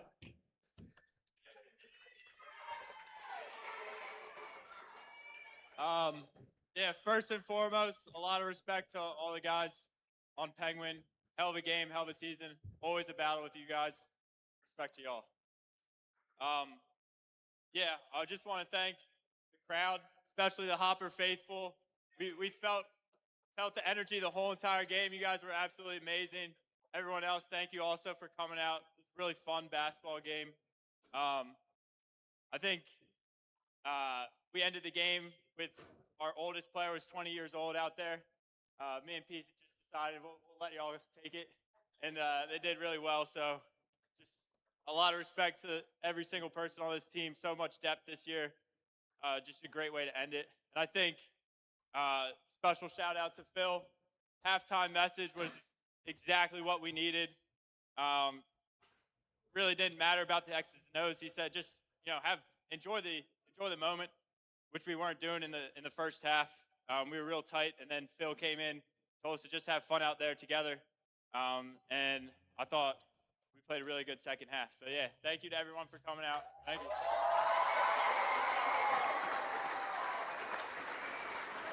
And the final award tonight, your MVP award for the 2026 Men's Grand Final, number 14, Vincent D'Angelo.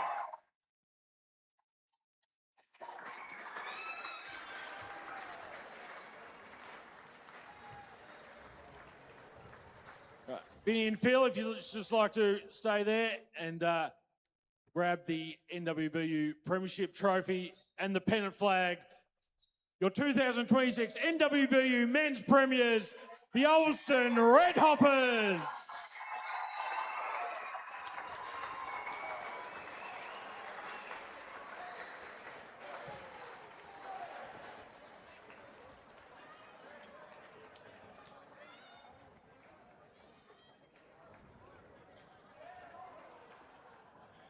Once again, thank you to everyone who come along to Grand Final night here at the Devonport Recreation Centre.